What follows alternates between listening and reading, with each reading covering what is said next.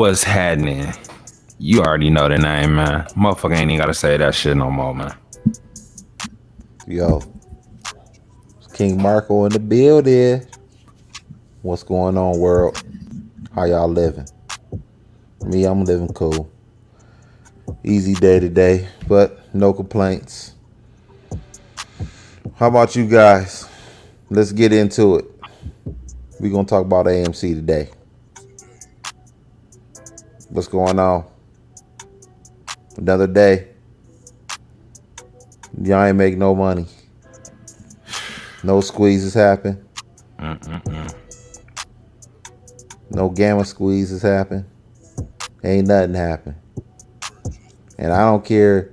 You know, I said this thing would go down to $31. I guess I was wrong about that. You know what I'm saying? I'll accept that. But can you accept this? Tell me. Can you accept this? 34.62. Now, I don't want nobody talking about how, we about to turn it around. Let me tell you something. If this stock was really supposed to do a gamma squeeze, the lowest this motherfucking stock should be is $54. Straight the fuck up. $34 is too fucking low for this thing to be if this is gonna gamma squeeze. Y'all motherfuckers need a prayer. Y'all need a miracle right now. Okay? You need a miracle.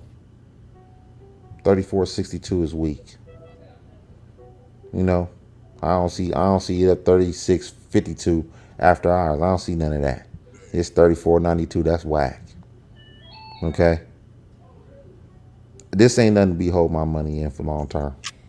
This thing can go anywhere right now. You guys are at a crossroads right now. I really don't know what to say to you guys. You know, and I hate to say this to you, but y'all gonna need some more money. Y'all gonna need some more money right now. Okay? Y'all gotta get something popping off. Y'all gotta get some new investors in the AMC right now. Y'all thinking y'all holding 80% of the stock is gonna be enough. It ain't gonna be enough. I'm sorry. Y'all going to reach down in your pants. Okay? Reach real deep down in your pants and pull out some more money. Because that's the only way you're going to be able to get out of here. I don't think you're going to get out of here anyway, even if you do put the money up. But if you are going to if you want to see this thing through, you're going to have to put some money out. Bottom line. I don't know what else to say to you. 34.62 is weak. And this bitch was down to 31 damn near pre-market. Whoa. I know y'all was scared. Y'all barely got out alive today. For real. This bitch should have tanked today. Y'all got lucky today. And the market was down 800 points today. Damn. 800 points. I mean, y'all survived. I guess y'all survived that. Y'all got lucky and survived. But from what I'm seeing right now, I'm a little worried. $34 is, too low.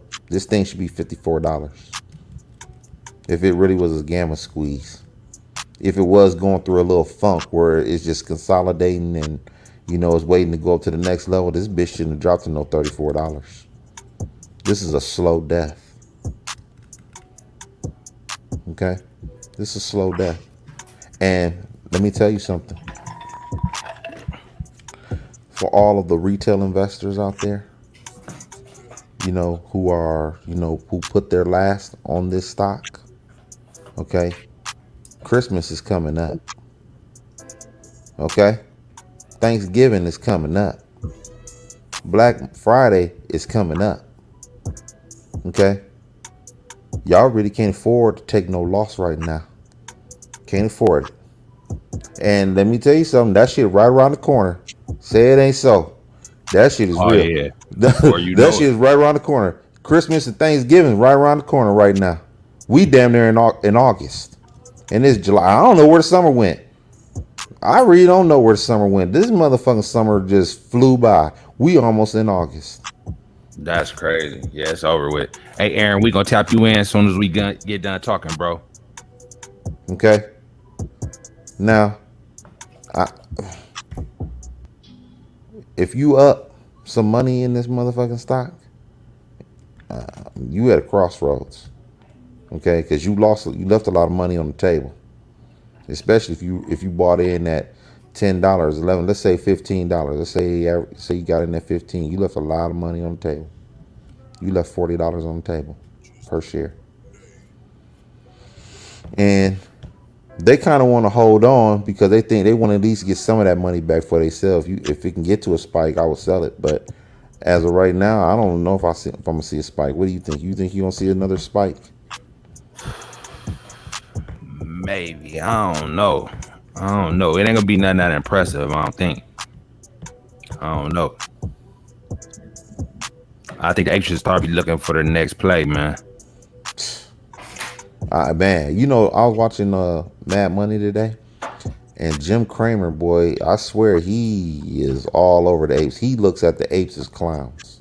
And you know the crazy thing about Kramer, Aaron had told me to watch his documentary, which I put it in the description box, and you should watch it too. It basically break down this whole shit that's gonna happen. Aaron, that was a good play.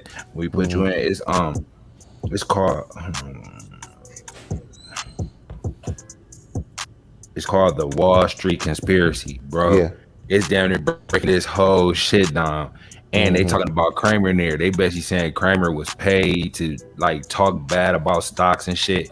Like they talking about how they bankrupted all these different companies. Like they did it. They tried to do it to overstock, but they didn't get a chance. I guess he was too strong. But like it was like cancer companies that like dude, I think they had some real good cures and shit, but they end up shorting them down with those with that naked shorting. That's killing the shit. Basically, like they putting them shares out there. They putting like shares, like you send them synthetic shares out there, and they try to, and then they basically wait for the company to go bankrupt, so they don't even, because them shares really don't exist. So basically, they let the company bankrupt, and then they don't got to cover the short. They don't got to cover the buy the cover. Well, that's probably believable. That's what's about to happen here. Yeah, because you know what he did today? You know what he did? Oh, he got Jim Cramer. He got on TV and said that basically he told all the people that watches his show that not to buy any of these fucking stocks until they're wiped out. Pretty much, he wants the ape. Yeah, pretty much. He pretty much said that the apes. You know what I'm saying? I'm not investing no money until the apes are gone, because they said that's when you're gonna get a bottom price. You're gonna get a bottom price for the stocks that you want to buy. So when the apes are gone, that's when he says buy the stock. So for however long the apes are trying to hold on is how long the people that watch Jim Cramer are not going to invest in that stock. Because think about it, he's saying not to buy, and they're not going to buy because Cramer is more credible than Trey trades. He wouldn't be on TV if he wasn't. Okay. He would not be on TV as long as he was if he wasn't. He's made a lot of people a lot of money. I'm telling you, that Wall Street Conspiracy is basically breaking this whole fucking thing down. Like how this shit. Have you seen it before? No, I haven't seen it. It's like an hour and a half video. Watch it. I'm telling you, bro. I'm gonna send it to you, man. That thing, man. It's basically saying how they basically play the game dirty, and then it's known they playing it dirty, but ain't nothing to motherfucking do about it. You know what I'm saying? They gonna do what they gonna do, pretty much. And they killing the retail investors. And they basically was saying, I believe Aaron was saying this yesterday, like along with doing that, they like taking businesses out where like the average worker can have a job. You know what I'm saying? They also taking jobs away by closing these businesses. This is a mess. You know what I'm saying? I see why the apes is fighting for this, but they just fighting the wrong motherfuckers who play dirty as fuck. You know what I'm saying? I see exactly why they fighting, because it is some dirty shit that they doing. But these motherfuckers, they'll do whatever to get what they're trying to get done. You know what I'm saying? And you got to have a whole bunch of money to stop them if you even trying to have a chance. Yeah. That's what I said the whole time. You need more money. Yeah. You need more money. There is no ifs, ands, or buts about that shit right now. If y'all want this motherfucker to survive, y'all gotta reach down in your motherfucking pants real deep and pull out your money. And really, is it worth it? Nope. It's not worth it. It's really not, because you don't even know if you're gonna win. Even if you do reach down in your pocket, you don't know if you're gonna win still, because they can reach down in their pocket again Exactly. and again and again and again. Can you do that? Nope. You can barely do it. You barely did it the first time. You know what I'm saying? So the second time, third time, fourth time, not gonna happen. No, y'all don't have the bread to keep up with these guys. Okay, And see, if then you'd pull it out at 70, you would. and on the next play, and then your leadership is so shaky. The shit is going to hell quick. And look what Trey come on and say.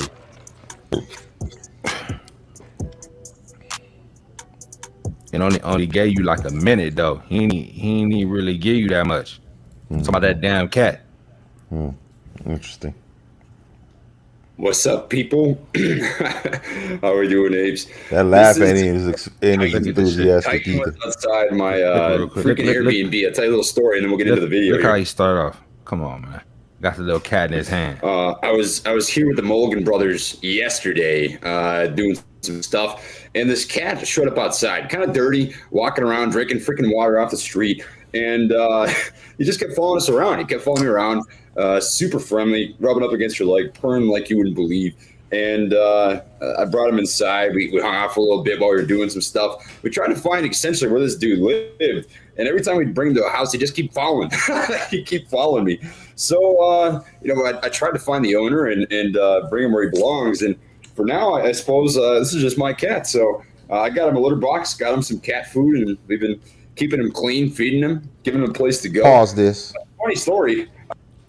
First of all, he a lying sack of shit about a cat coming in your motherfucking house. Okay, Cats don't be I trusting know. motherfuckers like that. First, do they? Okay, first of all, that cat you got outside your house, will he come in your house? that motherfucker, I can't get that motherfucker to come in my house. Straight the fuck up. He ain't coming in that motherfucker. None whatsoever.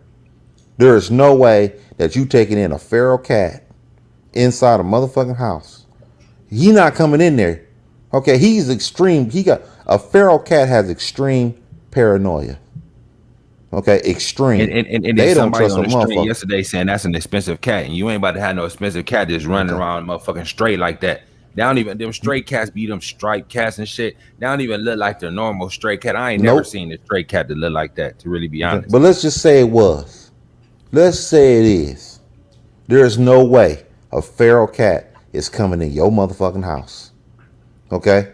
They gonna do, I tried one time to take that motherfucker in because it was like damn near 15 below.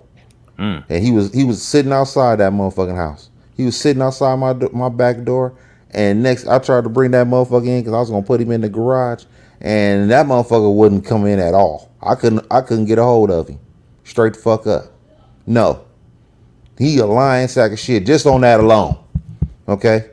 Just on that alone, he a lying sack of shit. Okay, continue. I filled the cat box up with litter, and he just automatically, within 2 seconds after it was full, just took a big old piss in there. He's a very smart little dude. So this is Titan. Titan's a very happy little sleepy kitty, having a good old time. Oh man, love this sucker. So I guess now I'm a cat dad. Welcome to the family. Trey Titan. real calm nowadays. What is up, everybody? I'm Trey. We freaking talk fast and don't skip class, baby. Like I'm not saying that I'm not a financial advisor or expert. So take what I say with a grain of salt. Let's get into the video. So over the weekend here, we had a lot of sort of noise happen, and there was, honestly, a split within the community. And I saw a lot of that, and honestly, just wanted to take a step back so I could really process and think about the best way moving forward to essentially give everybody, the apes, what they're looking for. Oh man, Titan's sleeping on the chair, and I think we've kind of come to that sort of conclusion. So this GoFundMe situation that got taken care of. Everybody's going to get their hopefully their money back, but that got shut down by Chad. And the Ape Fest thing is off the table, Pause right? this. So the answers of that, which I have. Hopefully they'll get their money back. Yeah, you're right. Hopefully.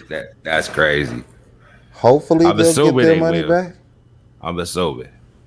They should get their money back. When you buy a fucking ticket from Ticketmaster and somebody cancels that motherfucking show, nigga, you getting your money back. Okay? You Almost getting your definitely. money back. That's no doubt about it. Okay? You go take your ass to Ticketmaster and somebody don't show up to that show, or that show been canceled. You get your money back. What the fuck they talk? Hopefully they'll get their money back. Maybe he just saying that. I mean, I wouldn't have used those Shit. words. Hopefully that ain't the real deal. Oh, wow. No affiliation with. I was making no money off of them. I've seen that a million times. I'm going to double down on that thought. I had no reason to BS anybody. He shut it down. He recognized that the community did not want that, and so it shall be. So let's focus on the matter at hand, which is AMC stock, right? The squeeze is still 100% on the table. We need to focus on the things that are the most important for the time being, and that is the squeeze. So with that being said, I think where I can give you the most value, leading into today and leading into the next following days is talking about two main things. I want to talk about Ortex because Ortex's short interest has gone down here a little bit. And I want to talk about technical analysis and kind of what I expect for August based on what the market is doing, the overall market, the SPY, the NASDAQ, that sort of thing, and how that can affect AMC as a whole. So Ortex, you saw that the short interest actually went down to about 14.85% in the last couple of trade days. It probably would have been Friday or so. And my thoughts on this, what do I think this actually means? So if you're looking here at 14.85%, you also notice that the shares on loan went down and the utilization went down. So the short interest going down in correlation with. But really, how can you use these numbers when you got these naked shorts? Y'all think? Why you said y'all think they're shells? We think who is shells? Who you talking about?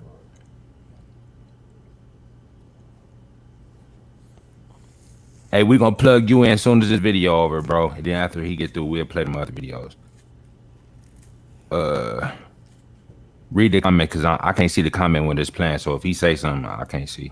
That doesn't necessarily mean, because this is an estimated short interest that's updated every 2 weeks based on the actual short, shares that are reported, either borrowed or returned to the overall exchanges that were borrowing those shares.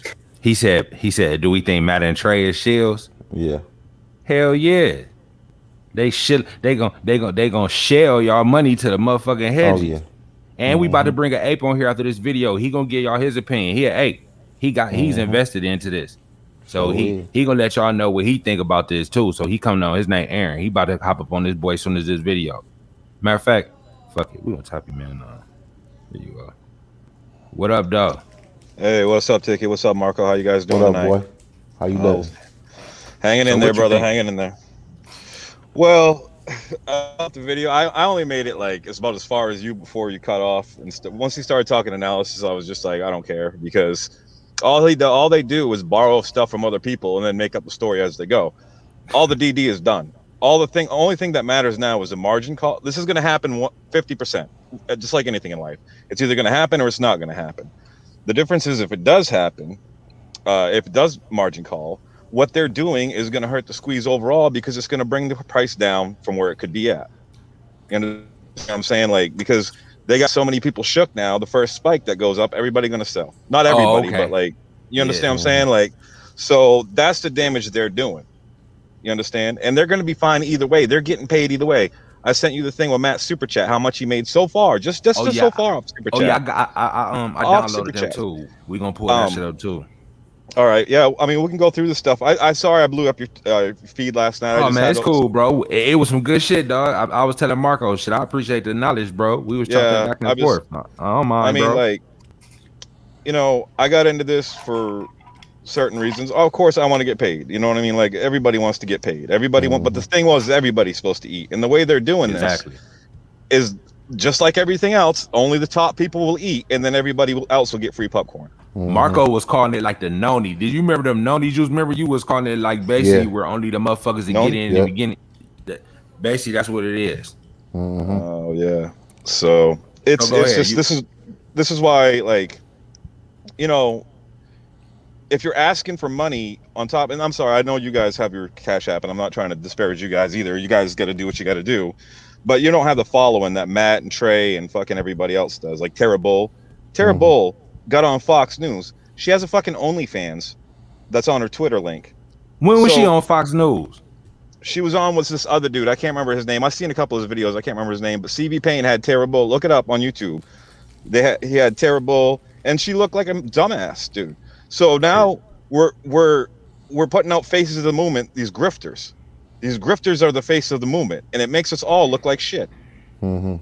You know, like I took some notes and stuff, guys, because I mean, you saw how much like I sent you last night and stuff about. You know, there's all sorts of stuff. Like Adam Aaron doubled his pay last year while the theaters were over doubled his pay. He went from 9.8 million, I think, to 20.92 million. So he over doubled his salary while the theaters were closed for most of the year. Why did he deserve a raise like right that? there? Yeah. That's what I'm saying. You know, like, and so now today you saw he bought these 2 theaters, or leased these 2 theaters in Los Angeles. Well, and they're trying to spin it like, well, they're the second and 5th highest grossing theaters in Los Angeles 2018. Well, that was 2018, and they're selling or leasing for a reason. You understand what I'm saying? Like, if they were confident they were going to come back as strong, they wouldn't be worrying about selling. They worry about making a profit off it now. But they sold. They leased these out. Is this the one? And that's just going to be more. Oh no, it's the other one. That's terrible. Yeah. That's Matt Kohrs. Hold on, we'll go back. We'll find it. It was before. I think it was. We got to go through all this. What was the one before? Yeah, and this is their GoFundMe for their fucking movie. Damn, how come I don't got it on here?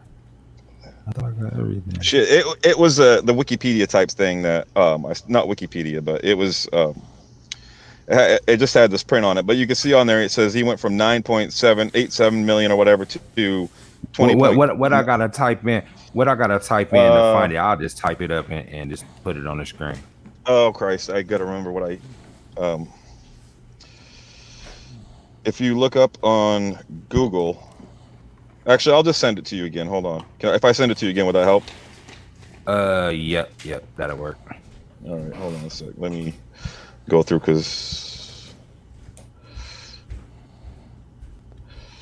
All right, hold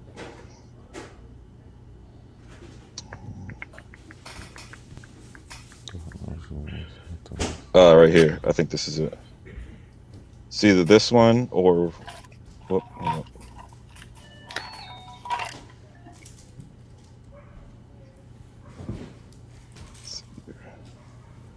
Okay. Sorry, I know this is boring airtime. 29. All right. This right here, when it said 20. Yeah, it's this bottom one holding. speaks out a little bit more, though. It breaks down the salary. This one I just sent you breaks down how he was compensated. All right, bet. We about to put it up on the screen, y'all, and show you exactly what this man talking about. But you can go ahead and talk to him while I'm pulling it up. Yeah. So, what did he do to deserve that? And like, you know, we was talking about yesterday, I want to push for the employees getting better pay and better benefits. That's all this is about to me, really. I mean, there's other things this is about, obviously. It's obviously about money. And that's the thing. So why did he deserve a raise, but the people that stuck with him through the pandemic don't deserve more? He got double his fucking salary. He should have got half his salary if the theaters were closed for the full year, but instead he got double. What does that tell you? You know what I'm saying? They trying to bleed that dry. That's what they trying to. That's what so, and look, this is turned into a cherry operation for AMC right now. Now, there's still a 50-50 chance. Like I said, the squeeze is going to happen. It's just depending on what level it's going to happen, because there are some things that have never happened before that are happening with us. We own 80% of the company outright, right? So that's the first time that's ever happened, as far as I know, on the stock market. There is obviously a lot of naked shorting going on. Now, the things that are out of our control is the price range and all this shit. You know what I mean? Like that's what's really out of our control more than anything. You can hold for as long as you want, but there's this company DGAZF, and everybody says Volkswagen was the mother of all short squeezes. No, DGAZF was the mother of all short squeezes. There's a lot of people promoting this can get you 100K a share. I'm not saying that's not possible, and I bought into it too until I looked into it. The problem is DGAZF stayed at 25,000 for like a couple days or a couple weeks, whatever it was, and they delisted it. So you don't think that they're going to just, you know, if this gets out of control, they're not just going to delist it and stop the bleeding? That's possible. I can see that. So if it gets up to like 25, so the high floor should be 25 grand or around that, because that's when they delisted the other one. You understand? So if we're the mother of all short squeezes, all we got to beat is that.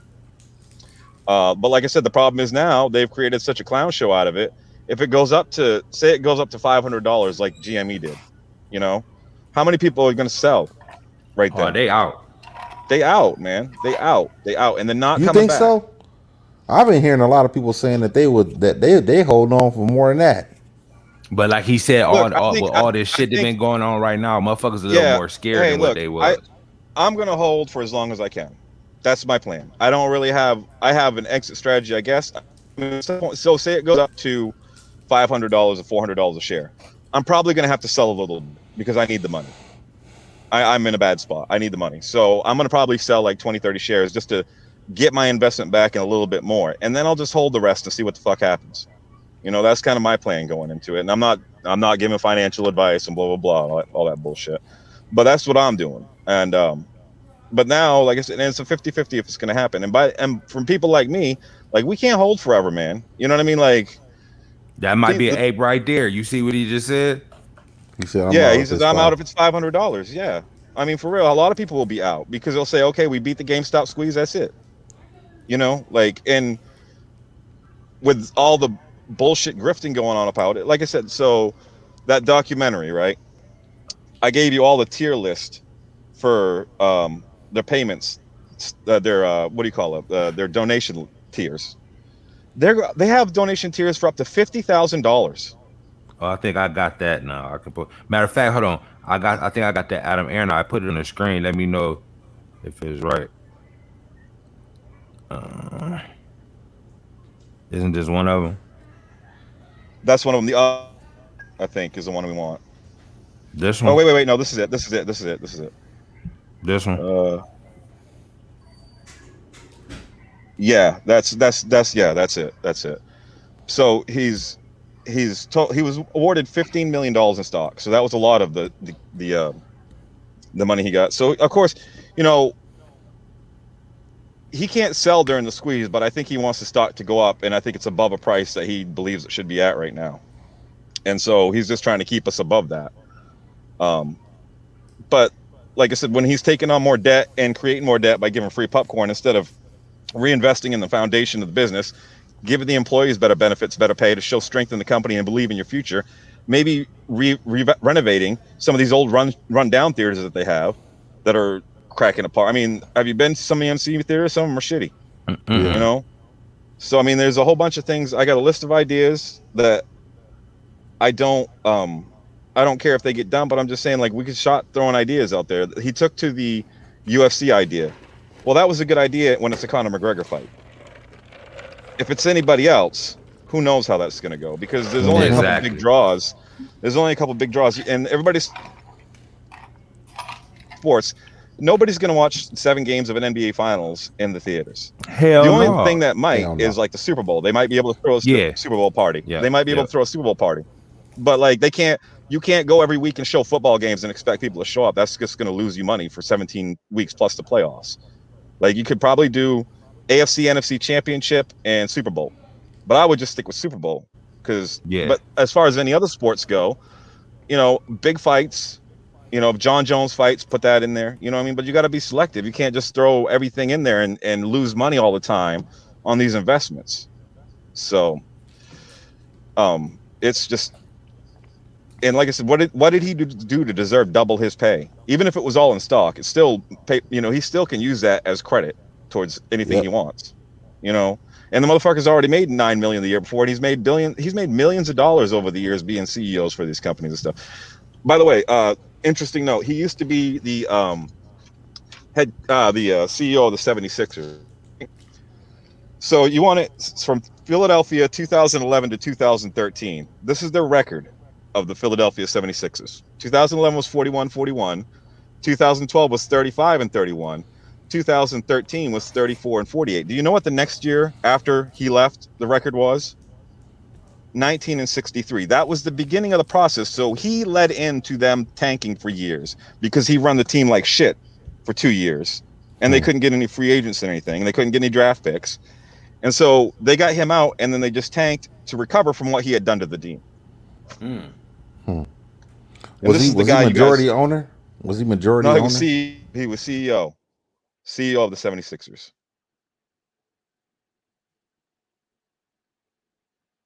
You guys there? Yeah, I'm still here. Yeah, So we hear he you. so he never did. So he never owned the team. He was just basically in charge of the team, pretty Yeah, he much. was in charge of the team, and Hmm. during his tenure there, if you look up articles from that time, he gets called the Carnival Barker. He was more. He says it's more about the flash and the substance of the product. So doing his carnival barking again, and then he's Hmm. accumulating more debt. It's not, and he wanted to dilute the stock more. And that's no good for the stock price Sorry, Mike. Yeah, whatsoever doing that shit. yeah. He Yeah. must have been kind of bad See, if he but was only this, there for 2 years. yeah, this one you got up as 5,000. They got a $50,000 tier on Okay, there. hold on. I think I'm gonna run them up right here. $50,000. And This, look, hold there's on. like different levels. There's thousands. There's This right 2,050, here. 25,000. Nope, next one. The next one up. That one. $50,000. Look at this money grab. Y'all ain't got enough money already to do this. What the fuck y'all trying? So Yeah. basically, they want the apes to pay for this shit and Yeah, sell they it want to the them once apes. it's done.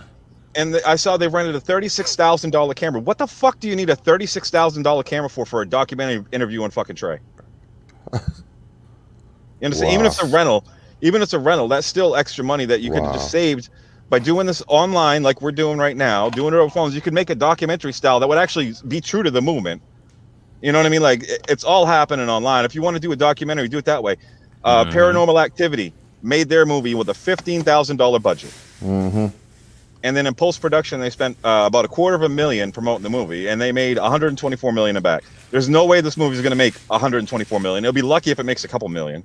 Yeah. Because documentaries aren't selling like that, and everybody's so drained of this shit. Everybody's so, I mean, it's become the merchandise, the GoFundMe's, the banners. Like the banners were cute at first, flying them over, but now people are setting up GoFundMe to fly fucking banners all over the place. Look, everybody knows what's going on. People who are in at this point are going to be in, and the people who aren't. And last time I checked, I think before Trey really got going and everything, there was already 4 million people in this thing. It's, you know what I'm saying? Like, or at least 3 million. Yeah, it wasn't like he was but he's getting face, he sits there and does this thing. Well, I'm not the leader, but you're a face of the movement now. Okay. You're not the leader of the movement. You are right. But you are the face of the movement. And when you go and represent us and you go on Fox News and you go on CNN, you can say you're not a leader as much as you want. People are looking at you like a leader, kid. Exactly. And you should know that being in the military. You understand what I'm saying? And that fake cat shit. Look, it sounds so sad. Like, he does not talk like that in real life. I'm not saying like the speech pattern. I'm just saying like the way he says stuff. I can guarantee in real life he doesn't talk like that. He probably cusses. He's in the military, for Christ's sake. You understand what I'm saying? Like, I was in the military. There's a lot of bad language going on there. It's not all this corny fucking I got a cat shit. You know what I'm saying? Like, it's none of that shit. Dude, you're gonna tell me a guy trained to go to war to kill people is like, oh, a fucking kitty. You understand what I'm saying? Like, oh, look at this little kitty. It's just so beautiful. And it's funny how he had no pets before, and all of a sudden he gets in some trouble and he got a pet now. Now he got a pet. So with this being said, and J. Rob, he's saying it's not going to be a squeeze. He don't believe in, and it's a 50-50. It's just like anything in life. It's a 50-50. But think about it like this. With all of the things that's going on with Adam Aaron and the naked shorts and all these different variables that has to come you guys' way in order for this stock to go up, is it really worth being in it? The way I look at it is this: all the other shit is just noise. Okay, every piece of DD, no, because like they post this DD, right, and they say, oh, it's going to be a catalyst for this and catalyst for that. It never is. And something will pop up. Like the threshold list was the last thing, I think, right? The threshold list came up. Nobody even heard of the fucking threshold list before the threshold list came up. And that's just the way. See, this is why it's hard to tell if I don't want to say Trey's a hedgy, but he's doing just as much damage as the hedge funds. He's doing the work for them if he's not doing it for them. You understand what I'm saying? Like, he's making it easy, because every time you put something up and hype it up, you get people amped up and then they get let down. And then there's only so many times people are going to say this is, oh, it's just the hedgies playing games, till they be like, these motherfuckers are fucking us up, man. Fuck us up. Every time they post DD, it backfires, because the DD doesn't matter. He has a puppy. He looks like a mini ape. Maybe how he's famous. Good one, War. That's for real. Maybe. Send him to Trey. He'll definitely make him. Yeah. Why don't you post that on Trey's thing and say, I got a puppy. Can I have $500,000 for a fucking movie? Bruh. Yeah. So the thing is like the fundamentals don't matter. All the other shit is just noise. There's one thing that matters. It's if I don't even think people have to put more money in, really, honestly, because there's so many naked shares out there that I don't think it matters. I think if you just hold, it'll eventually something will happen. Well, unless the lockdowns come back, then it's game over. And it seems like that's a possibility also. Hey, look. So this is one other note I took. Nancy Pelosi and Mitch McConnell's net worths. Okay. Nancy Pelosi has made $110 million working in the Congress for all her life. Mitch McConnell's worth $22.5 million. How do they do that when they're supposed to be serving the people? So Nancy Pelosi, she's in the stock market too, right? They're tied in the stock market. This is how it works, guys. These companies go in, and like the hedge funds, right? They go in and they pay these politicians a bunch of money and then give them inside information on the stock before it goes to public, so they can invest while it's low, bank, and then know when to cash out. So this has been a process that's been going on in politics since the Reagan era. Obama made it worse, honestly. Obama stripped a lot of regulations away, and when they did the corporations of people shit, that was the end of it.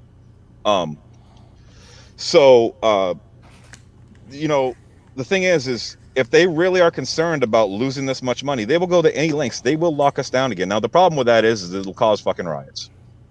But they obviously don't care about that either. And protesting doesn't work, guys. The only way we're going to speak with this is our money. I'm sorry. Black Lives Matter, as good as the cause was for, and any other, since Vietnam, protests do not fucking matter. Rarely does a protest make a difference, because all the protesters do is get vilified. The only language they speak is money. That's the only language they speak. The only language they understand is money. And where we own AMC and we own 80% of the stock, and we're going to be the cause of the market crash this time, and the ones that benefit, if it goes down how it really should, then they're going to change the rules.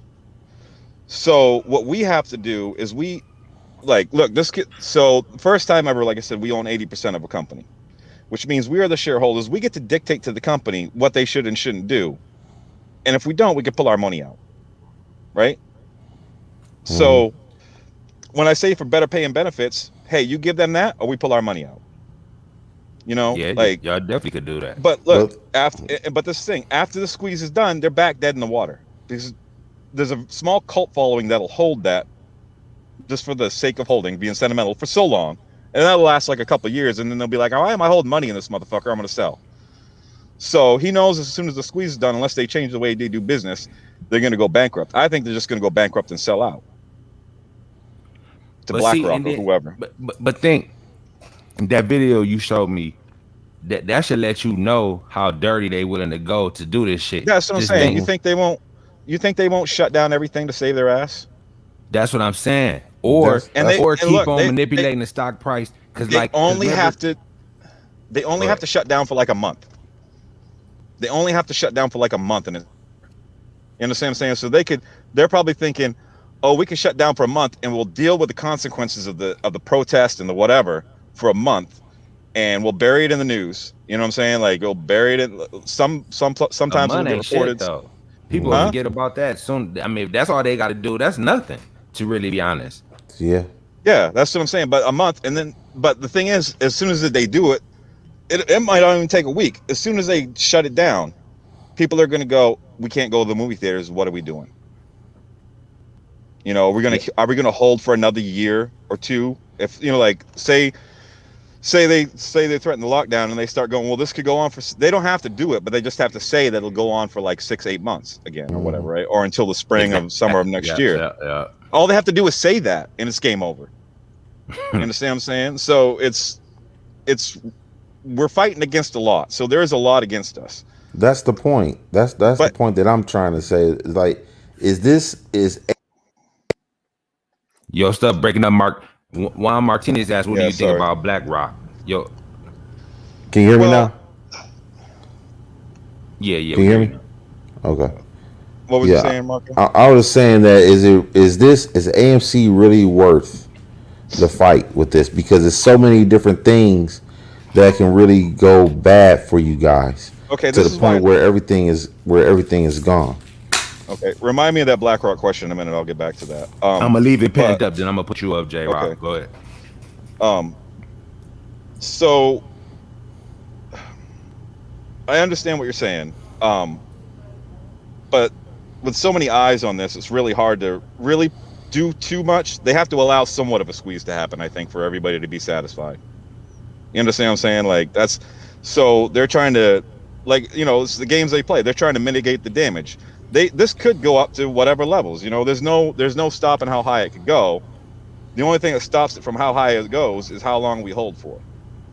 You understand what I'm saying? Mm-hmm. So there's a lot working against us. I understand that, but the reason why I think this is worth fighting though is because if we win, it changes everything.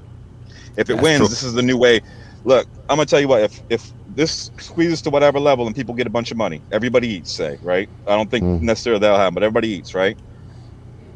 What we need to do from that point on is force the company, like I said, to pay benefits and wages, and then guess what?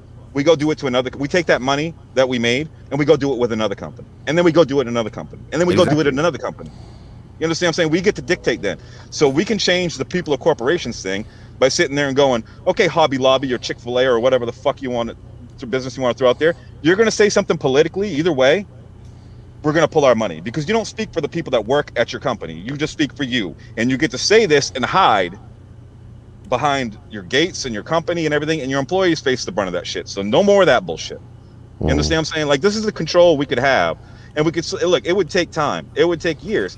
But if it starts the ball rolling in the right direction, because the only language, the hedge funds, the politicians, any lawyers, anything speaks in this world is money.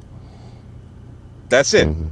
So if we control the money flow and we slowly eat away into they can only inflate the dollar so much before it becomes worthless. They give the banks $1 trillion. Yeah, no, they're on their way. They give the banks $1 trillion a day, or did at least when the pandemic started. I don't know if they're still doing it, but I don't think it's really changed. So they got a lot of money on their side. But I think, and look, their money isn't even real anymore. This is why we're having cash shortages, because they don't print cash anymore, really. There's an interview with, I'll try to find it. There's an interview with the director of the Federal Trade from a while back. And he said that all they do to create new money is move a decimal point on a computer a couple spaces. So that's, so they're going to flood the money. So now, this is leading up to be fucked up, period. Yes. So look, say you make say this goes up to $5,000 and I make $1 million, right? Well, $1 million or $5 million or even $10 million in 10 to 20 years, we could become the middle class. Yeah, it could become the middle class, because you got billionaires and you got Jeff Bezos getting ready to be a trillionaire. Yeah. You understand what I'm saying? Well, if we take our money and we can eat away at that, we can go to Jeff Bezos and Elon Musk and all these motherfuckers who've done horrible shit to their employees and say, no more of this shit.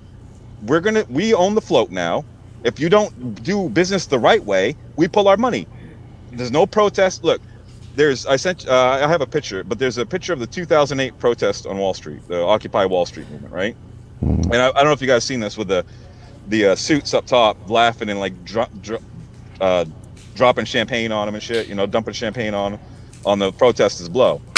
That's what they think of us. They think it's all a fucking joke. They think it's a game. The only thing they understand is money, and they were happy because they came out on top. They got bailed out, and look, they're going to get bailed out again. So no matter what happens, no matter which way this squeeze goes, Citadel is too big to fail, they'll say, and they'll bail them out with our tax dollars. I mean, that's most definitely. But the thing is, what you seeing? What about the BlackRock? Go ahead and address that. Okay, so BlackRock, I don't know that much about BlackRock, but lately they've been making the news a lot, and not just with AMC. They own some AMC. But what they're doing, so rent has gone up, and houses are harder to buy for people because the company BlackRock is a leader in this. They're going around and buying out the houses at 20 to 50% more than market price just so they can get them, and they can turn them into lifelong renters. You understand what I'm saying? I've heard that before. Yeah. So this is the thing. It starts small, right? They buy little communities and little towns. The next thing you know, they're going to own most of the town and most of the property, and we're all going to be renting. Nobody's going to own anything anymore. We're going to be renting, and we're going to be working at their wages that they want, whatever businesses they're in. The wages have not gone up forever. minimum wage in Dallas is still, Texas is still $7.25 an hour. Damn, that's it. I'm saying? Like, that's it. That's it. I was in Texas a couple years ago, unless it went up a little bit, but $7.25 an hour. And so what if it goes up to 11? If it goes up to 12, you need to make at least $20 an hour working a 40-hour week to even afford a place to live anymore on your own. Yeah. You know, if you got a girlfriend and you live together and you got kids, you get a good tax return every year, you get 2 incomes, you can do okay. If you're single and you're alone, you're fucked. You're going to be either homeless or you have to make a lot of money. And like it's hard, man. I've had a lot of time in my life. I had to work 2 or 3 jobs at a time. This year for a little while, I was working 4 jobs at a time just to make do, because you get so far in the hole. Everybody acts like, oh, you just work hard, you work yourself out. No, it takes years to work yourself out of a hole. You understand what I'm saying? It takes years. It doesn't take 3 months and you're out of the hole. It takes years if you're in the hole once you get in that situation. Hell yeah. You know, so I look at this. This is my way out, guys. You know what I'm saying? Like, this is it. This is I hate my fucking life. You understand what I'm saying? Like, I'm not jealous. And this is one thing I hate. They say this. You know, when you criticize Matt or Trey, you go, you're jealous. No, I'm not jealous. I'm not jealous. I'm pissed that you're taking advantage of a community that had the best intentions in mind, and you're making us all look like clowns and grifters. And you're hurting not just me. You're hurting all the retail investors, workers invested in this. You're hurting all the people that are counting on this to happen, at least to some degree, so they can get out of their situation they're in. This was supposed to be the largest transfer of wealth in human history. That's the tagline that's been put on it, right? Well, how the fuck is that going to happen if you guys keep doing this? If you guys keep pulling these shenanigans? They not say whatever. Sell yours and be an SM trader. I don't want to play the SM. I'm just waiting for it to become right. Do you think they should ever went on TV?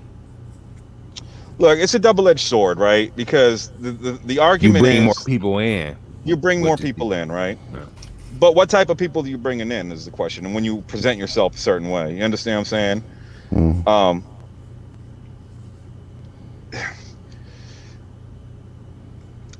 It's tough to say yes or no to that because, you know, like Deep fucking Value, the original ape. You understand what I'm saying? The real silverback, the only silverback in my book is Deep fucking Value. When the GameStop squeeze happened, he went on and did a couple interviews and then he walked away. You don't hear about him anymore. You haven't, you know, like he doesn't do a bunch of media. He doesn't do GoFundMe's that I know of. Maybe he does, but from what I've seen, I barely ever hear his name anymore. He got hot while it was GameStop up. He had to go to court. He made that court appearance where he did that cute little thing, throwing all the taglines out there. And then he went and did an interview or 2 and then he disappeared. Why do we have to have Trey and Matt and them on TV every week, pumping this up? You know what I mean? Like, and like CB Payne, you let a girl, like, look, I love porn, okay? I'm not gonna lie, I like porn. I'm not against porn, but if you're gonna try to be a face of a movement and be a good movement, right? You don't bring a porn star, which is basically what OnlyFans is, right? It's like softcore or whatever, to represent a community that they're saying is trying to do such good things. Yeah. You know, so game over when we went on TV. It's like, I think it was kind of bad for them to be on TV. I don't think they should have showed up until you guys sold out of your position. Exactly. That's when I believe that's when he should have showed up. Yeah. Because y'all in the middle of the war right now. Yeah. Right now y'all in the middle of the war, and for him to show up in the middle of the war talking about what you guys are about and what you guys are trying to do, it was too premature for that, from my personal opinion. What's that rap lyric? Real gorillas move in silence. Yeah. You know what I'm saying? I can't remember who said that. Maybe it was Redman or something like that. But it's true. Like, real gorillas move in silence. Like, if a gorilla want to get a hold of you, it's not going to do the rah rah rah. It's going to help grab you and take you by the neck. You understand what I'm saying? They don't need to do the rah rah bullshit because they're a fucking ape and they just grab what they want. That's what we need to do here. We don't need all this rah rah bullshit. So it's a double edged sword. Like, it did get. You got that echo shot. Oh, hold on. Let me turn down my headphones. Sorry, I got these cheap ass headphones, guys. But yeah, and J Rob's really right. If they want on TV, they black. If you say anything against the cause, they blackball you. Like, I think I'm on mute from training them. I don't think they see what I'm saying. But people are responding underneath me, and I get a lot of, "You're jealous. You're a shill." I'm not jealous, dude. I'm not jealous. Get money, but get money the right way. You understand what I'm saying? Like, don't use us the ones that you say you're looking out for, you're using my name off your back when you go on and represent the apes. You better fucking do it right, but you're not doing it right. So when I heard Matt K said he's on OnlyFans, bangs monkeys for money. Yeah, probably. What's good, Just Bot? What's happening? What's happening, boy? Yeah, I just don't think they should have showed up, man, right now. I just think it was too premature for them to do that. Because what it does bring attention. It does bring new people to the group. But what it does do, it brings the attention of the people that you're trying to beat, that you're trying to take over. Well, not only that, it's the hedge funds already are going to put enough stuff out there without their help. You understand what I'm saying? Like, they're trying to fight the fear and was it FUD, whatever, but they're actually enabling more. Understand? And everybody's the hero in their own story. They don't look at themselves as bad guys, and they probably shouldn't. They probably have good intentions in their head. You understand what I'm saying? I don't think Matt and Trey, like I said before, I think they're young. I think they're naive to a degree. Yeah. I don't think Trey is as naive as he comes off. You understand what I'm saying? Like, he's not as naive as he comes off. I'll tell you, one that I listen to, he doesn't take donations. He just does the videos and does whatever. And he's kind of got to the point where it's just like, the DD's all done, guys. I'm just going to make these to, whatever, is Gabe and a review dork. He's pretty decent. I'll give him a pass. He does some clickbaity titles, but otherwise than that, he just makes money off his YouTube ad revenue. That's it. But I mean, he's invested in this, pretty heavily. And I don't know him personally, but I've watched a lot of these YouTubers just to see what they're saying. And like Lou versus Wall Street, Lou's kind of a Lou's a special one. Yeah, he different. Like he screams con artist to me. I can't really, I'm like it's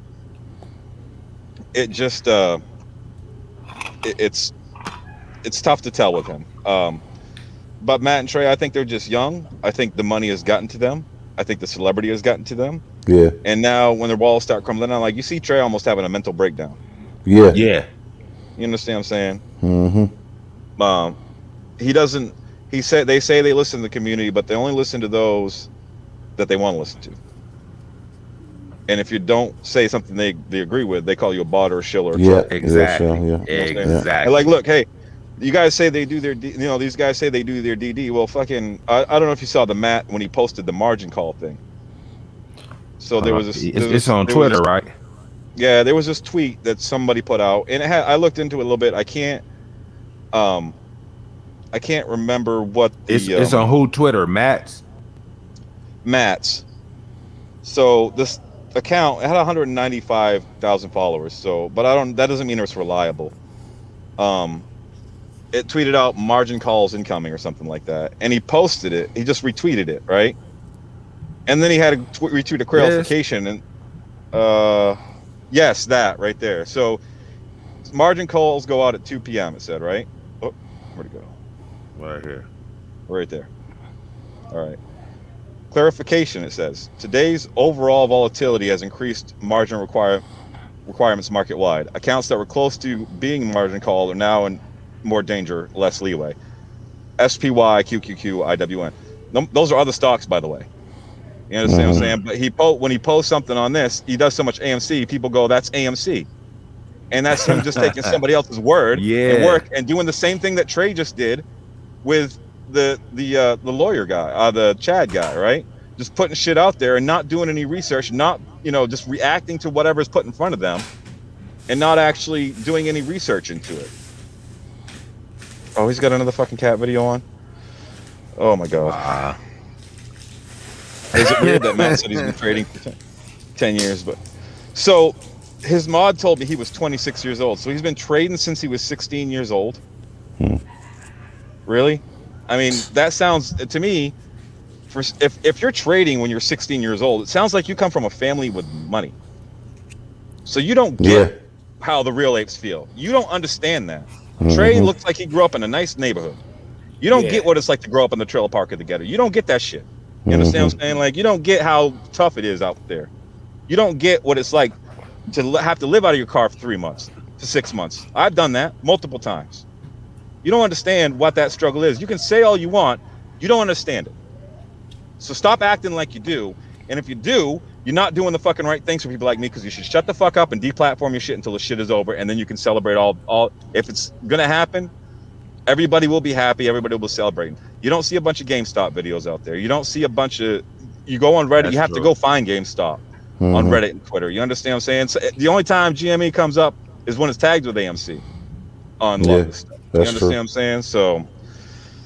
But see, the thing that scares me about this is the video you showed me, bro. And J. Rob said the same thing. Them motherfuckers is the devil, bro. When they want to pull it, they'll do anything. You know what I mean? Yeah. That's the part that make this so, like, if they don't want to lose to y'all, they gonna do anything they can to do this, and they gonna want to bankrupt the company and walk off. Cause like with all those naked shares and shit they doing, obviously their plan is to bankrupt it. Cause those aren't even real shares. Yeah. You see what I'm saying? Go ahead. I think if the squeeze doesn't happen by the end of the year, it's not going to happen. That's what I think. If it doesn't happen by the end of the year, it's not going to happen. And in 2021, I almost see somewhere in the first 6 months, and I'm not trying to make predictions. This is just what I kind of see in the future. And I know it's a prediction, but I don't want to cement this and say this is going to actually happen or whatever. But I think what you'll see is the company will go bankrupt. In 2022, you mean? In 2022, because if the squeeze does happen to a degree and everybody pulls out, then they're not going to have enough funds anymore. You understand what I'm saying? There's only a small amount of people that are going to reinvest in this. They're dreaming if they think everybody that's in this is going to reinvest in this after this is over. No. Yeah, that's why I said they need new investors. Yeah, they need new investors. Now they might get saved by another company and merge with somebody else. That might be the only thing that could save them. But otherwise than that, I think they're going to bankruptcy. But before that happens, Adam Aaron is going to pay himself another $25 million. Yeah, probably. exactly. He's going to get a big bonus for doing such great work, working through the pandemic. You understand what I'm saying? Like, there's also, like, I had a list of stuff that they could do. Let me see if I can find it here. Like, you know, so we're living in a new world with the pandemic, right? And a lot of people don't want to be around crowds. So why don't you open up 3 theaters in these places 24/7, run a skeleton crew, put a security guard in there, and run 2 blockbusters and like an independent movie during the midnight hours, and charge a little bit more for a ticket? Because the way things are today with the mass shootings, with the pandemic and all this stuff, some people want to go out but don't want to be around crowds. So they might be willing to pay a little bit more to go to like an overnight showing or something. You might not have as much of a crowd or whatever, but you know, at least it's something. You got money constantly coming in. And I would put metal detectors at the door, because the mass shooting's been going on. You know, I'm like, you got to make if you really care about your employees, they should feel safe when they're at work. And they don't. But see, even with that being said, see what you even add an element into it. Y'all should have took y'all money at 70 and went to the other stocks. You see what I'm saying? Because think, if you would have got whatever, you would have been up at 70, then y'all would have kept on pushing stocks. Yeah, and but like this the last flip. You see what I'm saying? I think it's more better to have done it that way, because that way it wasn't so commercial at that point. Get out and then keep on moving stock by stock, because y'all got power to push it up, obviously. But go ahead. I'm sorry. Go ahead. No, it's fine. But I mean, I get what you guys are saying. Like, I think for me, right, and I'm not like a long-time investor. I'm kind of new to this, but I've followed, you know, like I followed things in business and how the world works and everything like that. And the stock market is not a lot different than any other places. Money talks. That's the end. That's the end goal. You know, for me, there isn't a better play. There isn't a better shot in the market that I have to make a lot of money in right now, because everything is going down. You understand what I'm saying? So like, and listen, this drives me nuts a little bit too. The stock goes up and down, right? But it usually stays within 5 to 10%. And everybody says, oh, manipulation, which yes, there is manipulation going on, don't get me wrong. But every other stock I've ever seen fluctuates between that area most of the time. You're either up or down between 0 and 10% every day. It fluctuates a little bit every day. You know, you're looking to stabilize a certain area of price at least, and that's where we're at right now. Is we're stabilizing like the $30 area. You know, it's dropped down, but it's held steady around between 30 and 35. So that's where it's going to stay until it pops again. You know, it might drop down lower with all the bullshit shenanigans going on. So I mean, so for me right now, when I look at, you know, I got into Dogecoin, which I really liked the community there for a while. It was do only good every day. You know, like those gonna be cool, bro. You still in there? Yeah. No, I can't see. I had a feeling. So I got into it when it was like 24 cents, and it got up to 70 cents, I think it was, or 78 cents. Yeah. I sold out when it was about 58 cents. Mm-hmm. And I didn't have that much in it. I only made like $400 or $500, but I, tripled my money almost what I, you know what I mean? Like from what I put in. So I took that and I actually did that the day before it crashed, when it went down to like 26. And like I did that the day before it crashed. That was good shit. Oh yeah, you got lucky, boy. Look, I can't tell you what, like, there was no like specific, the only thing I saw was like, things get played out, and that's starting to happen with this too. Is things get played out. Elon Musk can only pump something up for so long before people get sick of hearing about it. Mm-hmm. They gonna sell the news. Yeah. So now, sell the news, exactly. Buy the hype, sell the news. Right. That's the deal. Buy fear, sell the news. Buy fear, sell the news. That's So, it's. What was I saying? It was You said it went up so high, and Elon Musk can only pump shit so long. Oh yeah, Elon Musk can only push it so long. I mean, he's only one guy. He's got a lot of money, but and with his recent as much of a fan. The problem is everybody has a double-edged sword. As much as a fan following as these guys have, on the other side, there's the hate following that they have. You know what I'm saying? Like Elon Musk, you either love him or you hate him. There's really no in between on it.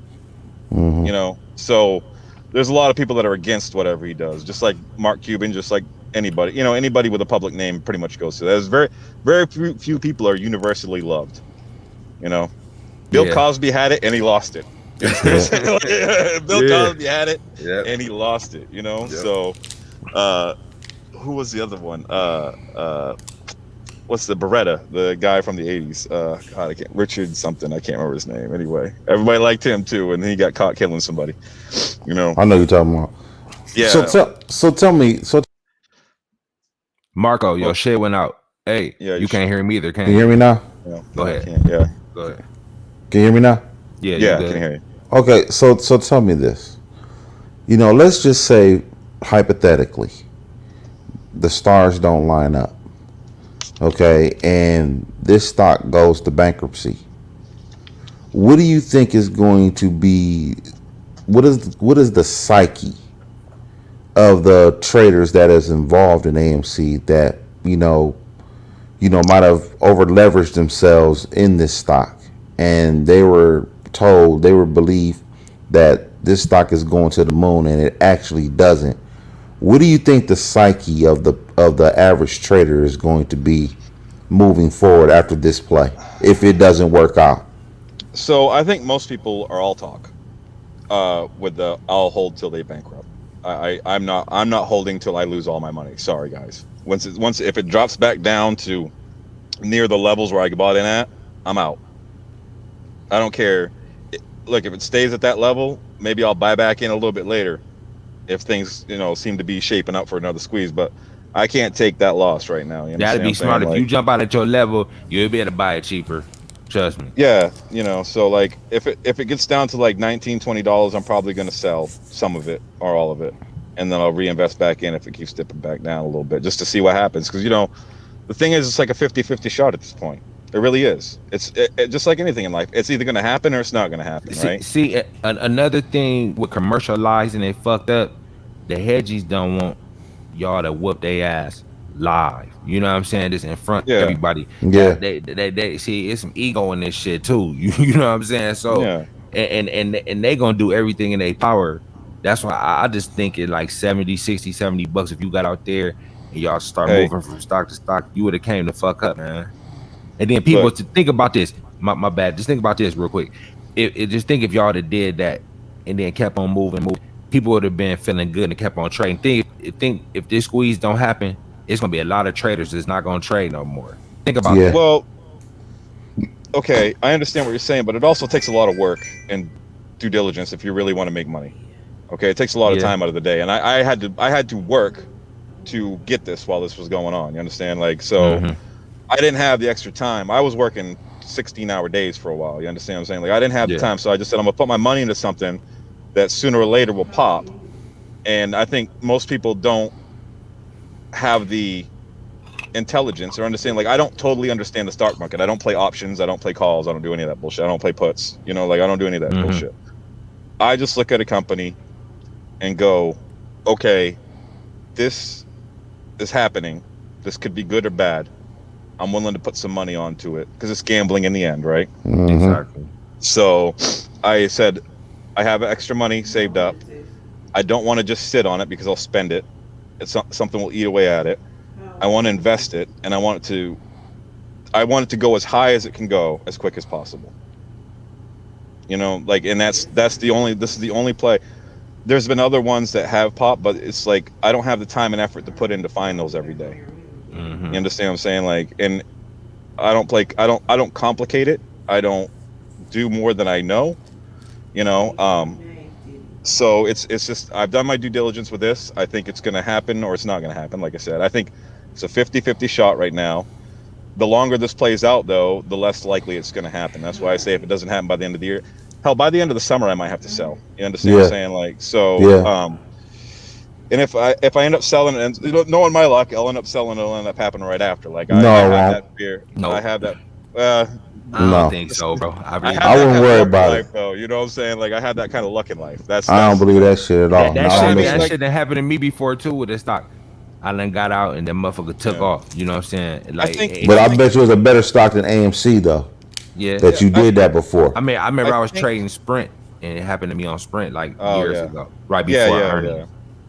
And like a lot of times, the stock will just go up out of nowhere because something gets announced behind the scenes, and all the big investors get in there first. The next thing you know, before the pre-market's even open, it's up 140%. You know what I'm saying? Like, but think in regular trades, that type of shit happened. But this trade is too much manipulation involved. Too much bullshit. See what I'm saying? Like, this is not like your average trade. It's so much on the line here. And think they keep on printing out these. See, the thing that let me know that this shit ain't gonna happen, in my opinion, like I said, I could be wrong. It's 50-50, just like you said. But nobody really knows. The thing that like worries me about it, if I was an investor and not even being an investor, just looking at it like, and then after seeing that video that you had me watch today, they did it to the other companies. They keep on printing out these fake shares. You know why they print out fake shares? Because they know they're not gonna have to cover it.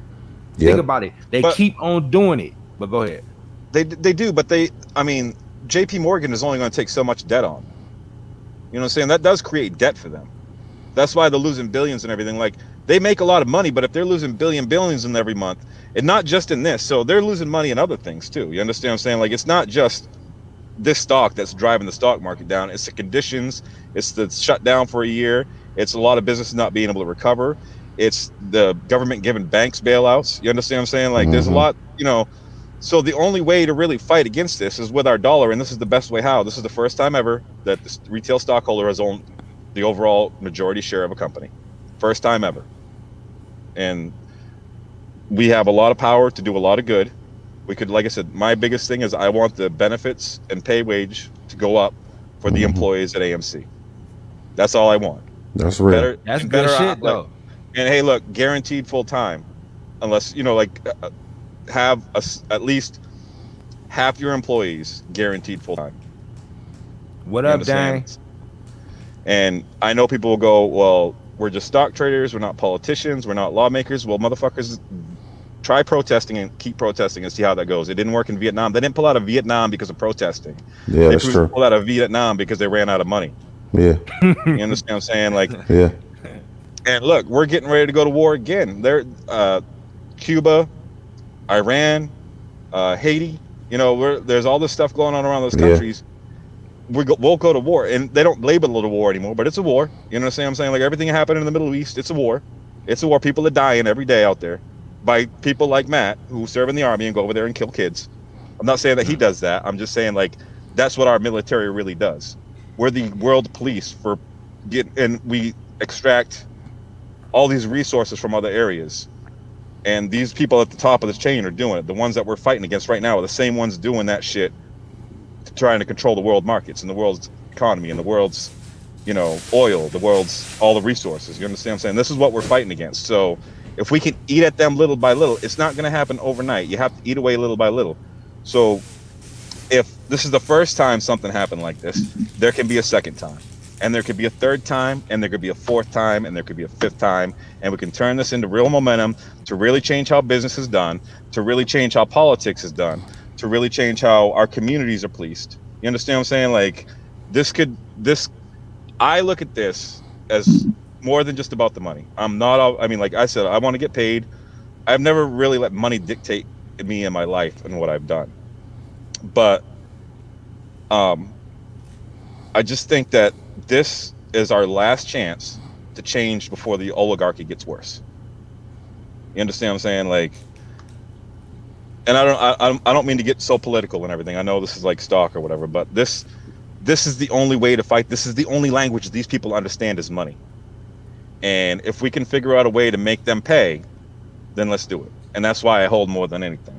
You understand what I'm saying? Like I hold as long as I can, because I believe if it happens, we could really change a lot of things if it's done the right way. But the thing is if it does squeeze, I think a lot more people will reinvest in it after squeeze if they're doing the right things, if they're taking care of their employees.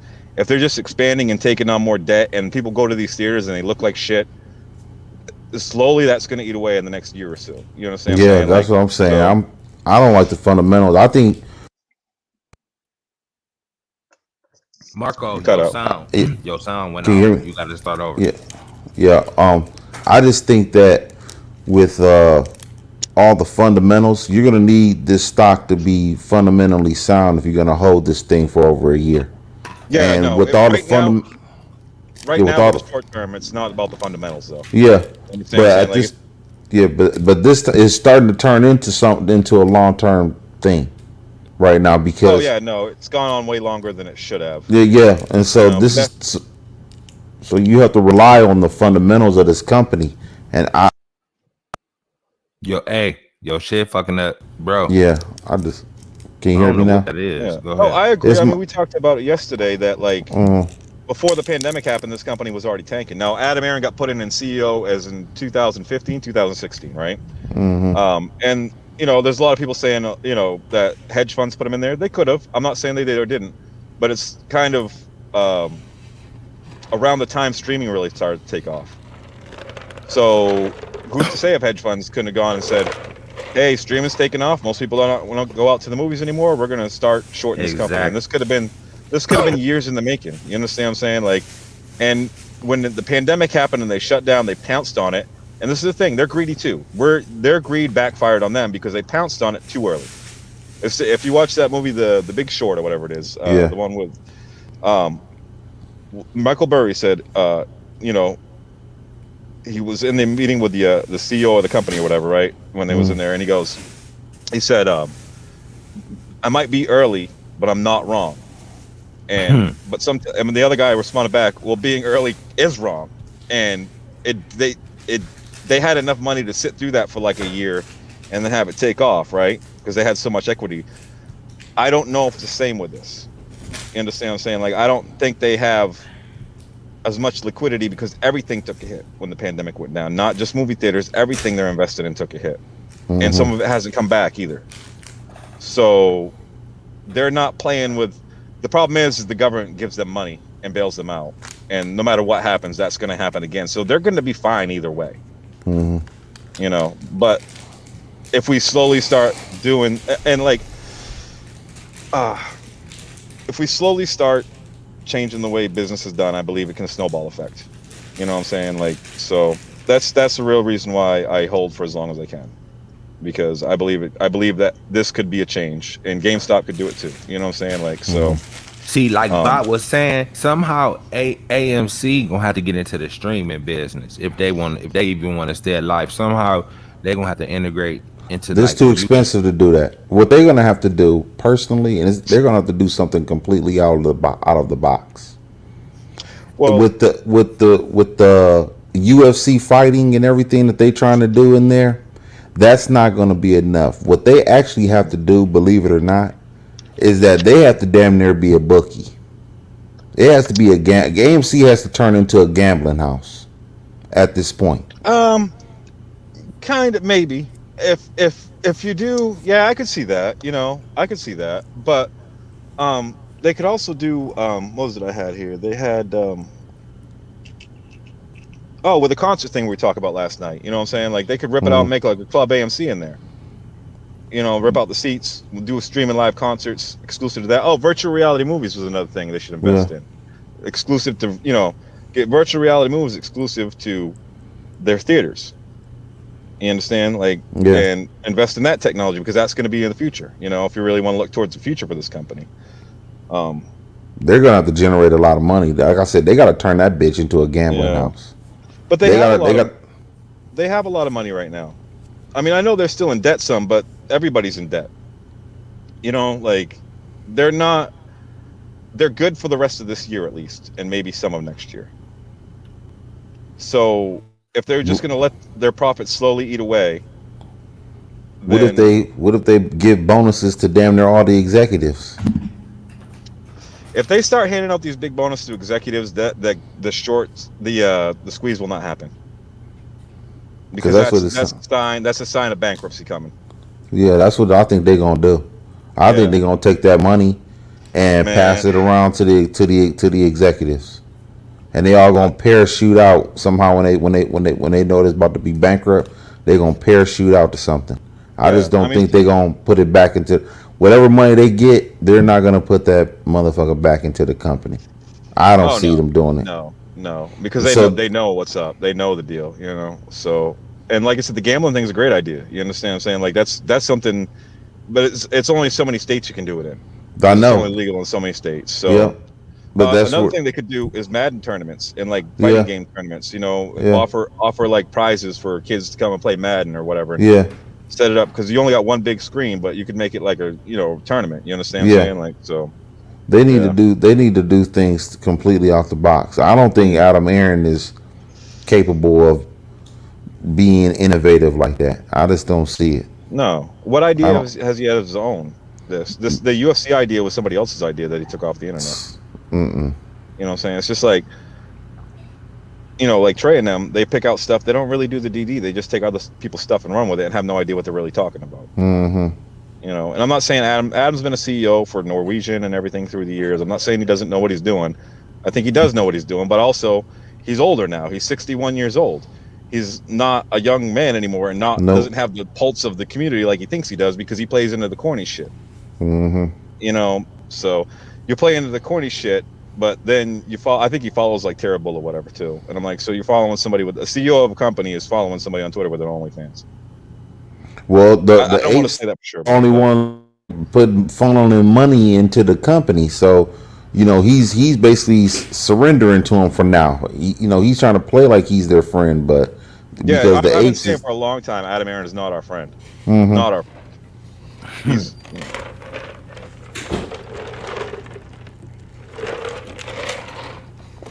Yeah, I agree. Yeah. I agree. Yeah, he's not. Agree. No, he's not a friend at all. I don't. Sorry, I was reading J Rob. Yeah, J Rob. I totally agree. Yeah. Oh, sorry, Marco. Go ahead. Go ahead. No, go ahead. The chat room lit too. It's a lot going on. Yeah, there's a lot of shit going on. You gotta keep up with all this shit. I'm trying to keep up. I'm trying to listen to y'all. Watch the chat. Hey, chat, keep it lit though. We appreciate it. I'm about to use the back real quick. Keep it rocking though. Yeah. So, with this whole thing, man, I just don't know, man. I think that the psyche of the investor is going to be very, very tormented when it's all said and done if this thing goes to bankruptcy. I don't know if mentally there's going to be a lot of protesting going on. I think even after this thing goes down, I can easily see Adam Aaron and all these people getting called to Capitol Hill over this situation right here. No doubt. It's tough to tell what's really going to happen. Like I said, it's a 50-50 in my book right now, and it's always been a 50-50 in my book, because it's either just going to happen or it's not going to happen. There's no in between on it, right? So it just depends on what level. Adam is not our friend. Sorry, what was you saying before though about the? Yeah, I was thinking that the overall psyche of the people is just not going to. Well, look, we're all real people in the end, right? Like, there are some suckers out there that'll get swindled out of their money and lose everything. That happens with everything. And they'll learn their lesson and they'll either go away or they'll come back again and try again and see how it goes the next time. But I think the majority of us are real people. We know what we're in on. You know what I'm saying? Like just because Trey has a big following, it's still a small following compared to what's the ape movement actually is. He doesn't have everybody following him. The only reason everybody knows his name is because the small following he has is so vocal. Same with Matt, and they're making it on TV. So What if Trey says that to hold on even when it's down to $14? Let's say it goes back to 14 and he's still on. Him and Matt Kohrs is both saying we're gonna hold, we're gonna see this thing through. They'll ride this out as long as they can. You know, they'll ride us out until they won't admit defeat until the company goes bankrupt. But so where do they go from there, from that point on, if it does? They're already made men. They've been on Fox News. Everybody's going to follow them financial advice. Even if this tanks, enough people have made money off it from the spikes that it did have, he'll still have. Those people are the ones that are following him. You understand what I'm saying? Those people are the ones that are holding no matter what a lot of the time. You know, I mean, I think all of us are holding no matter what right now. I think everybody in the stock market, in this that has any skin in it, is at least holding on to a little bit, just to see what happens. Because it's crazy, right? Like it went up and it hasn't gone down far enough for people to get out, really. You know what I'm saying? It went up and some people got out on the top end, the ones that made real money off it. You understand what I'm saying? Like I would have made like $10,000 off it if it was at $70 or whatever it was, right? I would have made like $10,000, $15,000, whatever. No, the motherfuckers that are out there preaching is like they got millions out of that. You understand? Like are hundreds of thousands. So they're already good no matter what happens. You understand? So like, and Matt and Trey, they're already made men. You saw Matt's got his super chats for $500,000 almost. That kid's 26 years old. You know? Yeah, we about to pull that up. Yeah, you gave me that screenshot. Yeah. So you don't think they're going nowhere, even if this thing goes to bankruptcy, huh? Because look, they have what they have invested, and they're making money off the YouTube and that super chat. Yeah. So 357,000 for super chats. That's not counting his ad revenue, which I'm sure is not even close to that. That's 403,000 for the super chat. Yep. Oh, sorry. Put it like this. Yeah. I look at it like this. Say Matt turned some people on. Say like the squeeze would have happened and people made some money off Matt, or somebody sold it and say, man, you turned me on to some shit that I would have never, you know what I'm saying? Here you go. Or I learned something from you. Here you go. You know what I'm saying? Like in that case, hey, you found some value and made some money. Hey, if you break them off a little bit of cheddar, so be it. I mean, you know what I'm saying? And they have an easy out if this fails. They could sit there and just blame the hedge funds. Oh, it was market manipulation. It was unfair. It was this and that. And everybody's already bought into that narrative. So it's an easy out for them. Exactly. And now they become martyrs for our movement, even though they made most money off our movement.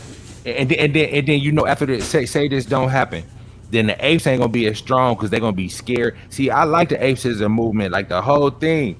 Like I said, in my opinion, I said could be wrong. So to 70 and keep on doing this shit over and over again. Like it might have took time to find the next play, but think with all the apes out there doing due diligence, somebody gonna find a play. Everybody think and it ain't nothing but just a Reddit thread. Everybody find a play and start lashing on. Okay, this the new one. This the new one. And then you know how everybody share due diligence. Think we got rooms like this or any other show who would just open it up. Well, let's just talk about plays, and you know what I'm saying. We can build like that.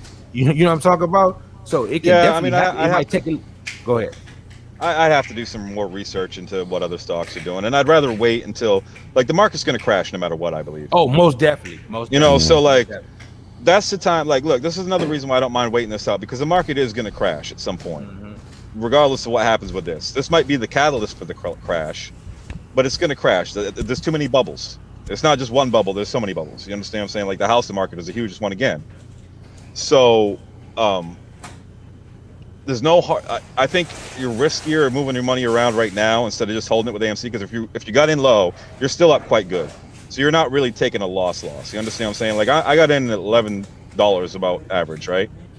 And so I'm still up pretty significantly for the amount of money I put in. And as long as it doesn't drop back down to that level, I can hold and I'll be all right, satisfied for right now at least. It's when the market crashes that all these stocks won't be so volatile. Then there'll be a slow rise. That's when you reinvest, when everything is down. When the market crashes, that's when you get back, and that's when you take this money out. Look, this is the thing. If it works out that the squeeze happens and the crash happens at the same time, that's when you take a chunk of money out. Say I make $5 million. Say this goes up to $25,000. I make $5 million, right? I'm gonna take $500,000 of that and just keep it in the market. and keep investing in new businesses that I see potential in the future in, because the world is changing, and when the market crashes, it's going to tell us which direction we're going to recover in, and everything's going to be lower than normal. So that's when you buy in and you invest and you watch it grow, because it's going to be a recovery period. But for the next 5 years after this, that's when the money will grow. Oh, it's going to take You understand off. what I'm saying? So yeah, so I mean, you'll have some stuff that takes off. There's always going to be stuff that jumps up and down. But if you really want to invest and you want to move your money around, you're taking a lot of chances right now with how volatile the market is, and the market is very volatile for a reason. When it crashes, what the crash will do is it will slow everything down for a little while. You understand what I'm saying? Because things will be tied up in court. There won't be as many games being played because they have to focus on saving their ass. The government bailout will probably happen. You know, like it's not gonna go right back to business as normal. So this is our chance to make sure we change the way business is done from now, because the next 4 or 5 years, the pandemic changed everything. It's not like we're going to get over this overnight and just go right back to normal. You understand what I'm saying? And with all the discourse and the separation, look, there's only one real war. It's not race. It's not whatever. It's class. It's the haves and the have-nots. That's always been. Everything else is just noise. All the DD, all the threshold list, all the bullshit for the AMC stuff, that's just noise, guys, because none of it matters. What matters is when JP Morgan gets sick of their shit, they'll margin call them. That's it. It's out of our hands at this point. You can put as much money as you want into it. It's not going to do, like, people have been buying, right? So what effect has it really had on the stock lately? Does it stabilize it, or is it the fake selling off and fake buying in and fake selling off that's happening? You understand what I'm saying? Like, but from that video, it seemed like it's a lot of underground shit going on, like backdoor. I guess they call it that dark pool or whatever. Like, it's like a lot of shit going on. And how does that actually even affect the market? Because that's not even really getting done on the market. So it seems like it's a lot of that play going on more so than up front. Like, they doing a whole bunch of shit behind the scenes, like they're but they're always doing shit. They're always doing shit. This is what I'm saying. If the crash happens, though, they'll be investigated and they'll be kept tabs on for at least, like, look, when the stock market crashed in 2008, the market didn't recover the next year. It took a couple years for the market to recover because people were tied up in court battles. You understand what I'm saying? Like, it wasn't like an instant recovery like everybody thinks it was. The banks got bailouts and stuff like that. That all happened. But as far as the stock market itself, only recently has it really begun to rise in the last, like, 5 years, right? Only recently has it's been gotten to the ridiculous levels of these jumps and everything that's been happening. So I think what happens when the crash happens and all that slows back down for a bit, everybody gets their shit together, and then they go right back and do the same thing again, unless we are able to change the rules, because the market crash happens every 10 to 12 years just about anyway, because they keep doing this over and over and over. JP Morgan. Who is JP Morgan? JP Morgan is the bank that I believe. He said, who are they going to margin call? Oh, Citadel, AMC, GME. Look, the thing is what people don't ever take into account is, what if we're right about all these stocks? What if we're right about GME? What if we're right about AMC? What if we're right about whatever else? You know, BlackBerry, Nokia. Those are like, what was like Sundial, right? Those were like the 5 real meme stocks to begin with everything, right? So what if we're right on all those? What happens if one by one they get margin called? And that's a possibility too that nobody speaks about. Is that as much as we want to say AMC is the mother of all short squeezes, or people want to argue that GME is, what if it's just collectively all one big mother of short? All, you know what I'm saying? Like, what if that happens? Because if one gets, the thing is if one gets margin called, then I think it sets a domino effect for these other ones to get margin called, that we'll find out which ones they're actually shorting on, which ones they're actually doing the damage on. You understand what I'm saying? Like, what's the chances of them getting margin called though? Well, they keep losing money, because eventually, like all the failure to delivers, they keep losing money. JP Morgan is not a charity service either. They're going to want their money at some point. You understand what I'm saying? They're going to want once they done. Hey, look, exactly. So what will happen is probably Citadel will be bought out by JP Morgan. If they, I don't know if JP Morgan already owns a significant portion of them, but look, if they have to if Citadel has to liquidate everything and sell out, who are they selling to? BlackRock, JP Morgan. You understand what I'm saying? Because those are the ones that are trying to get the housing market in order. And so the rich, the oligarchies are trying to accumulate as much as they can right now. Why they can. They want to own it all. They make the rules already. So either way, it's going to happen. But like I said, we can have some effect at least on the outcome of this. You know, JP Morgan will buy up all that debt and just be able to sit on it, and they'll get bailed out by the government. They're the one. It won't be Citadel and Kenny that gets back. Kenny is Bernie Madoff at this point. You understand? He's going to be the fall guy for the whole thing, whether he leaves it or not. Citadel will go bankrupt. JP Morgan is going to be the ones that come out on top. JP Morgan are going to get all their assets if they margin call them one by one by one by one. But think about this. If they did that, think about how much money they're going to fuck up. And then you showed the video where they do that bullshit where like that dude had that company that made that shit for the cancer. That shit was a good product. They just ruined it. You know what I'm saying? For no reason.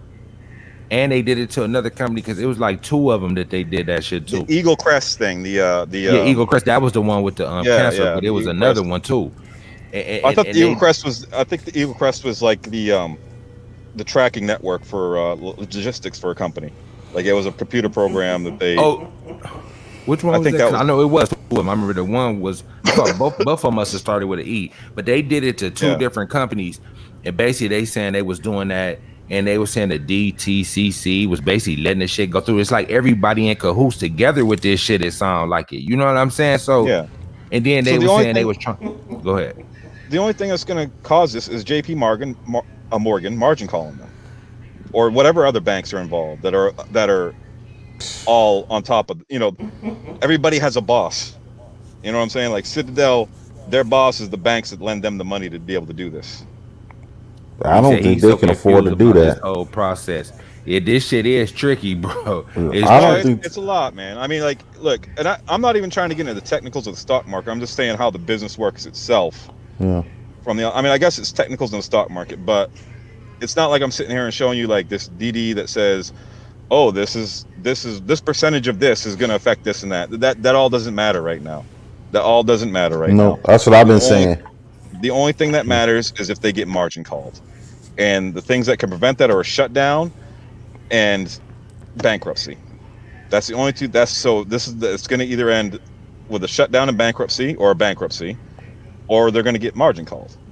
And so where do you think the stock goes if it does a shutdown like that? How far do you think? What kind of a drop do you think? It'll drop back down to. I think it'll drop back down to like $9-10.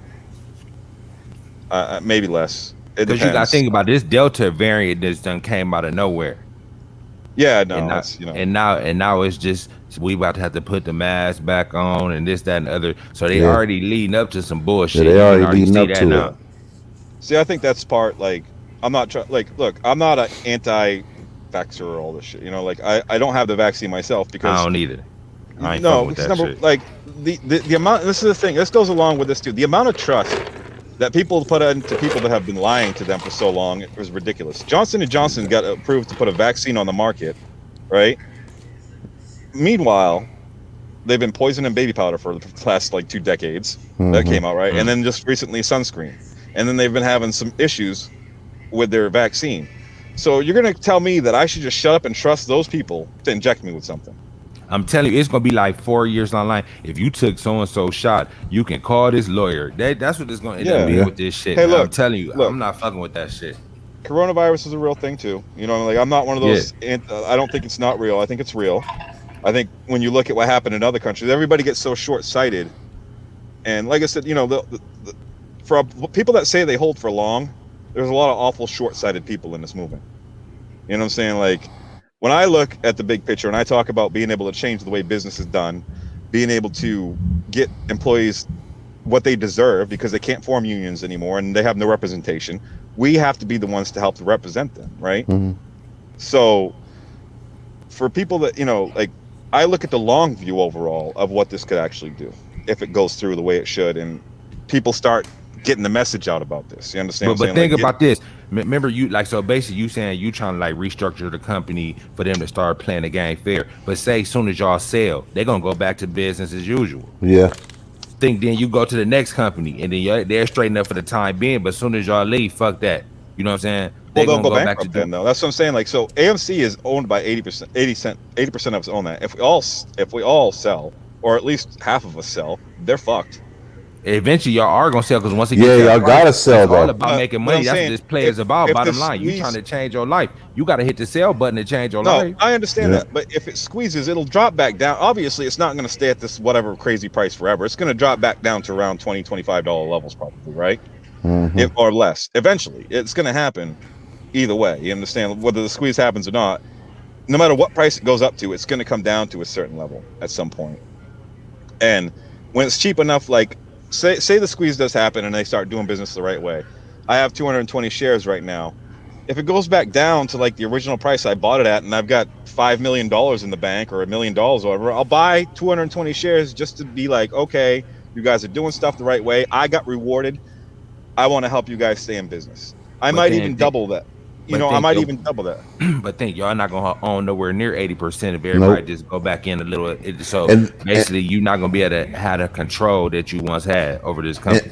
And then you can be going to the next play. You ain't gonna be thinking about AMC once you find. Say the new play is Bed Bath and Beyond. Maybe not be or not. Yeah, like fuck that. You gonna focus your attention on that. But think about like this. But I'm not short-sighted. I'm sorry. Go ahead, Marco. Yeah, but think about like this. What makes you think that everybody has to be on the same page, even with that? When you saying that we're gonna hold the stock, everybody has to be on the same page, saying that hey, if 55% of the apes are going to sell AMC, that means everybody sells AMC. That's where y'all have to be at that point with that situation. I mean, it's kind of a split crowd at this point anyway. So it's really not that if you speak to a true message and try to look, if you speak to a true message and try to do good, there'll be evil that oppose you every time. There'll be people against what you want to do because you want to help people. It goes for every walk of life. Like your politicians out there, the people who speak out against them when they're corrupt, they get played out like they're evil, but they're actually the ones that are doing good. You understand what I'm saying? So and a lot of people are waking up. Even though the politicians are against each other, when the shit get real, they'll all go in that room and they'll work that deal out. They you know what I'm saying? Because they said some report. Them, not for us, so. Didn't you say yesterday that Biden's daughter was with Trump's daughter or some shit like that? Yeah, they took selfies on a vacation somewhere together. Yeah, and so that's why I said they're all joking about this shit in the back room. Yeah, so and it's all play for the cameras. The thing that changed about when Trump got president is he made it a reality show where everybody fights and causes drama, just like it did on The Apprentice and stuff. And behind the scenes, they're all laughing and joking and having drinks with each other. Yeah. So it's for the camera, pretty much, is what you were saying. It's all for the cameras, and they never, like, you got a lot of politicians out there that tweet real strong and do jack shit. Like I like. So you guys are in Ohio. You know who Nina Turner is, right? No, who is that? Nina Turner is running for, I believe, Senate in Ohio, in one of your districts over there. Nina Turner, never heard of her. Okay, so she's a progressive. She's kind of associated with like AOC and them, but she acts like she's for the people. Well, there's a march for Medicare for all going on in your area, I believe, and other areas around the country on October. She in Cleveland. Yeah. I think the 22nd of this month. I can't remember off the top of my head, but there's a march for Medicare for all. For people who are going to go march and protest for Medicare for all. Nina Turner, who says she's a progressive, instead of doing that, is doing a fundraiser with AOC the same exact day, and they set it up to schedule at the same time so she could make an excuse not to go. You understand what I'm saying? So it's all fun and games to them. It's all camera games. You understand? Like if they were really about the people, they would be out there with this march for Medicare for all. And a lot of people are getting villainized in this thing and put out as bad guys when it's like. You think about if you're anti-war, if you're anti-capitalism, if you're for Medicare for all, if you're for the good things, somehow you get twisted and smeared to made out to be an evil person. But the things you want to do is what want to help people, right? Yeah. So what's so bad about helping people? Because the other people on the other side of that are the ones sending people over for wars. The ones running the stock markets that are fucking everybody out of their money every day. The sociopaths, you know. And you gotta also think, do the hedge funds want to make all these people rich? Yeah, and the banks. And the banks too. Oh, That's the one thing that I worry about with JP Morgan calling the margin call on the hedge funds. I think that would send the whole thing into a frenzy because you know they already know the people that run these hedge funds. They go to the same country clubs and everything else. They're all linked in together already. What they're not linked in is to the regular people. So say they get the money to the apes versus they homeboys. Then the money ain't in the circle no more. And they gotta develop new relationships and everything. See, they gotta develop brand new relationships with a whole bunch of brand new people. And I don't know if the banks are willing to do that at this point. Are they willing to do that? I don't know if they're willing to do that. I think they probably would rather see the hedge funds than the apes right now. Because even like Jim Cramer, you know, he's on TV and damn near every time he gets a chance, he's throwing the apes under the bus. You know, he just did that today. But fuck Jim Cramer. He's like, you know, like they exposed him in that video you sent. Look, anybody that does the Mad Money type style, the clown show type of shit, I don't know how anybody takes him seriously. So if you've been taking Jim Cramer seriously for a long time, I'm sorry. I don't know what to tell you. You know, like it's an entertainment show. He does it for entertainment. It's not actual financial advice. He could care less about, you know, like any of us. He's just doing this to get attention on himself because it's a hot thing right now. You know, he's playing to the crowd. Just, you know, so. And I'm sorry, I'm not trying to get too political and stuff. I'll stop with the political. I know J. Rob said, good, bro? No, but cool. I believe that, you know, there is a chance to make a real difference here and not just be greedy assholes. You know, that's the way I feel about it. If it happens. But like I said, now with all the bullshit going on around it, and as soon as it spikes really good, if it gets above like $100, $150, a lot of people are going to sell. A lot of people are going to sell. Because the ones that are going to sell are going to be the ones that with the bigger money in it. You understand what I'm saying? If you got thousands of shares and that goes up to $150, you're sitting pretty nice. It's a lot more money for you than the person who made like you who got 200. Say a motherfucker got like 20,000 shares or some shit. Would you sell at 150? Man, I don't know. Like, I really don't know. Honestly, at this point, I'm just gonna go with my gut and see what happens. You know what I'm saying? Like,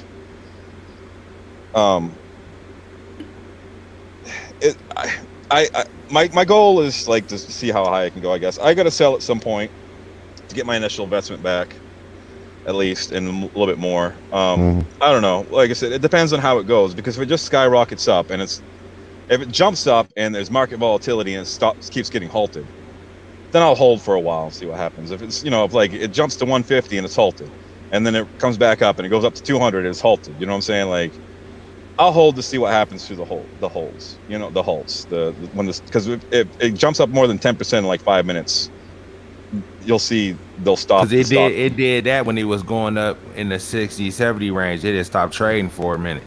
Like but they did that like I got in on this IPO InfoBird just to see what was going to happen with it, because I was interested to see when a stock first gets introduced to the market what the reaction was a lot of the time. And I didn't really do too much research on this company. I just said I'm going to take a couple $100 and put it in this IPO, and it got halted right off the bat because it kept jumping up so high, but then it crashed back down after a couple halts. You know, I think with AMC they have so many people believing the hype that if it halts, they'll look at that as a good thing and keep holding until it just keeps jumping up. That's if it gets that volatile. But if it's a slow squeeze like it has been, we only had one day where we jumped up over 100%. Then I think when it reaches 150, people will sell. Like if it just like slowly climbs to 150, people will start to sell then. And you probably would too. I'd probably sell some and see what happens. You know, I wouldn't want to get rid of it all just in case, you know. And if I make my initial money back in my investment, well, I'll do some more DD and I'll find something else to invest in and just keep trying to build on that, you know. So I probably would sell some, and I'd probably sell like half, maybe, if it slowly creeps up there, and if it dropped back down, maybe buy a little bit more back in. But like I said, it's tough because GME. The weird thing about GME is they held that price for a long time. They've held a really high price for a long time. I know it's not like $430 anymore, but it's between 150 and 200, right? So I don't know what it did today. I didn't look what it did today, but I mean that's still a pretty strong price for most people. Most people in that got in real low. I'm surprised that is that high. I think it's on its way down. Yeah. GameStop done seen its best day. It's at 170. 173. Yeah, it spiked twice though, so who knows? You know what I'm saying? Like it didn't just spike in January. It spiked about the same time AMC did. You know, like it jumped up because it was down. Oh, it was down to like 130 or something, and it jumped back up above 200. A minute, you know, like, and I think it got to like 250. But, and so that's what I'm saying is that there is a lot of correlation about how GME and AMC act on the market. The charts are very, very similar. You know, like so. That's why I think if one goes, the other goes. So. I think they all gonna go if it squeezes. I think all those stocks are gonna go. GameStop, Nokia, BlackBerry, all them stocks are gonna go. Yeah. I mean, that's how I did the last time. Yeah. When GameStop blew up, all those stocks went up. This is why it's one of the safer bets in the market, because if the crash does happen, when the crash does happen, and if it's because of these margin calls, then we're going to be the ones to benefit from it. If the crash doesn't happen, or if the shutdown happens, that's the two things that are going to ruin it. You know what I'm saying? Like if the stock market crash, this squeeze will not happen without a stock market crash, I believe. You understand what I'm saying? Like it might not be the catalyst. It might be something we don't even know about that'll be the catalyst for the stock market. One company could just wake up one day and said, I've had enough of this shit, I'm pulling my money out. One of the big dogs. And that could be it. That could be done. They could reinvest it into whatever. But I think with so much volatility in the market, AMC and GME and these kind of stocks are kind of the safest player in the long go right now. If you want to day trade and make quick money, that's fine. I'm not into that. And you can make good money. I just don't have the time to put forward to it right now, at least. So if you're somebody like me, I think your best bet is to stay with AMC or GME. And a day trade every day, you got to have at least 25 grand or more in your account to even be able to do it. Or you can only trade 3 times a day, or you're going to get that pattern day trading rule. Yeah, see, I learned that in the beginning. I didn't realize that. I was trying to day trade some, and I got the violation, and I was like, oh, okay, well, that makes sense, I guess. I don't know why it makes sense. Shutting the whole account down, you can't even trade. They shutting that whole boy down. That shouldn't have happened to me before the beginning, too. I mean, I think it happened to everybody doing that shit. So that's why I said that's why I don't look into the day trading, because I can't do it right now. What's the sense of looking into it right now? Because it's a daily thing, you know. It's like I could do all my research in the world, but it changes every day. So it's something you have to stay on top of to do. You understand? So, and like that's what I'm saying, Warren. Yeah, I'll make my money back, and I'll play with house money from that. See, now if people did that, say people when they went up to 70 and they took their initial investment out and they just riding with the house money, even though I would kind of want all my paper. But if I got my initial investment out at 70, fuck it. You can ride that bitch to wherever if you just really believe. But I just don't trust the head. See, the play, like Marco been saying, it's like, it's too much bullshit with it. Like, just think, what you sending me that video, it's like, you know what they capable of doing. Yeah. So you know this shit dangerous as fuck that you doing right here. But, I mean, no risk, no reward. High risk, high reward. That's how you looking at it. I'm thinking. Yeah, I mean, like, well, it's not really that high a risk because it's not that much money for me. Well, I mean, it is, but it's become that, you know. But it's not really. My initial investment was like $2,000. You understand what I'm saying? So it wasn't like money that if I lose, I'm gonna be so fucked. You know, like I can recover. You know, like so. That's why I'm willing to ride it out a little bit too, is because I don't have thousands and thousands of dollars invested into it. You know, like I have a couple thousand. I think a lot of us do.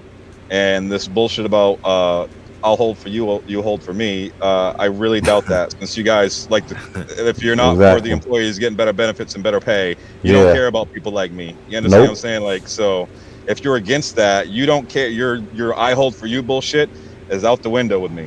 And so then that's the most response I've got back is these people don't deserve better pay. They need this is a temporary job. They need to learn better skills to get better pay and blah blah blah. And there's nobody fighting for the employees out there. Yeah. But we're supposed to be about the little guys. You want me to believe you're going to hold me for my 220 shares with your thousands of dollars that are on the line? I don't buy that. So with that being said, really, it just sounds to me. I see a lot of similarities with the apes and the hedge funds with that mentality. Yeah, I do too. You know, It's a very hypocritical movement. okay, that's the thing. I don't. I can't feel. I don't feel the love, pretty much with the apes. I don't feel it because go ahead. Well, it's Mark. changed. It's changed. you think it's you know, I think when GME happened, there was a lot of goodwill, and it was a very positive community. People were being able to pay for houses for the first time, pay off medical bills. You saw a lot of happy people come out of that, and that came out of nowhere to a lot of people, right? So I think when AMC came along and all these other ones, the community got really excited and really hyped. Well, this has gone on for 7 or 8 months now, right? Or 6 months, 7 months, whatever it's been, you know, like, so you only have so much energy to deal with going up and down every day, you know. And when these guys make these YouTube videos about, oh, the squeeze is coming soon, you know, like we've been hearing that for months now, months, and that's killing people's psyche, bro. It's just tiring, man. It's just killing your spirit. And J Rob, read that comment. That's real, man. That's why I kind of want this shit to happen for somebody like him. You see what I'm saying? I mean, I wouldn't mind being wrong. You know what I'm saying? I don't think it's gonna happen. Hey, look, but he is a good guy. You could tell, bro. Straight up. I want to say I tend to agree with you because the world doesn't really work that way, and it's really hard to get people on page. But at least got to try, because there's nothing else. Look, you can protest, you can sue, you can do whatever you want. The only thing these people understand is money, and so if we find a way to change some money to some new hands, that's the best thing that can happen, you know, like, but I would like to accomplish more. I would like to change the way businesses, I'd like to see the way, not me personally, I would say, like, overall. But see, most apes don't talk like you talk, saying, nope, you the first person that we talked to. Yeah. You actually the first person we've talked to about that. Really? That's actually had that mentality. Because you looking, because like you said, you've been through hard times, so you've been through the trenches. So you speaking from the trenches to the trenches. Yeah. But see, there's a lot of people speaking for people like me. A lot of these people like spoon fed that's in this shit. You see what I'm saying? So basically, they don't understand, and you basically like, look, we need to do more. Why we got this power? Let's use it to our advantage and help the people. Yeah. But the only thing is, but think about this though. But look at it like this. Even though say if y'all did get that accomplished, as soon as y'all leave the company, it's going bankrupt, and all them people y'all got jobs and all that shit, they're gonna lose their job. You see what I'm saying? Well, but I'm saying, like, if we end up doing this the right way and people buy back in, like, so say the squeeze is right, and then the shares go back down, but it won't bankrupt the company necessarily. You understand that they'll come back down, but it doesn't mean the company is going to go bankrupt. There'll still be a small contingent of cult following that are going to hold no matter what, I believe. A small following, you know. I think, though, if people bought back in for the initial investment, that would be it. You know what I'm saying? Like, if you make $20 million, you say you own 6,000 shares like my friend does, and you own, like, it ends up going up to whatever amount, and you make millions and millions of dollars. Well, when it drops back down to a reasonable level, you can sell it, buy back in, and hold a little bit. And when it drops back down to a reasonable level and a realistic level, you can buy back in the amount of shares that you put in for the exact same price you paid to initial investment, and that would be enough to keep the company afloat. I mean, if you got everybody aligned on that, that wouldn't be bad. But that means everybody would have to care that much about this play to do that. You know what I'm saying? It wouldn't take everybody. It would take about half of us. That's not bad. It would take about half of us, I believe. Y'all going to run like y'all going to be like a democracy where y'all actually voting on this. Y'all gotta have a certain. Yeah. Y'all gonna have to have some sort of order in order for this thing to get pulled off. The right leader to be standing in front of this shit. See that's the thing. I don't want to be a leader either, though. You know what I'm saying? Like, I don't want to be. You would be a better leader than Trey, because you know why? You know you speaking from the heart. Yeah, exactly. Like, you not on that bullshit. You see what I'm saying? Like, I would pick you. I would it's put like this. If you was pushing this shit versus Trey, I would like it more. You know what I'm saying? Yeah, but I would get vilified, man. I mean, I would get totally destroyed. And I mean, there's never gonna be no perfect way to push this. But see, the thing that I think y'all should have did, y'all should have got y'all beak wet at $70. Think however much you was up at $70. Hey, that's a decent amount of bands for you. And then regroup. Once y'all got a little more money, it's easier to even withstand some bullshit if y'all had to withstand it. Y'all should have got y'all beak wet with this one first, and then try to be more stubborn on Gung-ho. another play. You see what I'm saying? I understand what you're saying, but when it spiked up to 70, the initial thought was it's going to keep going up. Yeah, that's true. You understand what I'm saying? We Like, done so been there before too. So yeah, you know, yeah. so like, I mean, and all the indicators are kind of pointing like, oh, this could, like, even if it wasn't the short squeeze, it was a gamma squeeze, or what I'll call it, right? So I honestly thought it was going to go up above 100, and I was like, okay, That's we'll see what my happens guy after was that. telling me. I had a dude in my house. He was over like 400,000 on some options. Yeah. He was thinking that bitch was going up the next day. He thinking he was about to be at millions. I just didn't see it. You know what I'm saying? That was my really first introduction to this shit. Like around right when that bitch started going. You know what I'm saying? I said, damn, he had spoke about it, but I really, when he came over and showed me that, he said he was up 500. At the end of that day, he was up 400. He showed me his phone. I said, damn, this shit for real. You know what I'm saying?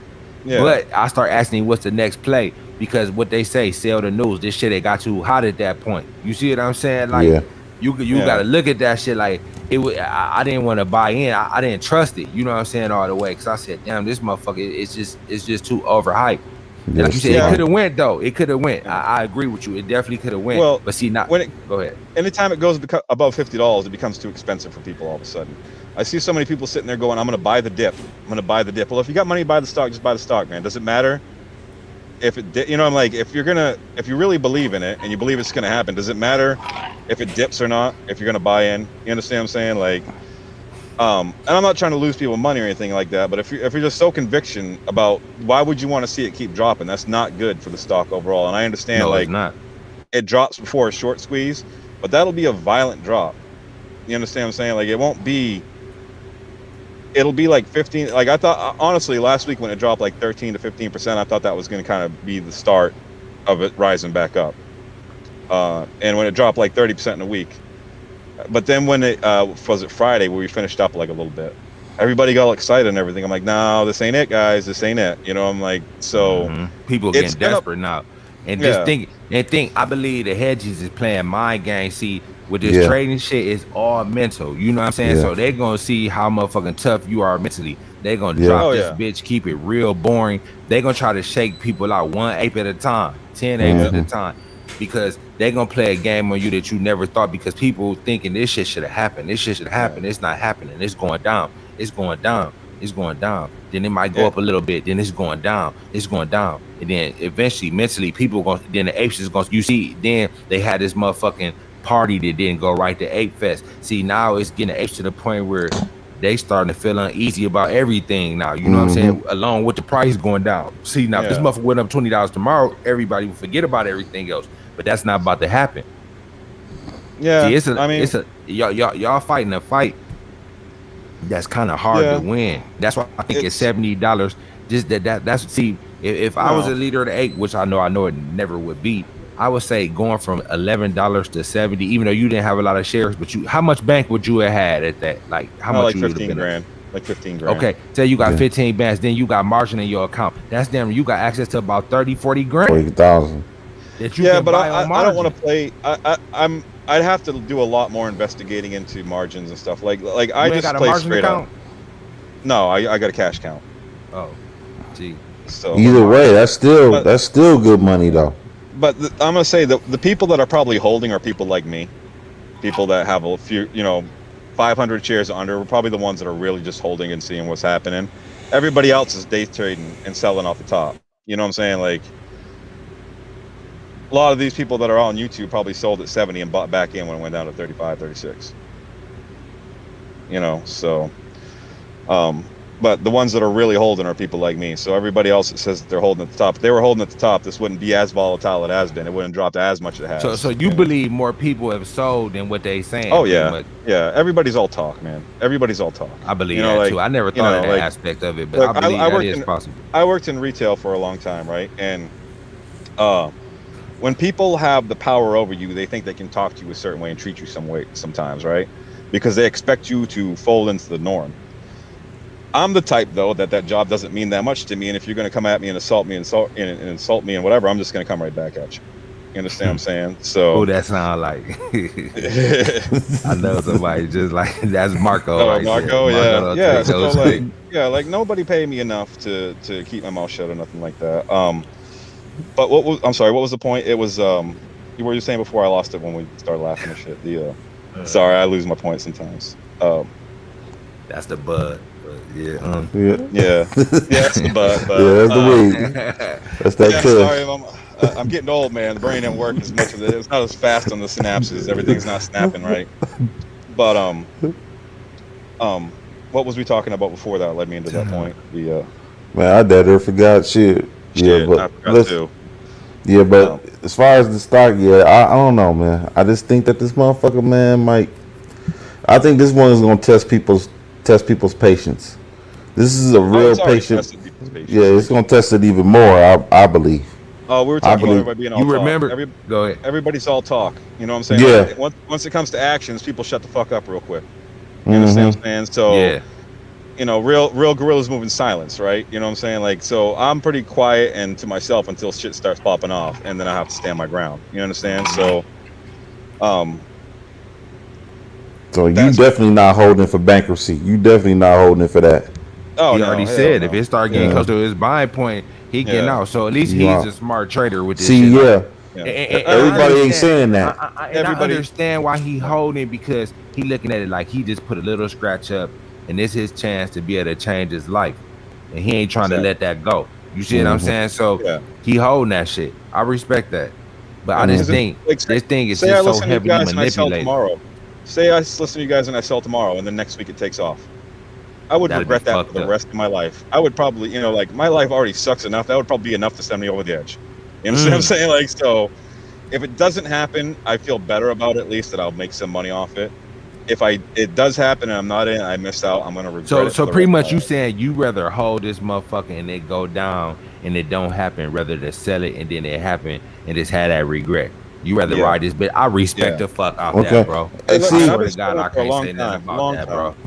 Yeah, but the things, the thing is, I'll say with you is that you should take your initial investment out at 70. Go ahead, Mark. Yeah, but yeah, that's true too. But the one thing I will say about you exit plan.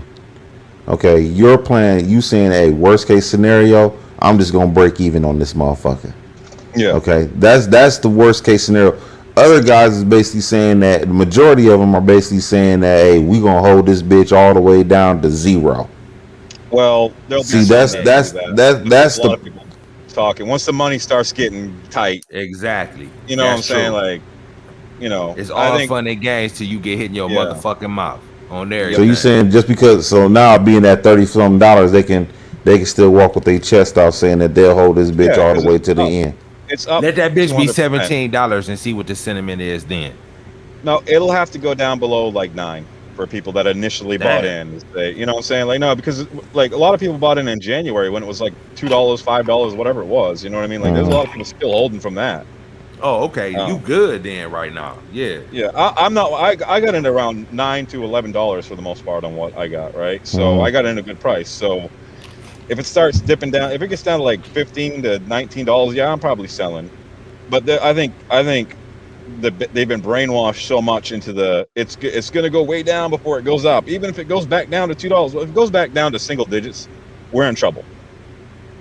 You understand what I'm saying? If it goes back down to $9, game over, guys. It's it. You know, like it's done. There's no way they'll recover from that. I don't believe, and maybe I'm wrong, but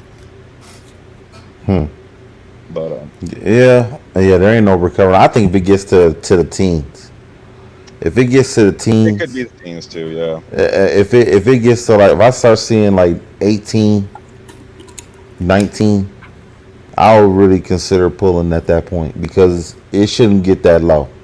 If it's really a squeeze, this stock should be no lower than like $55 right now. It should be like $55 right now. If it's going to that next level, to go to 34. Really, it should have hit 100 when he was on that run, like 100, 150. Yeah, it should have went there, but I'm saying for right now, this thing should be like $54 right now. That's what I'm thinking it should be. From Aaron, 78. From Aaron, 78 to 50. Aaron, 54. Do you think it can get to the teens in your opinion? It could. I mean, like I said, anything can happen. You know, it's a 50-50 on everything. In my view is like with this, because it's like I said, it's a gamble for me. It's a risk. but it's a calculated risk, I believe. It's so if it gets down to like $15, I'll probably sell, and then maybe put a little bit more back in if it keeps dropping, just to see what happens again. Just because, like I said, if it does happen, there is a point that like it's either bankruptcy or squeeze, and at least some of my money, not as much as my initial investment or something, but if it gets back down to like $9-10 a share, I might buy. If I've made a couple thousand on this, I might put $1,000 back into it just to see what happens. Mm-hmm. You know what I'm saying? So like get 100 shares and just wait and see. Because I'll be pretty up then, and I'll wait for it to drop down. Where it's so the thing that's just making you think that this can do something is you believe that they're gonna have to cover this, right? Is that the main thing that's got you? Yeah, because eventually, like, look, they got J.P. Morgan and all the other banks that are lending them money are going to want their money at some point, one way or the other. So if is there any way possible that the hedge fund and J.P. Morgan got a silent handshake, like we know that we gonna end up running this shit down? It might take a little longer than we think. But I got you on the back end. Is there any way that type of business could possibly be being done here? But like, why would they? They might be telling them that, but in the end, it's a dog eat dog world. You think they care about do you think J.P. Morgan cares about Citadel? Gives a fuck if they give a fuck about money, but they give a fuck about money. So they got it so that if it crashes, and I mean if it goes bankrupt and they short, then Citadel will be able to pay them every penny back that they've taken out up to this point, right? But if it squeezes and goes the other way, then Citadel will go bankrupt, and J.P. Morgan and these other banks will acquire all their assets, which is just as good because they're tied into everything. You understand what I'm saying? So they're in a win-win situation either way. Mm-hmm. And like in my mind, if I was them, and the way, I mean, I won't even say if I was them, but the way business works is like with BlackRock. And this is the other thing too, guys. BlackRock is in on this long right now, right? Like they bought stock in the company itself. They didn't buy shorts. And there's another company that did too. And they haven't pulled out yet. So that should tell you something too. You understand what I'm saying? Like when they pull out, that's when we got to worry. Because they'll know it's coming. If they pull out, it's going to be a sign of bankruptcy for the company. Mm-hmm. If they stay in, as long as they're in, they'll as long as they're in on the long side of the squeeze, they'll hold that for as long as they can too. Mm-hmm. Like they'll hold, because they see what they know how this works better than anybody does. Mm-hmm. And so if you think like DGAZF, if you think DGAZF, like the short squeeze, and you didn't research on that, and they get up to $25,000 and they delisted it, like you don't think BlackRock's knows what the deal is and is just gonna hold? Now the thing is, what worries me about the way the stock is gone is that it's slowly gone down. So since there's 4 or 5 million of us that are in, it's almost impossible to have a big sell-off all at once. You know what I'm saying? Like there'll be chunks that'll come off. Mm-hmm. But as far as like a quick crash, it won't happen. I agree with you on that. So for sure. The slow bleeding, yeah. Of course there's manipulation and stuff that's probably going on, but some of it could be people are just tired of the shit, and slowly, day by day, exactly, they're just enough is enough. Like enough is enough. We got porn. So you think it might be possible people are just apes are slowly selling off? Yeah, because it's not happening. Well, not apes, but like new investors that got into this for all the fun and games. Mm-hmm. people that got in when it was like $36, $50, $70. Oh, okay. You know what I mean? Like people that are really losing money on this are probably like, I'm cutting my losses, guys. Enough of this clown show. It can't keep going down, and you expect me to sit here and lose thousands of dollars. I can reinvest into something else and make this money back. Yeah. So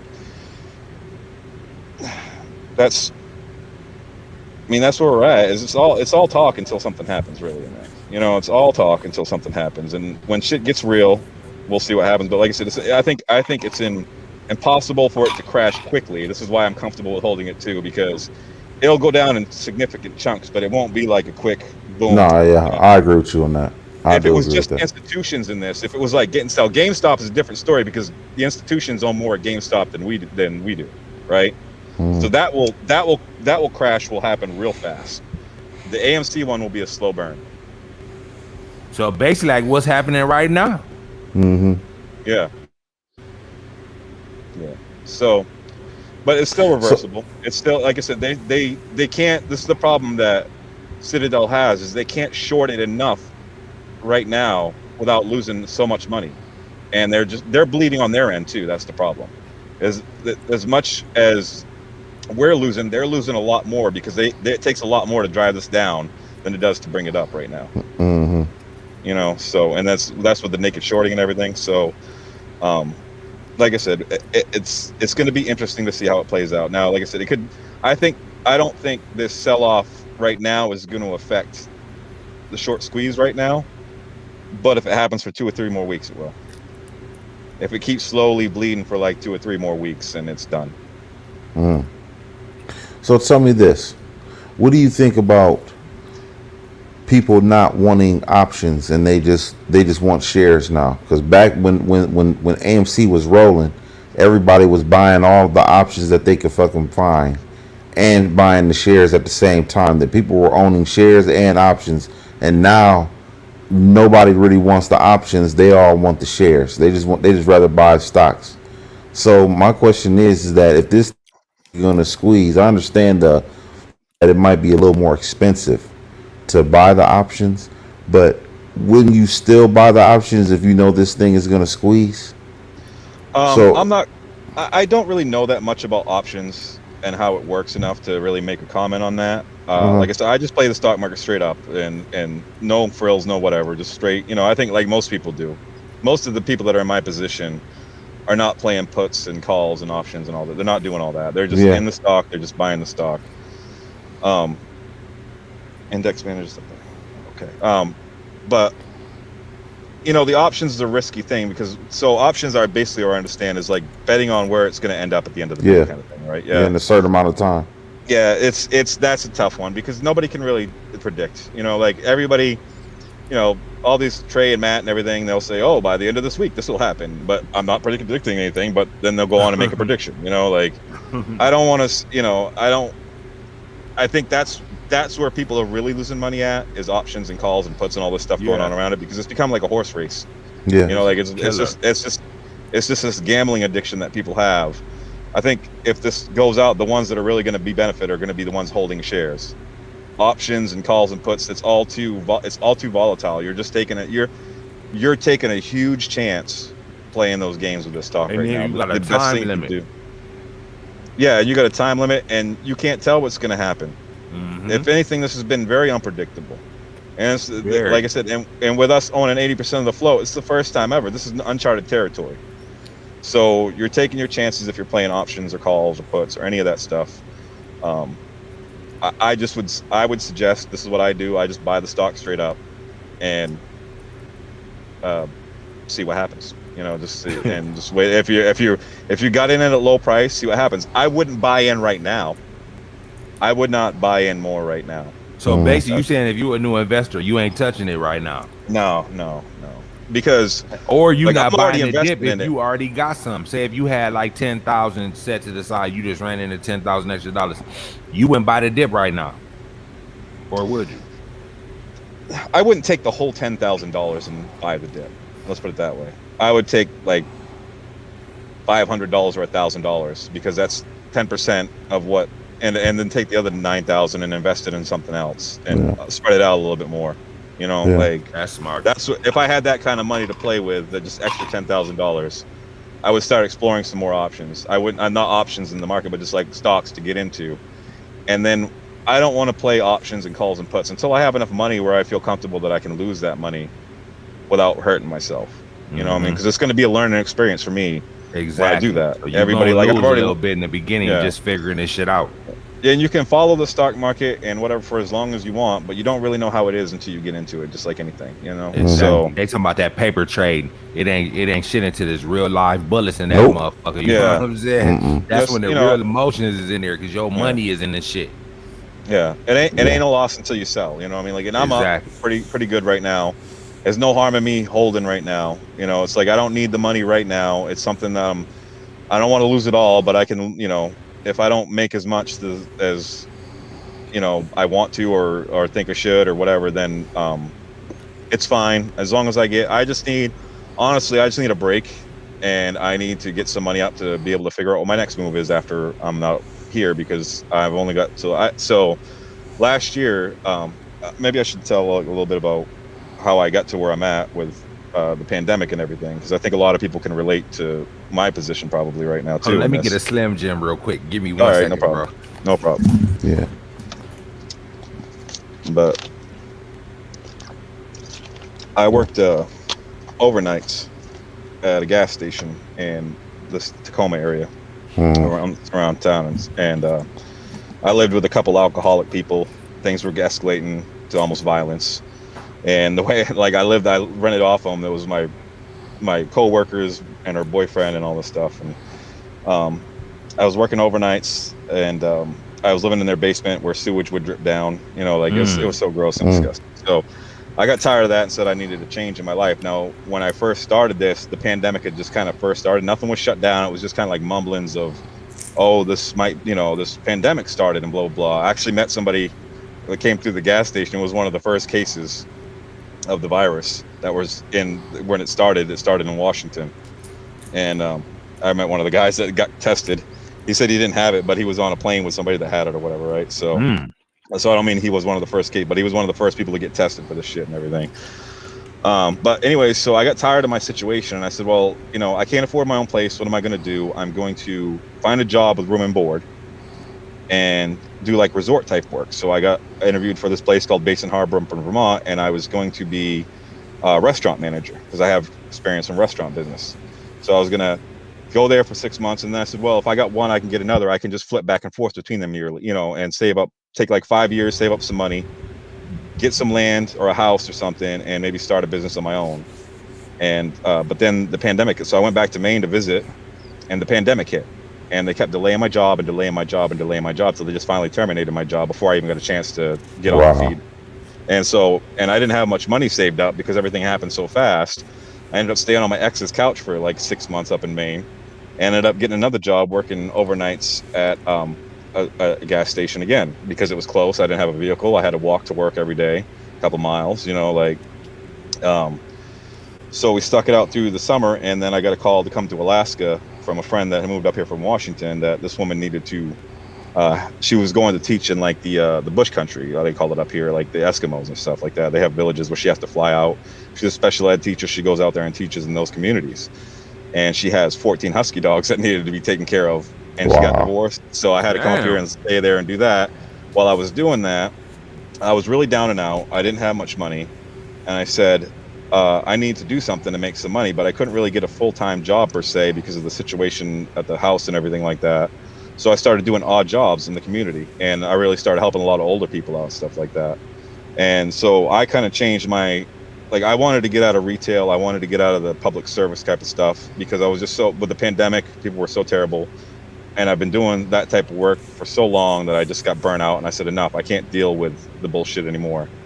So I started looking at things I could do that maybe could help my community, because I like to help people normally. like when you work at a gas station or something like that, you really are like a town psychologist for a lot of people. You really get all, you get, so it's like a bartender and stuff like that, those type of jobs. So I started substitute teaching up here for a while too.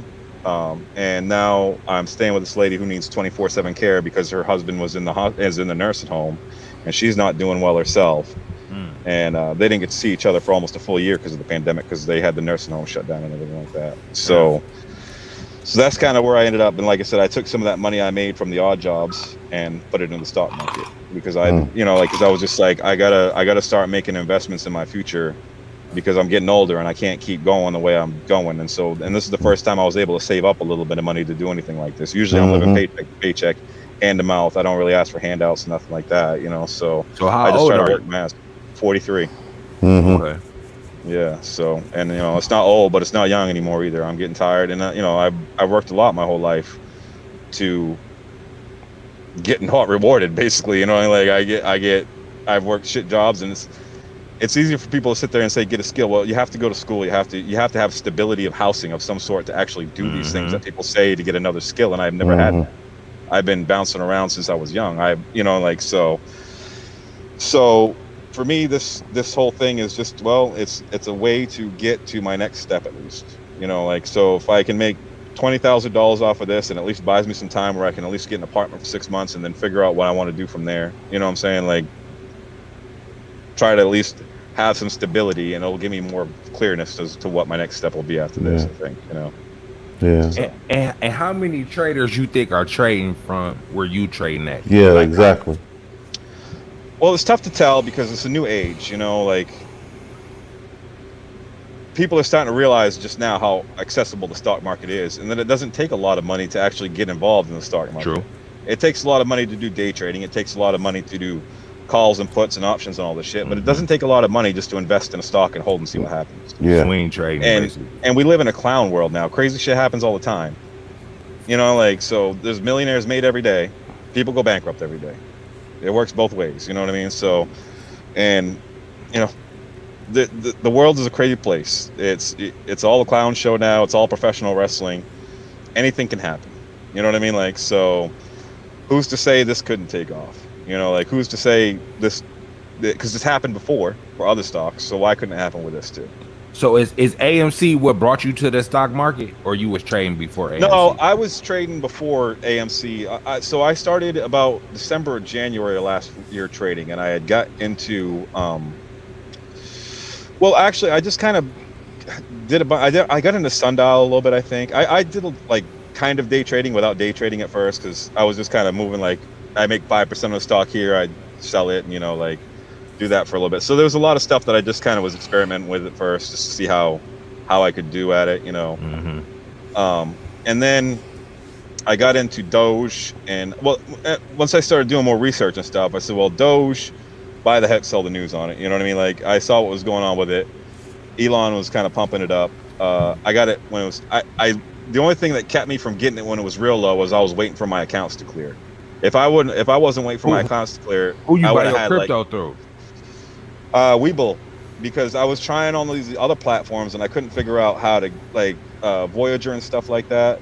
My bank account wasn't I am in a credit union, so it didn't link with it doesn't link with every bank. You understand what I'm saying? Yeah. So I had to really poke and prod and try 3 or 4 different outlets to actually be able to get to even buy crypto.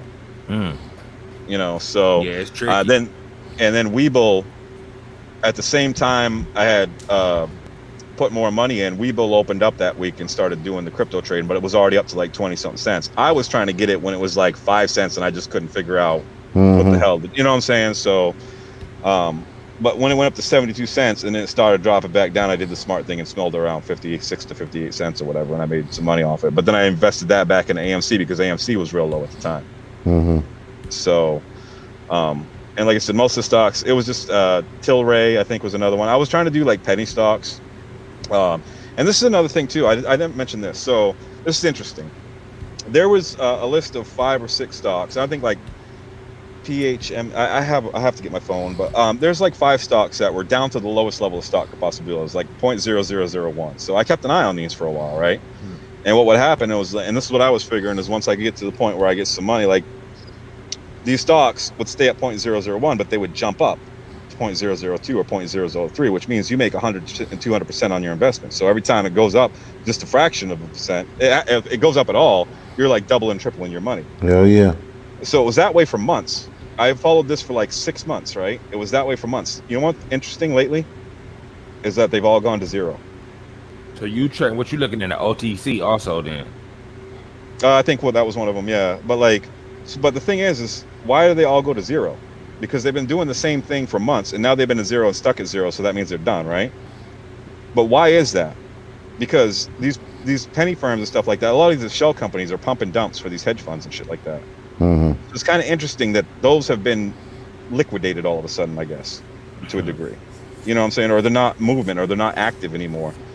That's another reason, and I forget this, so I should have brought that up a while ago, but that's another reason I think, I don't want to say we're closer to the squeeze, but I think that those type of actions, when I watch 4 or 5 stocks like that have the same behavior pattern for 5 or 6 months and they just stop dead, when that was a pump and dump, a lot of penny stocks are pump and dumps for hedge funds. So it tells me that they're taking their money out of these little pump and dumps. And that's why you see like crypto crashing, you see like Dogecoin crashing, because they were involved in that. The hedge funds, and not just the hedge funds, but banks or whoever was pumping this up, and a lot of these people are involved in the crash that's going to happen. And I think everybody knows it's coming, so everybody's trying to get their assets all together right now. It's just a matter of time of when it's going to happen and what's going to be the outcome of it, you know, because the market's crashing no matter what. With the OTC, I think one of the reasons why those stocks were going down to zero was because the government told them that they had to start providing financials, and so a lot of those OTCs kind of started becoming delisted because they were pumping dumps. They didn't have any financials. They had no financials to show. There was a big list of OTCs that were going to be delisted. If you had an account, because my E-Trade, no, not my E-Trade, my Ameritrade account sent me a email basically saying a whole bunch of OTCs were being delisted because of not providing enough financials of the company. So they weren't. I'm not saying that what you're saying isn't true. Oh no, it's something I didn't know, I didn't see. Like I said, and this was something I was just keeping an eye on the stock itself. I didn't follow the news on these companies. Mm-hmm. I was just watching the price action of the stock itself. Yeah, and I thought that a little bit strange. Yeah. So I mean, but like you said, it's probably what you're saying. I'm probably just like, I'm not trying to be too conspiracy theory, because I don't want to. You can't think everything's out to get you all the time. You know what I mean? But if you're not seeing how the market works, these are some shady motherfuckers. So I don't put anything past them. Exactly. And that's why like trade with that in your mind every trade. Mm-hmm. Yeah. So I mean, it's a dirty game, guys. It's a dirty nobody game. Playing fair. And none of these motherfuckers playing fair. None whatsoever. No, it's and I feel dirty being in it, honestly. But I'm also very tired of the way my life has gone and want to change. So this is the only thing that I can really do. And you down the right path, bro. That's the only way you gonna find financial freedom is doing this. You know what I'm saying? Yeah. I agree. You basically picked the perfect thing. You know what I'm saying? But it's one trade at a time. You see what I'm saying? So, well, really, I mean, times have changed. When I was a kid, you could work at a Sears and Roebuck, or Sears, whatever you want to call it. The Sears stores. You could work at a department store. You could afford a house, a car, a wife, a family, and a side chick. You know what I'm saying? Like you can't get no job like that. Like no, for real, you could. Back in the 80s, this is the way it used to be. But in the 90s and Reagan era and stuff like that, when that started happening, they started stripping away the financial regulations, and slowly and surely, the death nail for all of this was when they made corporations people, because now they're able to go out and make these statements. Now they're able to go out and claim, benefits and all that. Like they get treated as individuals, not as companies, in a lot of ways, which is not how it should be. They get bailouts, but we don't get bailouts. You understand what I'm saying? So hell no, we ain't get no motherfucking bailout. Exactly. No. We ain't get shit. So they get a mulligan. We don't get one. Yeah, and they're gonna get a mulligan again. That's what I'm saying. Like, and I saw earlier, I think it was J-Rob said that Citadel is not gonna go out of business or whatever, and that could be the case, but I don't believe they are. It's like they. I think that might have been Bot who said that. Citadel seemed like, to me, they got their hands in everything. You see what I'm saying? So, like, it's like, how the fuck you gonna be somebody who like covering all these grounds? You see what I'm saying? It's like Citadel got their hands into this, that, everything. Even Trey was saying it. Like, Citadel is well planted. I don't see Citadel getting taken off the game. I don't think that. I mean, they're a big player. It seemed like, but they won't really be taken out of the game. They'll just be bought up by the bigger fish. You understand? So they'll make money on the way out. Is pretty much what you're saying. Yeah, and like if this market crash happens, it's gonna happen when it happens, not if. When? Yeah. Now it's depending on if it's gonna be the hedgies or the apes to crash. Yeah. Now that's what's subjective. You know what I'm saying? I think Ken Griffin, if it goes down, and there's all sorts of prosecutions that come out of this, he'll be the Bernie Madoff of this thing.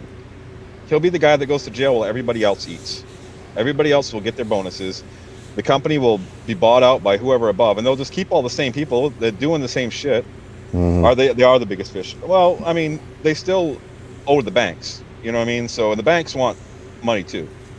So we'll see. I mean, they are one of the biggest fish. I'm not saying they're not, but I don't know about the biggest fish. There's people we don't even probably know about that have more money than they do. That, you know what I'm that could saying? be Like, true. That yeah, definitely there's be true. with all the offshore account trade. Like, that's the thing. You watch the Wall Street conspiracy video. They talk about offshore trading accounts, stuff like that. We have no idea how much money these people actually have. It was acting like they was trading into one account, they put it into another. This shit is real sophisticated that they do to make this shit work. That's what's scary.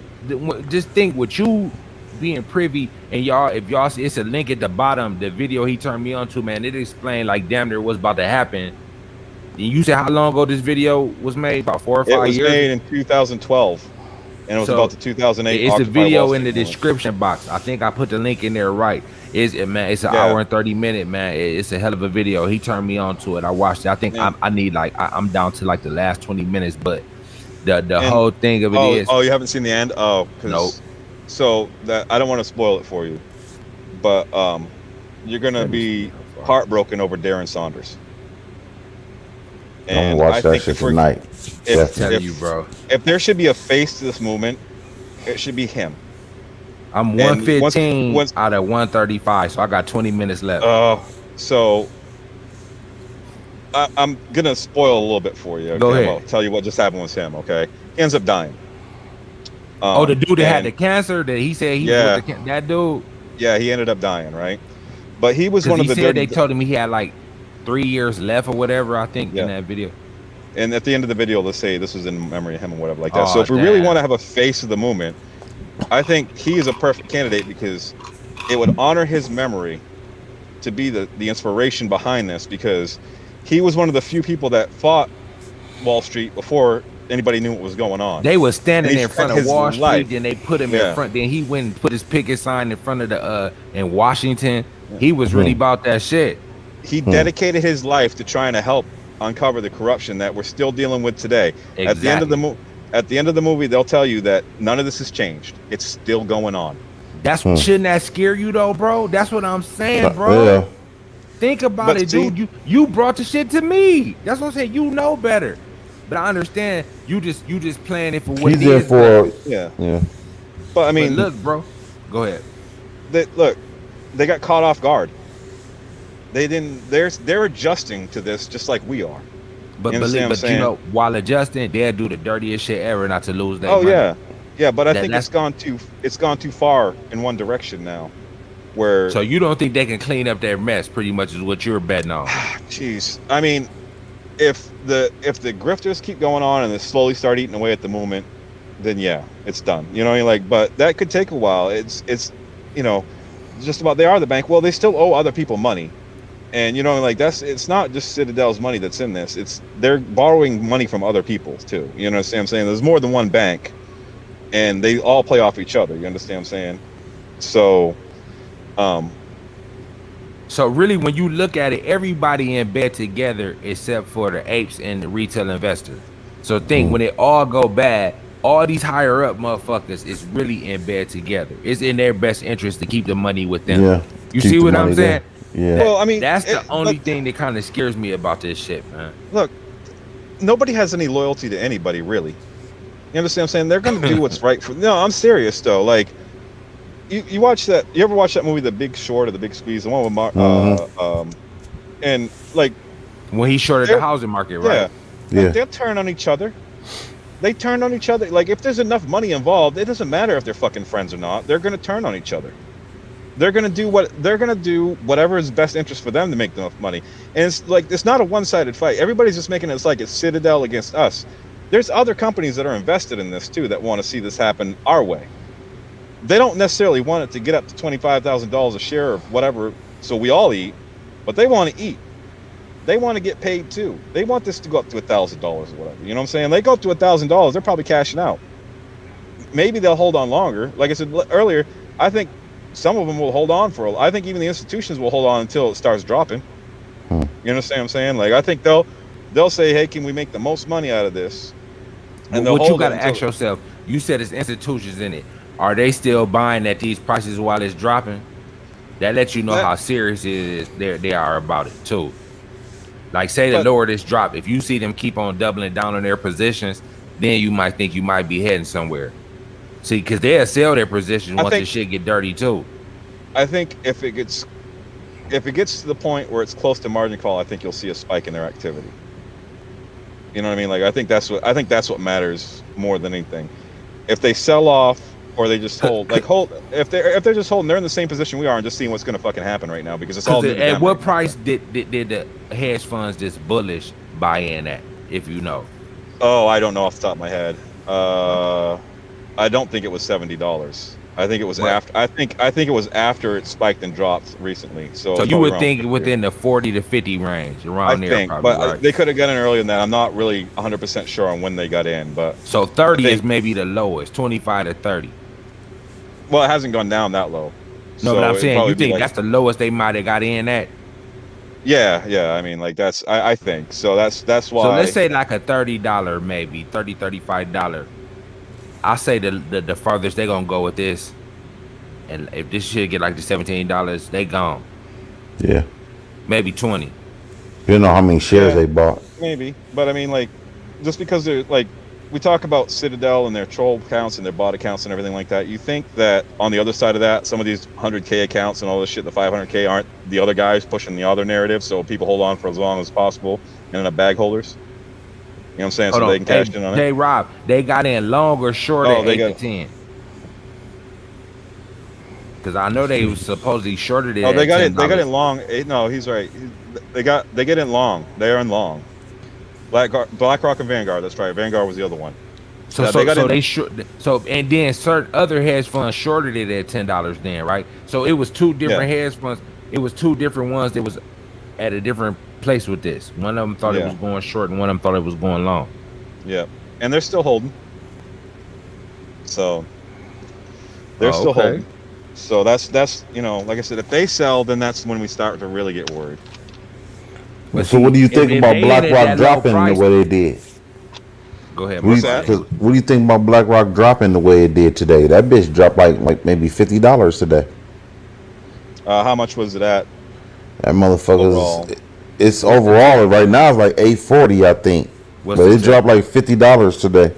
I mean, I don't want to be one of those.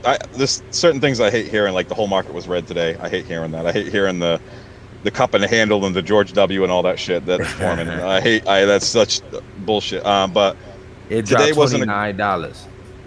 Yeah, but I mean, if it's $840 and it dropped $29, really, in the bigger scheme of things, it's not that much money. Like, it's been kind of dropping though. It's been bleeding a little bit. I'm about to put it on. This thing's been bleeding the last few days. Yeah, but they're probably in a position where they're willing to take a loss right now for a little while. I mean, the hedge funds are willing to take a loss on this shorting it. Why wouldn't BlackRock willing to take a loss longing it? It's a 52-week high. That motherfucker's sitting sturdy. It ain't even down $100 from the 52-week high. So that was today. Check the 5-day or the 1 month and see how much it's gone up or down.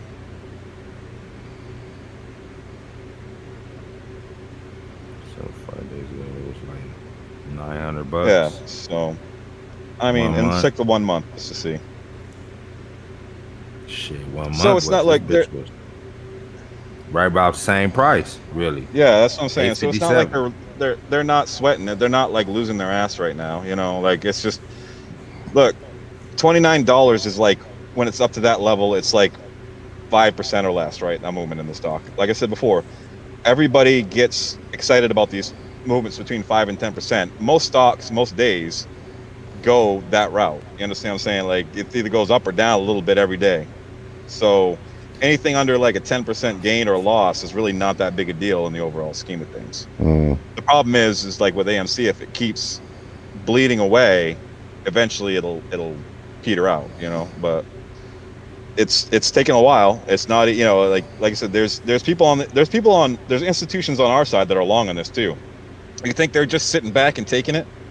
You know, like you think they're just gonna sit back and let these guys short this company out of business and lose all their money right now?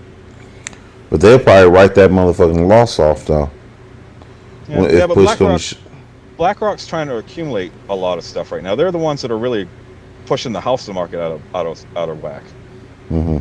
You know, so I don't see them making this play unless they see something bigger happening down the line. Now, how big it is.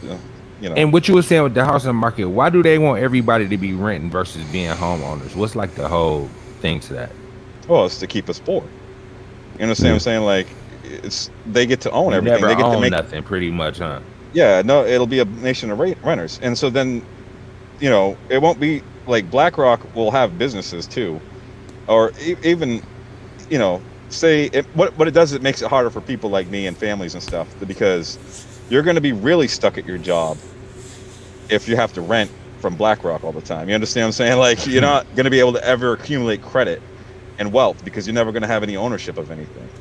You're just going to be living paycheck to paycheck and never get ahead, and they're just going to keep getting your money. Yeah, renting is a steady income for them. That's exactly right. And it's something that, you know, a lot of, you saw that. So Miami, you saw the whole place collapse there, the building collapse, right? Insurance money. So wherever that was. So that was probably owned by some corporation who allowed the place to go to shit because there's no regulations. So they could just sit there and let these places rot out and run them for whatever, and people will have to take it. You know what that looked like to me? That looked like the Twin Towers, the way that motherfucker went down, man. Yeah, I know, right? Yeah. But there was a video from the inside of it where I saw a video from the inside where somebody had the security camera, but it showed it right before it collapsed. You saw the walls cracking and shit. Oh, really? Yeah. So, but that's what I'm saying. There's no real regulation on that shit anymore. You know, like nobody in most areas, if something's wrong with your house and you try to call so say you rent a house from them and something's wrong with the plumbing, right? You're going to try to call BlackRock and they're going to put you on hold. They're going to ignore you. You're just going to have to deal with that problem because they're going to drag it out so long. You're either going to say, fuck it, I need my motherfucking water. Fuck it, I need my shower. My I need tub my toilet. won't undrain. So I got to fucking pay this man to come out here and fix my shit. So basically, you might as well be the homeowner, but you're not the homeowner because you're carrying the responsibility as if you're the homeowner. That's what you're basically saying. So they will get to sit there and make money and rent for a steady income and just keep that train flowing, you know, I mean, like forever. So which means the value of property is going to skyrocket then, right? It's going to be higher because they own it. You know what I'm saying? So they're going to make it high. Well, because that's in their best interest for it to be high, right? But that's the bubble we're going into right now. I believe the house is gonna pull back though. I believe the house is gonna get cheaper. I think it is because they showing a lot of vacant properties, especially in California, where there's a lot of vacant properties like downtown, or they trying to build condominiums. You talking about that video? Yeah, we got a video for this. Yeah, they're not. They could be for sale. I mean, at the rate it's going, I don't think they're for sale though. They're probably for rent. I don't think they might be for rent, but I don't think nobody's gonna rent them. I think because they jack the prices up too much for it. But that's part of the reason why the homeless problem is so bad too. Yeah, right now, you know what I mean? Like, I agree. It's not like I've been all over the United States. I've seen the homeless problem get progressively worse everywhere. Yeah, you know, show that video, man. Everywhere. We got a video for this, bro. Tell us what you think. And here goes something for y'all right here. This is which one, Urban Decay or? Yeah, show that Urban Decay. And I want you to tell me what you think of what this guy says about AMC. He said he talked specifically about AMC and where he think it's going.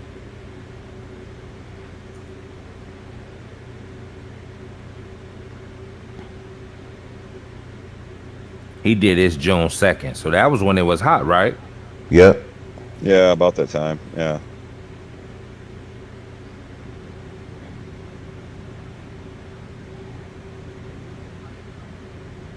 I can't hear it.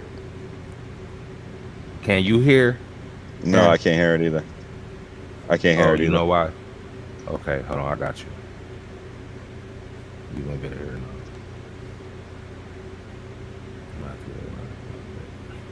The thing I want to talk about next is AMC stock. Y'all can hear, right? Yeah. Turn it up a little bit. You can't turn it up no more. You might have to mute your mic because you know you got all that damn. Oh yeah, that's right. Okay. I can't mute my mic. My mic. No, Marco. Not you, Marco. Now we good. AMC is under. Can you hear it better now? Yeah.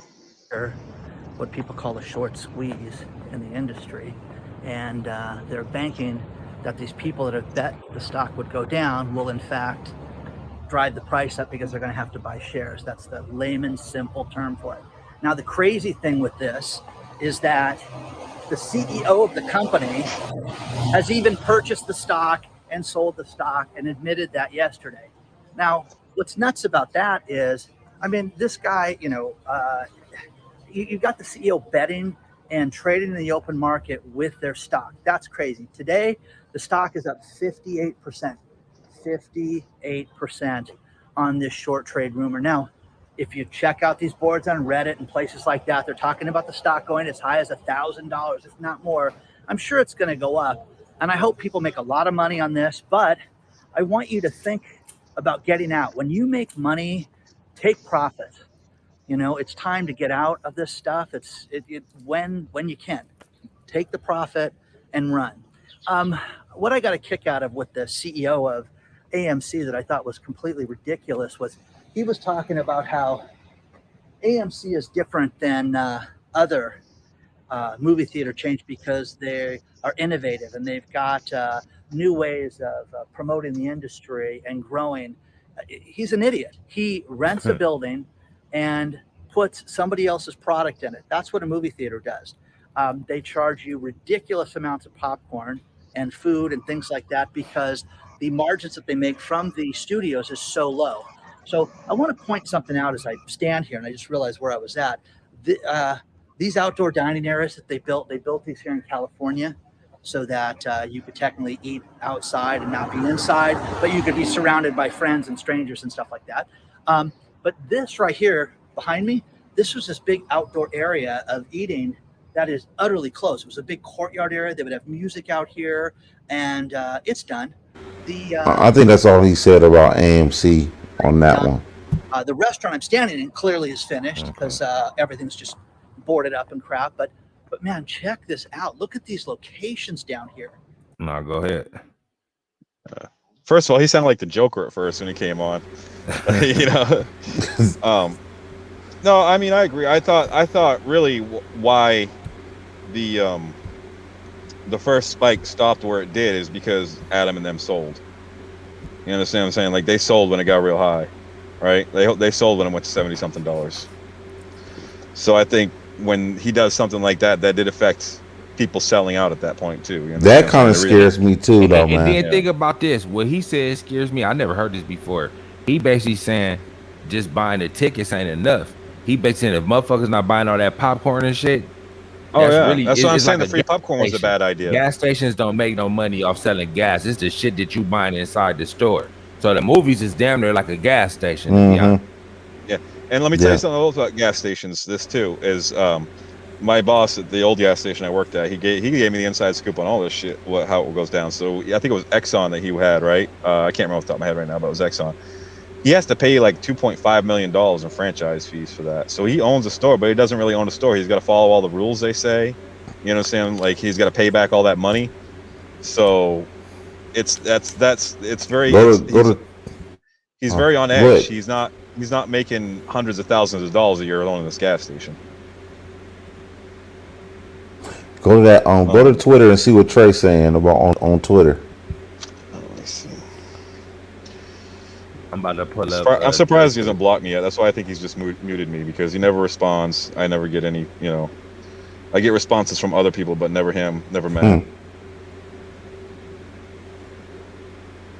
All right, we about to pull a Trey.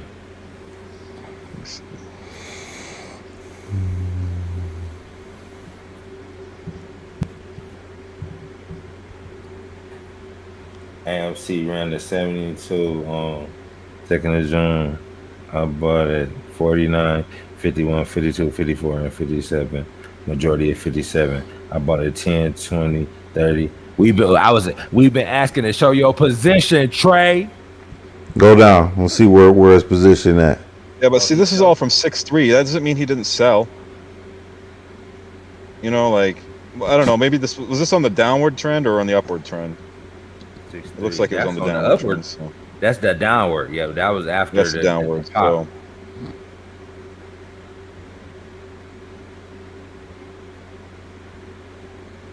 So now Trey look how much he bought though.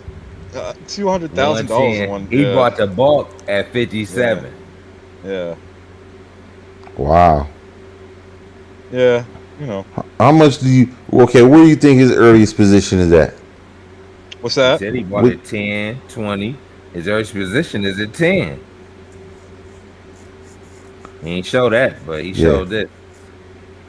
That's about all he got right there. Well, he probably has more that he bought at a lower price. But honestly, that doesn't matter either to me, what his position is. Because he's going to make money no matter what off of this. No matter, like, he could lose all that. He wouldn't invest that money if he didn't have that money to lose. Mm-hmm. You understand what I'm saying? So he's making money off of YouTube ads or whatever. You know, like, he's probably, yeah. I trade for you. Yeah. Sure. Yeah, it doesn't show his sell orders. That's the thing. I was 6'3". That was a long time ago. Yeah, that's true. That's Yeah. true. You know, like, That's so, true. Yeah, that's It's over a easy. month. That's almost a month Yeah. ago. Over a month ago. Why are you not showing, instead of showing buy orders, why are you not just showing your Show position? your what's account standing right at the top? now and what's in there. Yeah, that's not his current. That's some shady task. That's a good pickup too, because it was 6'3", right? So that doesn't mean he didn't sell. That doesn't mean he didn't sell. If he didn't show the position and how many shares he actually has, because if he shows his position, it's less than also all those shares. Mm-hmm. Then he's lying. But you know, like I said, I don't think he's necessarily working for the hedge funds. I think he's a young kid who's grifting off the top of this and trying to make, you know, money on top of money. Could he be working for the hedgies? I doubt it. You know, like I said, I think these kids are just young and naive a little bit, you know. But I do think they're grifting. I don't think they realize. But you mean they're to doing tell me the way they putting him on TV and just pumping Yeah. him it. Yeah, up no, with I the don't like none of company? that. Like That these- shit these right fuck- there just seem a little. It's a little something going on. It seems Yeah. to me. Oh, and Stevie Payne being his best friend now. Yeah, like Charles Payne or whatever being Yeah. being Yeah, his buddies. come on you know? now.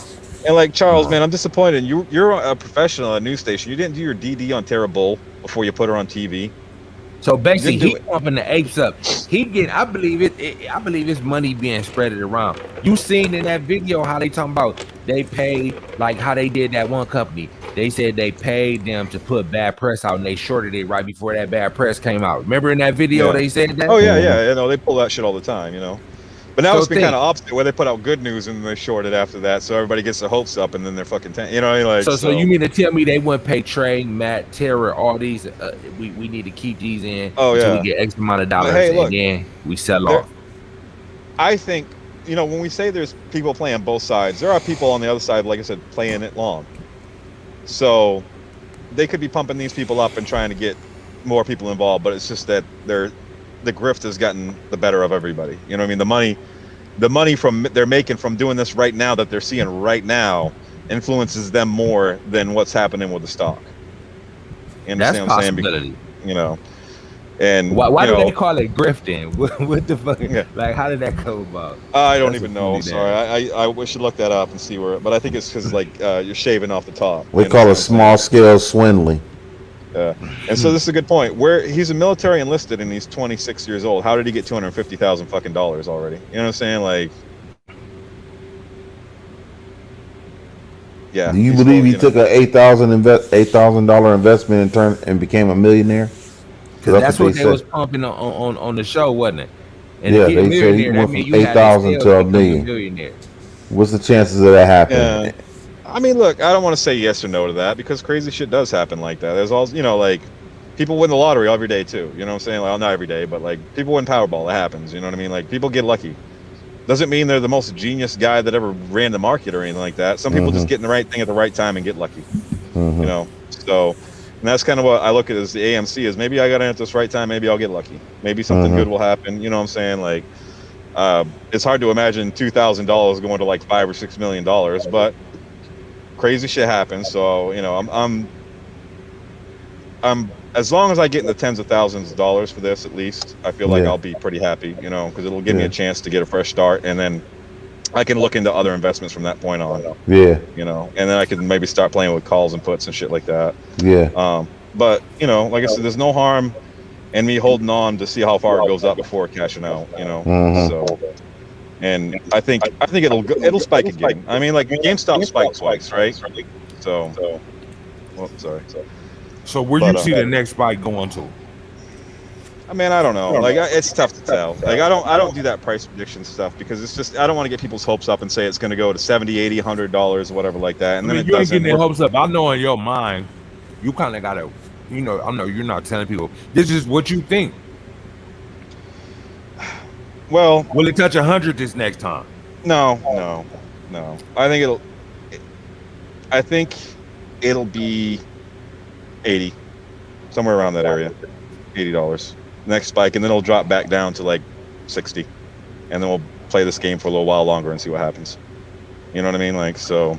But the thing is, like I said, there's so much clown shit. If it goes up to 80, a lot of people are going to sell. Y'all just that have the do. bigger money into it. You know? And the thing is to keep an eye. If Vanguard and BlackRock sell, we should get out. That's, you know what I'm saying. See, nobody is saying that. Also, think about that.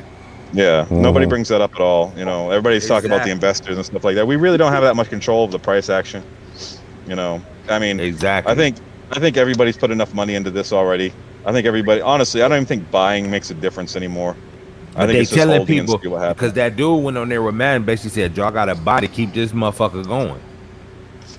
Yeah, but I mean, like, because think about this. He said, crypto is supposedly tanking right now. I need y'all to cover it because I want to get involved in it. We're going to do a show on crypto tomorrow, dang, for sure. Well, we'll cover it tomorrow. Crypto is a whole different beast in a lot. I mean, it's similar but different in a lot of ways. You know about crypto? A little bit. I mean, but basically, what you think of this tank then? Fuck it, let's talk about it. We'll jump off into that too. Look, it's imaginary money in the end, right? What is crypto really? What is crypto based? I mean, it's just like this blockchain shit, right? But there's no money actually. There's no financial value attached to it besides the money that we put into it.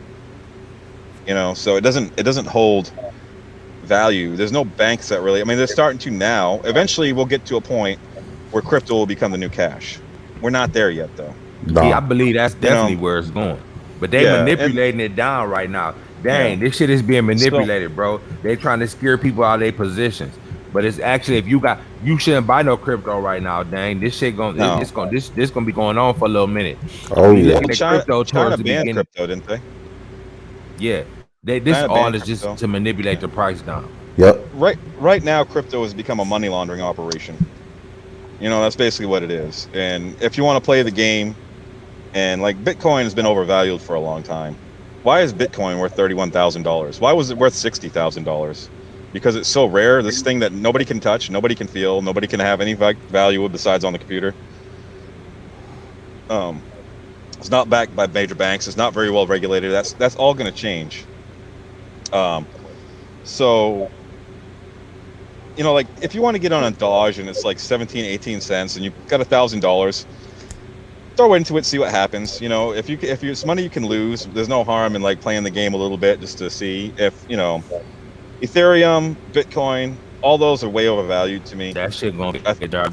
I'll say right now, you just gotta have super patience. Don't buy this shit. I ain't buying. Wait. Look, I'll wait till the end of the year. 5 or 10 years. Like if you're looking really long at crypto, it depends on which one. Like, but like Dogecoin, for example, right? Dogecoin's around like 17 cents or whatever like that. So if you get in right now and that ends up going up to $1 at some point, which I think it will at some point. I don't think it's anytime soon like people think it's going to be. I think it'll be like if it stays around for 4 or 5 years, then it'll get up to $1. Unless something crazy happens in the next year or two, it's kind of leveled off. It's not really spiked anymore. It's been around 20 cents now, between 15 and 25 cents now for a long time. And there's no real hype behind it anymore. Doge gonna get lower. All that shit gonna get lower. Yep. You can be able to do some real good discount buying. I think that Bitcoin and Ethereum and these ones that are really higher priced, they're gonna tank, come back down to earth a lot. Yeah. know? I think if you're on the other end of that and you're Doge and stuff like that, like Doge is the poor people's crypto, right? So if enough poor people because it's cheap. Nobody understands Bitcoin enough to buy fractional shares, right? I'm not saying that, but like most people, hey guys, I got to get on my phone because my battery's running low on my laptop here. Or I can, we can, let me, can I get back on the stream? Yeah. Only thing you gotta do is just come back, pop back on your phone, and I'll put you right back in. Okay. All right. Peace. Yeah. Yeah. So, people. Tyson. Crypto, I don't know about. I thought it was the other way around. I thought if crypto went up, AMC goes up. I'm not sure about that. See why they think that? I see what because I heard what they saying. They basically saying people were selling their crypto off because they know they about to have to cover these shorts, so they liquidating shit to be able to cover the shorts because they know this squeeze about to happen. Well, if that's the case, the AMC better be up real big tomorrow. That's where he going. That's where he came. Ain't that what you heard, Tyson? Is that what you heard? Well, if that's the case, that motherfucker better be going up tomorrow. If that bitch don't go up tomorrow, they've been saying this. This wasn't just being said. I think this is dated back 2 weeks to like a month ago, where people say that. You see what he said? Mm-hmm. That's the whole thing with that. So if that's true, why the fuck has AMC not gone up at all? Because crashing for what? Near what? Over a month? Crypto's been crashing for way over a month right now. So this therefore, see, I believe it's just people saying that just to make the AMC shareholders. It's just another little nugget or something to keep people in it. I don't believe that has anything to do. Did you catch what we were saying just about the AMC and Bitcoin correlation? Did you hear what we was? No, but I've heard similar stuff. But what was did you hear about? They basically saying people are liquidating their Bitcoin because they know the squeeze is about to happen, so they need the money to cover for the squeeze. So like the hedge funds and shit has pulled their money out of crypto in order to cover. Did you hear that? Because that's what's been going around. I've heard that, but I think okay, so there might be some truth to that, but I think they're liquidating because the stock market's going to crash and they know it. Regardless of the squeeze happens or not, they're liquidating for whatever reason. You know what I mean? Like, we all know. I believe they liquidating to. You don't see what y'all feel to realize. Sometimes they'll liquidate. They all might get on the same page. Like, look, we about to pull out and drop this bitch and buy it at a lower price. That's what this shit is, man. Yeah, and that's why I'm saying like profits at some point too.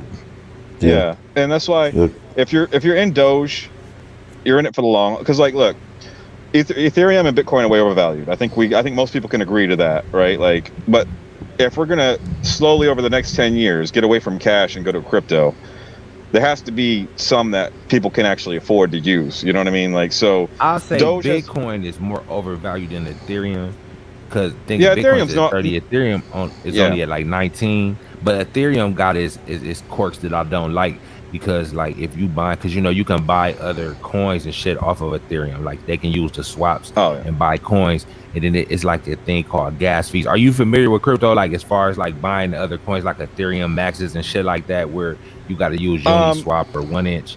Like, I've looked into it a little bit, but I'm not too deep into crypto. I just think it's the way of the future. Eventually, I think people are in it early, and it's good. That like Bitcoin. So before Walmart, Kmart was all over the place, right? So I look at Bitcoin as being the Kmart right now of all this shit, where eventually they're going to come back down to earth and they're not going to be the biggest crypto around. It'll be somebody else. Now it could be Dogecoin, it could be Ethereum, it could be, but I think all these things are going to come back down to a level, or there'll be rich people's crypto and poor people's crypto. And even if there's poor people's crypto, which would end up being Doge at this point by just, a matter of elimination at this point, right? Yeah, it's how cheap it is. So if I'm sitting there and I go, well, I got $1,000 to invest, right? And I can pick between Bitcoin, Ethereum, and Doge. I'm going to take Doge because I'm going to get the most value out of that. Right. You understand what I'm saying? Like, because the percentage moves, like if Doge goes up 20%, that's a lot more money for me than if Bitcoin goes up 5%. You understand what I'm saying? Like, because for the amount of shares I'd be able to buy into Bitcoin at, it wouldn't translate the same. You know what I'm saying? Like, it wouldn't translate. You don't make those movements ain't gonna be making bread like that with just a little bit of amount of money. So the lower a stock is, and this is why it's always buy red, sell green, because the lower a stock is, the more you get for the value, what you're putting in. So, so if you're buying a fraction of a share of Bitcoin, you might make a couple bucks off it. But if you buy Doge and hold it for 5 years, and it goes up to $1 or $2 or whatever, or $5, you flip if it just goes up to that high, more.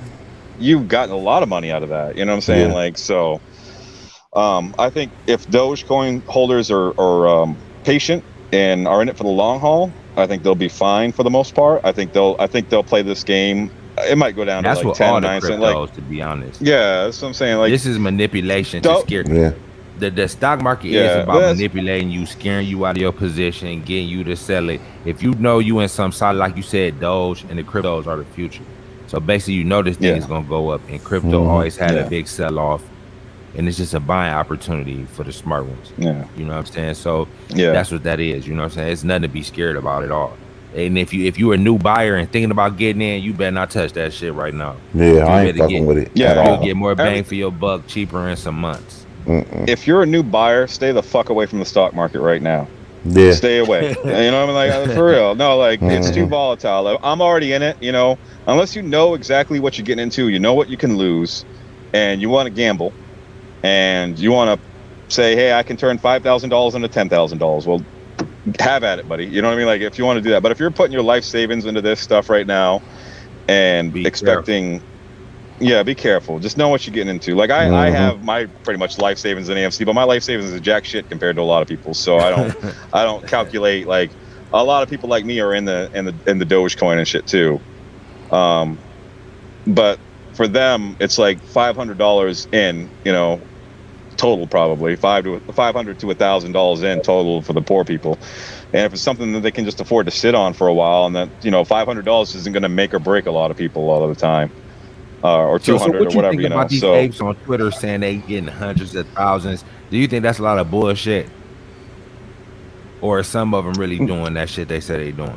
I think a little bit of both, probably. You know, there's some that are probably making real bank. You know, if you got 6,000, 5,000, 10,000 shares in this, and you went from $9 to $70, and you sold off then. Yeah, you probably made a shit ton of money. No, but they were saying they was up X amount of dollars because, you know, I was speaking bad on AMC and motherfuckers hit me on the Twitter saying I'm up 200,000 or I'm up this. They haven't sold yet, but they just saying what their account was at the time. But I'm getting less of that now because the price is getting lower. So motherfuckers ain't really that spicy about it no more. No, I mean, like I think most people that have been in for a long time are looking at it like we're still up 200 and some %. It's not a fire sale yet, you know, like it's still got a ways to go down before a lot of people really lose their money. And the spike happened so quick, by the way. I don't think that many people bought into the spike. Is probably, you know what I mean, like this 4 million of us that have already bought in. So if you bought into the spike, you probably already had some invested. You know what I'm saying? Like maybe there was some new buyers, maybe, but when it jumps up above $50, it gets really expensive for people that don't have money to get into it. Yeah. So once that happens, so people like me are out. You price certain people out the stock once it gets so high. Yeah, yeah. Like, you know, like, why am I going to spend $200 for 4 shares? You know what I'm saying? Like, when I got 220, is that 4 shares going to really make that big a difference, or is it going to eat my money up and just slowly? You know what I'm saying? Like, so I got where I'm at. I'm comfortable where I'm at. I'm comfortable with the shares I got. I don't have the money to add more.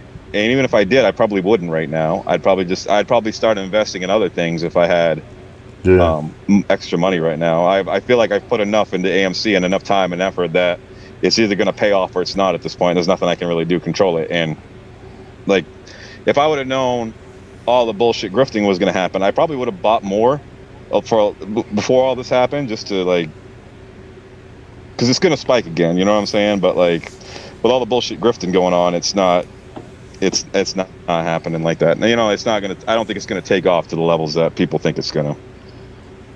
J-Rob, were they talking about this shit on Twitter about the Bitcoin drop? It wasn't even trending on Twitter. I was looking. Were they talking about that shit? So this Bitcoin got motherfuckers going ham. Yeah, you know, but like a lot of people already made money off Bitcoin. If you're getting into Bitcoin now, you're a little late to the party. You know. Yeah. There was one guy's show I was watching. There at the beginning of the year, there was this like trend of like, oh, Bitcoin's going to go up to $200,000 in a year, and this year by the end of the year, it's going to go quadruple. It's going to go whatever. And I'm like, all right, so Bitcoin's up to $63,000, whatever it was, $68,000, and then you started seeing China crack down, and all the, you know, and then people starting to go, hey, wait, that was the beginning. Yeah. So and now there's regulations coming in on it because you know, however corrupt the government is, they still want to cut. You understand what I'm saying? So this has just become a money laundering operation for a lot of bigger firms and bigger companies to hide their money again. And the government's kind of like, we want a little cut at least. You're not going to pay a lot of taxes, but you're going to pay Bitcoin only something. down 6%. I mean, it's gonna get way worse than this. Yeah. If motherfuckers getting excited about this, I don't know what the hell they talking about then. What the fuck they talking yeah, about? acting like That's what Bitcoin down 20% or some shit, 15%. This is funny that this happens with like AMC all the time and Bitcoin and Dogecoin and any That's what I was stuff the saying. retail investors AMC is are down really damn near into. half from this highest, and Bitcoin is really the same place, half from its highest. What the But fuck? I'm just talking about the daily stuff though. Like, so I find it funny, like when AMC and Bitcoin or whatever drops like 5 or 6% in a day, people lose their mind and go, "Oh my God, it's tanking." That is not tanking, guys. It's just average loss in a day. You know, like if it keeps bleeding, yeah, it's a problem, which Bitcoin has. But like like with AMC, when it goes up or down 5% or 10% in a day, that's just kind of normal movement for the most part. You understand what I'm saying? Like if you look on, like you get on Webull, right?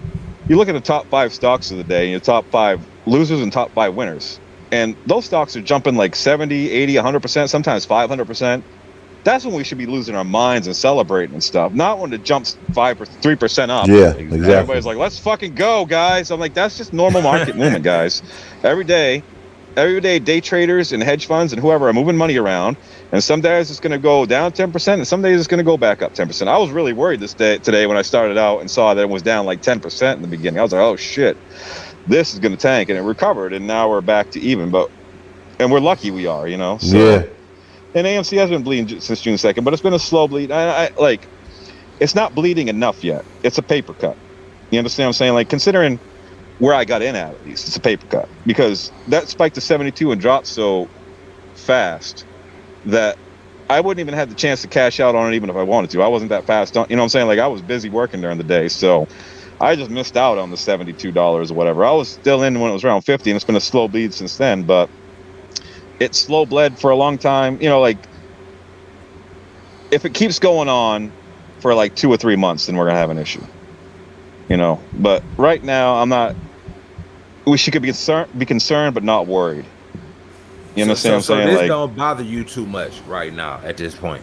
No, it doesn't really, because like I said, I'm up 200 and something% still, right? So now if you bought in at 70, yeah, you're probably shitting your pants right now. You know, like if you bought in at 50, Yeah. you're probably shitting your pants right now. You know, but like I'm just not in that position. So there's That's no true. harm in me holding right now, and That's true. I got nothing to really spend my money on right now. So it's just, and I don't have, you know, like I'm just making ends meet. As long as I'm making ends meet, then yeah. Bot crazy. Yeah, but like, look, it dropped 55% from 70, but it went up 200 and 300, 400% from, you know, like $14. You know what I'm saying? So like, yeah, I get that it dropped like half to what it was, but it also is still up like 200%. You understand what I'm saying? So like, yeah, it's a 55% loss, but it didn't sustain that. Like if it sustained 70 for like 2 or 3 days and I didn't sell, I'd feel like an asshole. It jumped to 70 real quick and dropped back down real quick. You understand what I'm saying? It's like this idea that everybody should have sold at 70. It was at 70 for like a couple hours tops, right? And then it jumped back I kind down. of get what he's saying about that though. You know, so like it's easy to hindsight But you to could say, have well, sold I it at should. the end of the day at like 60. I think it closed at like 60 something. And the next day But still, it went I up mean- to 70 again, matter of fact, I think real quick and dropped back down. It had like a big swing that day where it went up to like, it went down to like 30 some dollars, 37, and it went back all the way back up to the 60s.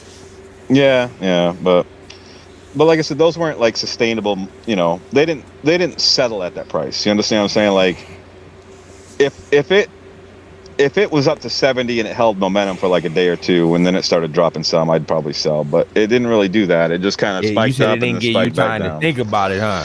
Yeah, like, you know, and especially when you're expecting it to break in at least the hundreds of dollars. You know what I mean? Like, if $70 ain't really jack shit if you're looking at. See, And, that's like, why I I wonder, use did the they game- put that illusion out there for y'all? You know what Yeah. I'm saying? To only Well, get yeah, more yeah. people. See, that's the thing that scares me about this shit. Like, cause I know it's some wicked motherfuckers. As you see, I was believing this the whole time. Then looking at that video only reassures what I was even thinking about them. You see what I'm saying? So Yeah. it's like knowing you dealing with some dirty, rotten scoundrels like this. This should But make you kind of GameStop- scared. Like this would make me want to get out. You know what I'm saying? Because I don't know what they're capable It depends of how doing. much skin you got in the game, though. You know, it depends how much can you get. I mean, everybody's situation is different. You know what I'm saying? When I talk about what I'm doing, it's just about what I'm doing. And my situation is different than people that got thousands of dollars tied up into this. You know what I'm saying? Like, so it's understandable to look in hindsight and go, but when the only blueprint we have so far really for anything that's happened is what happened with GameStop in January. Yeah. So if the expectations are similar, no matter, I think if you're invested in this, your expectations are at least similar to what GameStop did, at least. You know, like the floor for a lot of people is where GameStop stopped at. You know what I'm saying? Like, I understand, because we've done the same thing before, Marco, to really be honest. We looked at stocks, but I know you're going to say it's better companies, but we looked at stocks and we judged it on that stock saying, hey, this one did this, so we know we can at least get that. We've done the same thing that they're saying. You know what I'm saying? Sometimes it don't end out that way. And it don't. Yeah. So, I don't know. Yeah, I think I gotta call it quits, guys. I gotta go cook dinner for this woman. It's almost 9 o'clock. All right, man. So it's a good conversation with you, bro. Hey, thanks, guys. Yeah, we gotta do this again, man.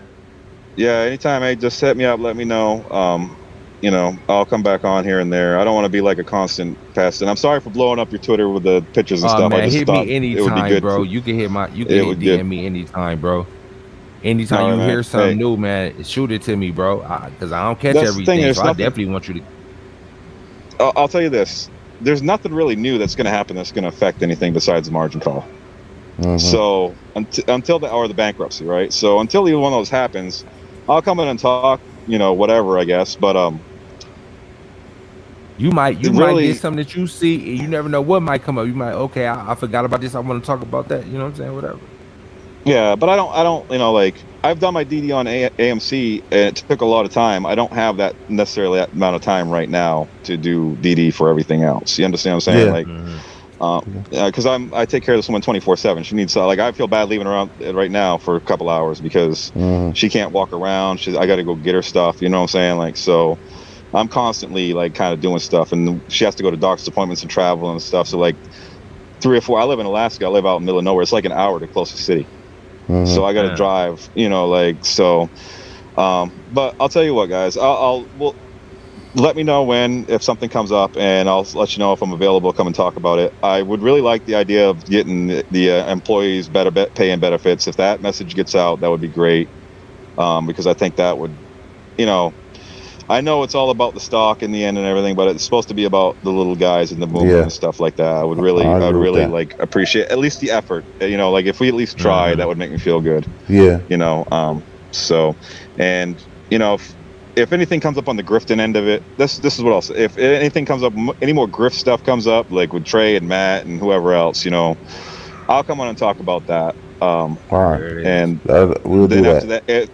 And if the squeeze of the bankruptcy happens, either way, I'll come in and talk about that. Yeah, we'll definitely. We definitely get you in for that. Always open. Yeah, hey, if the squeeze, I might change my name and become a porn star if the squeeze happens. So just let you know, I'm going to disappear off the map, define my OnlyFans. Me and Tara Bull gonna make it happen, baby. Me and Tara Bull. Tara bad as fuck though. She look good as fuck. I ain't gonna lie. Yeah, she's all right. But the problem was she didn't come across well on TV. She came across like she had no idea what she was talking about. And that's the problem with these guys. How I pull it up to see the video? Just put her name in there and I'll see it that way. Probably Tara Bull. Can you send me the link if you got it? Give me a couple bits. Give me a little bit. Cool. I'll send it to you tonight sometime. Bet. But and you guys can play it tomorrow or whatever then. But cool. Yeah, she didn't come across that. Well, the other guy, I don't know his name. I watched a couple of videos of him. He seems pretty legit. But the problem is, like I said, a lot of these guys are just taking other people's information and making up their story on it and not really doing the DD. They're just like today when Matt retweeted this margin call thing.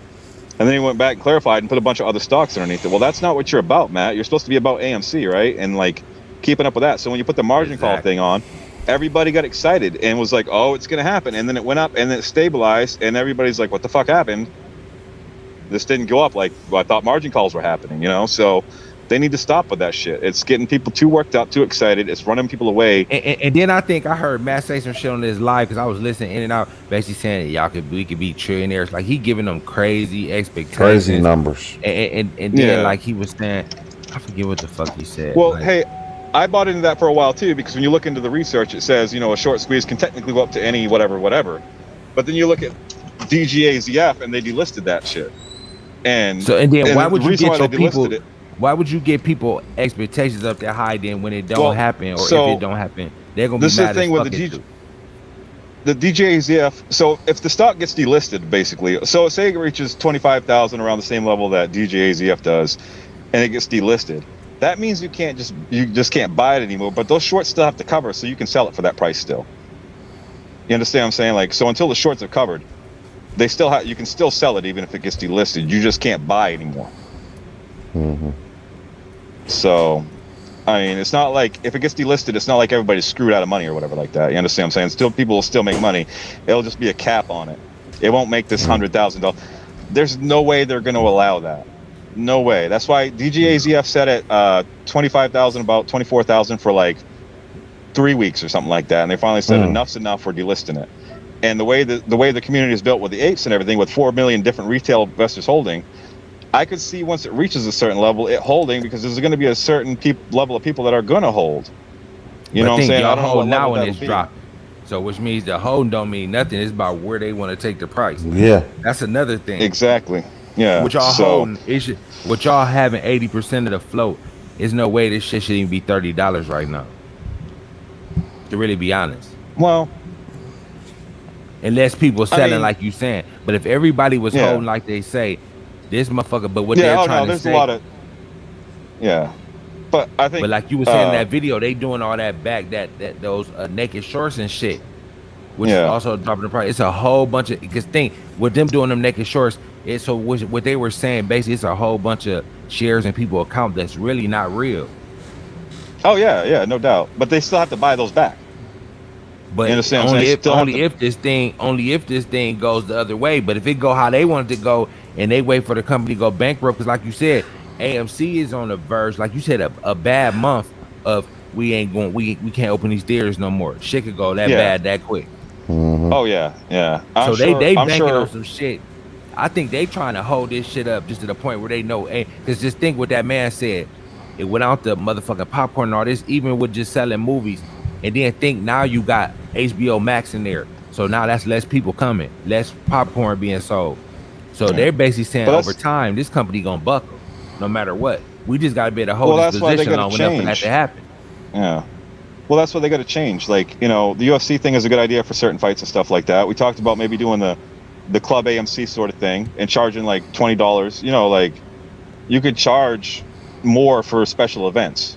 People would be willing to pay more. Like the concert thing, right? A lot of people enjoyed the concerts. They did the YouTube concerts for people at home. Like certain bands would get together and play in a room or whatever like that. Now imagine you take that concept, put it in a theater, make a club atmosphere, and you do it for certain artists, and you only do it in like bigger areas. You know what I'm saying? Like East Bumfuck Main Movie Theater doesn't need Chance the Rapper concert. You know what I'm saying? Like that, a lot of people probably won't show up to that. But you get like New York, Chicago, LA. You could turn that into like a club atmosphere. Have them stream, have them be interactive with the crowd from their stream, where they have a stream going both ways, and charge like anywhere from like $20 to $50. You understand what I'm saying? So like they can make enough profit off of that too. You understand what I'm saying? I don't have that kind of mind to think that. That's where I think. That's why I'm not confident in it, because he's doing the same old. It's like, oh, we got money, we got to go buy shit. See, we got to go get more debt. You got to have more young CEOs with fresher minds. Oh yeah, who got some more creative shit to bring to the table than just the old motherfucker who used to shit being the same way. This is a whole nother way we moving. Technology is so heavy. You need to use that shit to your advantage. You see what I'm saying? Motherfuckers who thinking like that. They ain't about to do that. Forward. They're not about to do that. I mean, that's the same. The apes damn near gonna have to buy a corporation. Believe it or not, y'all gonna have to buy a company. Appoint one of the apes to the board. He like apes need to get on the board of the motherfucking company. You see what I'm saying? And appoint people to certain That's positions. probably what they gonna have to do. They're gonna have to own 80% of the share and force the CEO to put an ape on the board. That's probably what y'all gonna have to do. The way it's set up now, that ape will be Trey or Matt or somebody that doesn't really represent the movement. Yeah, they're gonna have to be what y'all say it's gonna be, not what they say. It's gonna be what y'all Right say now, because right now, y'all own the overall, shares. apes would have no problem appointing Well, Trey I to that understand job. that, Is but basically like, what he's saying, or Matt. what's that? You're What's basically saying overall, if it was a vote, who would be the thing, Trey or Matt? They would vote them in hands down right now. Well, they Who would else would split it the be? crowd. Yeah, like who else would we put in that position? And Exactly. if it was open to a vote, it would be a split between Trey and Matt, who have the most followings, and whoever You're else, and whoever fucked else either will way just if get the you ask breadcrumbs me. left. Yeah. So, yeah, I don't think Adam has the vision for what needs to happen in the future. And in the end, if it goes bankrupt, it goes bankrupt. I'm not crying for the employees that lose their jobs. Yeah, I feel bad for them, but they'll get unemployment and they'll find another shitty job, just like I Because always do. it seemed It's like not you were that big a eight. deal. It seemed like you were eight, but you got all the right ingredients where you got the real good bearish case. Basically saying Adam ran the Sixers down. So you betting on a guy who you really don't believe in. You see what I'm saying? Yeah, Yeah, but that's because I'm not betting on the guy. I'm he's betting betting. on. He's got He betting on the different. play, the situation. He's betting on the Yeah, I'm betting situation. on the Yeah, situation. Like I said, be a fan of. I'm a fan of ideas. I'm a fan of accomplishments. I'm not a fan of individual persons. And look, Adam's been around for a long time too. As long as we can shit on him all he wants, he's been doing something. Maybe not right, but he's been in the positions where he's making millions of dollars for years. So, me sitting here and questioning him, I don't really have much ground to stand on when I'm sitting here fucking poor. But I just don't like the way he's been handling this. I kind of disagree with you on that because you still believe in the company while he sold. You see, that's the only thing that I have a problem with. See, yeah, he but sold. He sold. I'm betting on the math, though. You understand what I'm saying? I'm betting on the math. I'm not betting on the company. I'm not betting on whatever. I'm betting on that the shorts have over-leveraged their position. They got in too early. I don't think AMC is long for anybody, really, in the end. I don't think AMC... I think in 5 or 6 years, tops, this company will go bankrupt. That's if not sooner. But, if everything works out with a squeeze, they buy themselves some time. If things don't change, they'll be right back in this position in 5 or 6 years again. And I don't know if people will be as charitable the next time around. Oh, you understand what I'm saying? Yeah, especially after all this clown show shit. So, so I'm just betting on the math. I'm taking a 50-50 shot that they're going to get margin called. Because they over-leveraged, because they got in too early. Because look, as much as people, we say about before the pandemic where they moved for the movie theaters, when everything opens back up, there'll be a short time where everything is old is new again for a bit. You understand what I'm saying? People will go out to the movies and stuff like that because they've been locked up for so long. They just want to get out and do normal shit. So, True. And now this AMC thing, it'll create a little how do you say classic sense, going back. It's like going back to high school or something like that. You understand what I'm saying? Like that. It's just revisiting it. It's nostalgic at this point. It's like, oh, remember how it used to be before the pandemic? We used to go to movies and shit like that. So there'll be like a little resurgence, and then after that dies out, because it's a fad like everything else is right now. Once it dies out, then we'll see what happens from there. And I don't really have faith that the company will do very great walking forward with Adam in charge. And the question is, and you said y'all don't got to put new money in here. I've been meaning to get to this point out. Look at this. Say they keep on putting that selling pressure on this stock. What's the only way to counter the selling pressure? Well, our money really doesn't matter. Like I said, there's BlackRock and Vanguard are in this too. You know what I'm saying? Like, they could have. Who's to say one day they won't wake up? Are they gonna keep on putting money in this though? Hey, look, they got money in it because they believe something's gonna happen right now. But what if they sell the stock? What happens if they sell the stock purposely? Then we shall. Because that will probably be the thing that they're going to do. They're gonna try and take the floor out of this stock. Because if they sell, that fucking stock is gonna drop like maybe $10-15 in one day. Is there any possibility? This is just wild. So wild thing I got, because I look at shit all kind of ways. You might not agree with it, and I'm not saying that it's true. Is there any way that BlackRock is in cahoots with the people who shorten it, and then they know as soon as they drop it, boom, everybody give it? You know what I'm saying? I don't know. You know what I'm saying? But I look at shit all kind of ways. Like, could they all be in together where even the people who's bearish they would put a little money with them to say, okay, y'all gonna be the reason why this motherfucker really gonna drop when y'all sell, because they might be short with them for all you know. Is it any way possible that kind of shit could be going on? That's what I'm saying. I think this. I think everybody's greedy, and I don't think there's. I don't think there's as much. Okay, so like, I think a lot of these companies do kind of work together, but in the end, they're looking out for number one. So,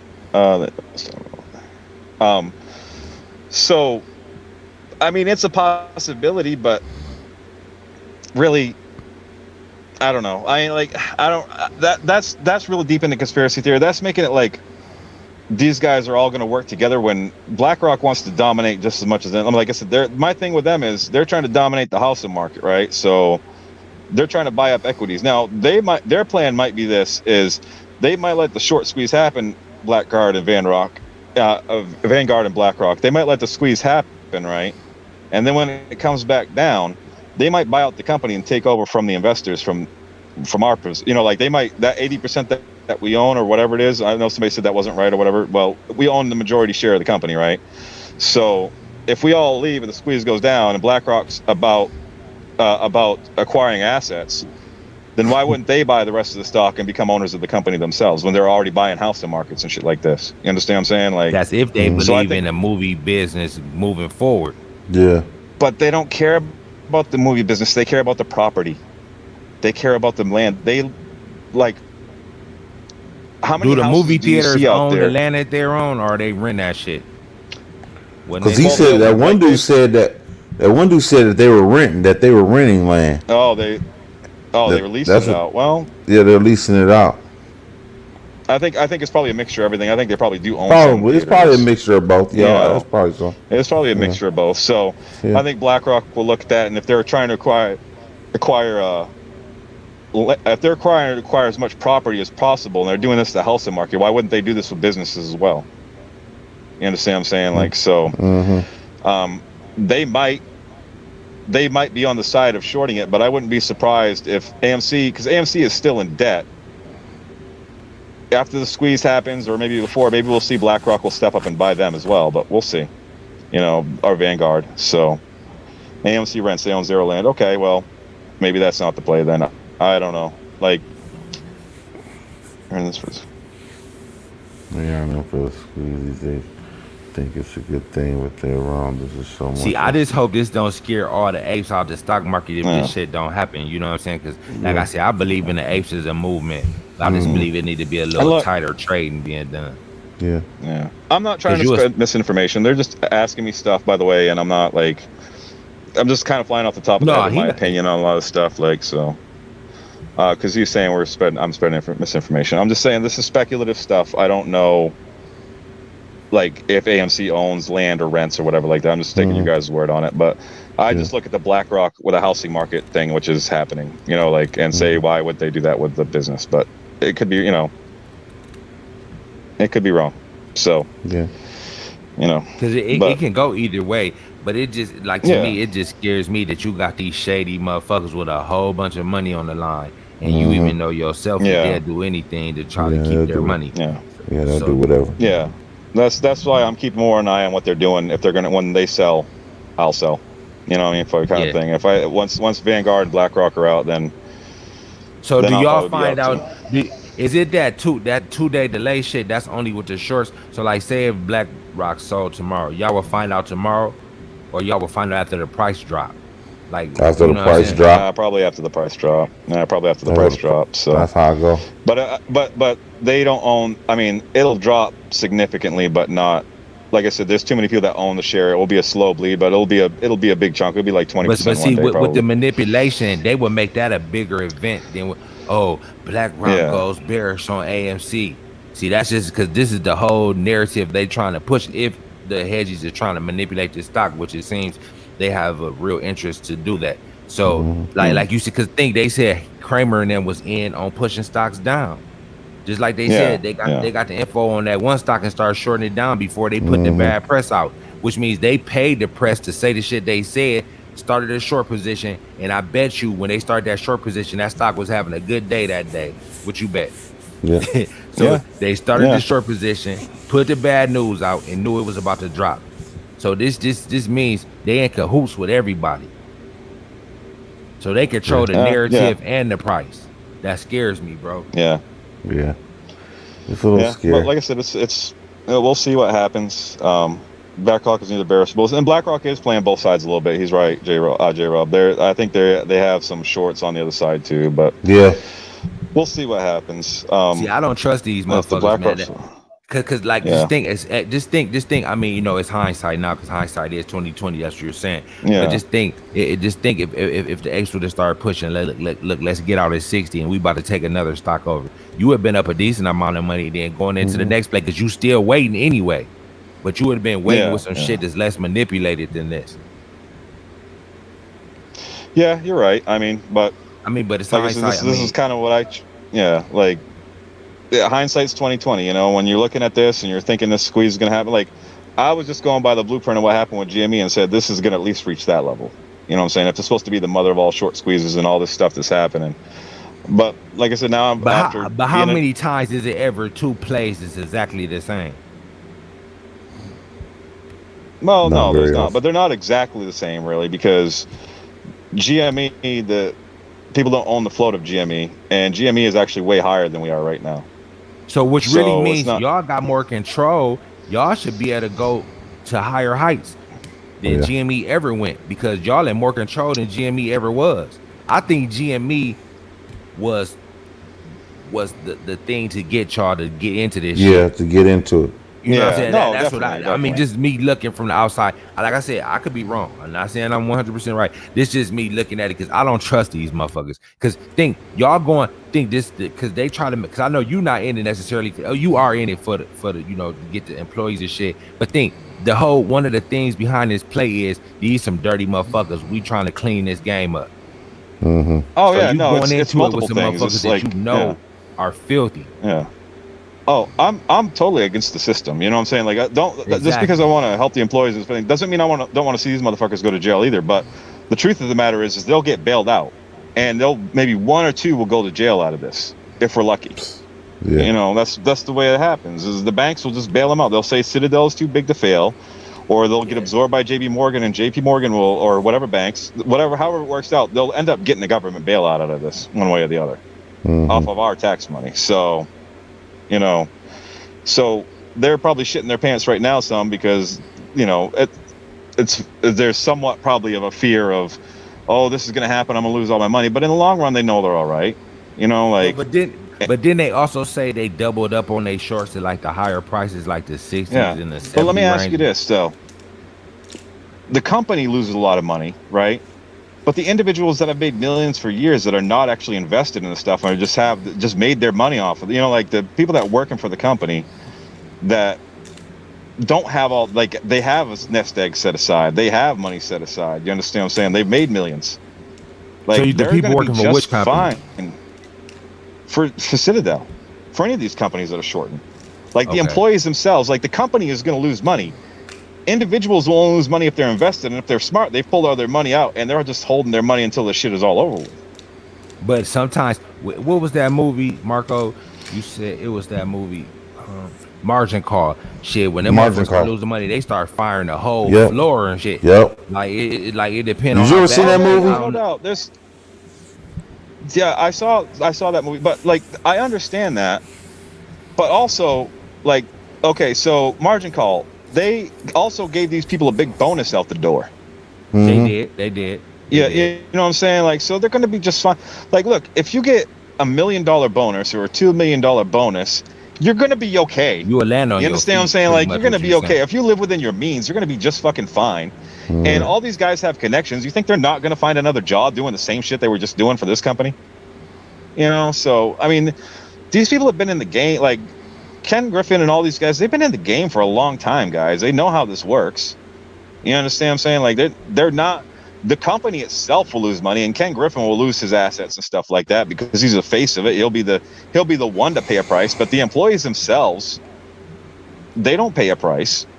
They're just going to lose their jobs, have to find a new job, and cut down on the lifestyle a little bit. But they'll probably still get bonuses. they'll probably still get paid out. You understand what I'm saying? Like, and if not, they've been investing for a long time. They should have some money saved up just in case. They don't have all their money tied up in investments. They have, I'm sure they have their just in case it rains day, millions of dollars set aside. And it's not like I'd feel bad if they were going out in their houses and living in the streets and stuff like that. That's not what's going to happen to these people. They're going to be just fine. You understand what I'm saying? Like, they're going to live in their house. They're going to find another job, and if not, they'll sell their house worth millions of dollars and be able to live off of that for a long time. So, I mean, that's the thing about this is it's not everybody's acting like we're taking to the system. We're trying to take down a company, a hedge fund, right? So that's great and all, but it really isn't going to have that much of an effect on the system as much as if we keep doing this and we keep making them do. You know, like if we keep, like I said before about the business, about getting better pay benefits for people. If we keep the movement going, we go around and do this to a bunch of different companies, then stuff will change. This is a one-time event right now. You understand what I'm saying? This is a once-in-a-lifetime kind of event that's happening with all the short squeezes going on and the stock market getting ready to crash and everything, and retail investors having first-time access to this stuff. This is all new territory. You think sometimes it seems like you got a little street smarts about yourself. Sometimes when shit seems too good to be true, because like think everything lining up for this one thing to happen. No doubt. You see what I'm saying? I mean, that's when I start using my street smarts. Like, hold on, this shit right here, it's like everything just lining up for me just to get rich real quick. Yeah. Just not real quick, but me holding this shit, it's just gonna all play out this way because it seems like it's so perfectly set up. When shit is so perfectly, usually when a big play happens, you just stumble up on the shit. Yep. You know what I'm saying? It's like GameStop. Nowhere. Yeah, GameStop. People stumbled up on that shit. So like when you expecting this and everything is supposed to be calculated, that's when they're gonna put all type. And then think the hedge funds know we dealing with a lot of new traders here, and we can fuck with their mind. We can scare a lot of people here. You see what I'm saying? Like, cause people gonna be getting impatient. As much as Matt, and then think you got, and then look at it like this: you got Trey and Matt who got a whole bunch of people listening to them, and they cracking. These motherfuckers, you just think the lower and lower this shit start going, these ain't no strong. Like, see, you done been in the trenches. Like you said, these boys ain't been in the trenches. So when this shit start going down and down, Trey not gonna even be nowhere to be found, and Matt, he ain't gonna be able to take the pressure when everybody in this comment section, what's going on? What's going on? We want some answers. These motherfuckers ain't type of person. See, you'll get up there and take the pressure. I'll take the pressure. Marco will take the pressure. These motherfuckers ain't gonna be able to handle that. So just think what that's gonna start doing to the ape nation. When your leaders start getting weak.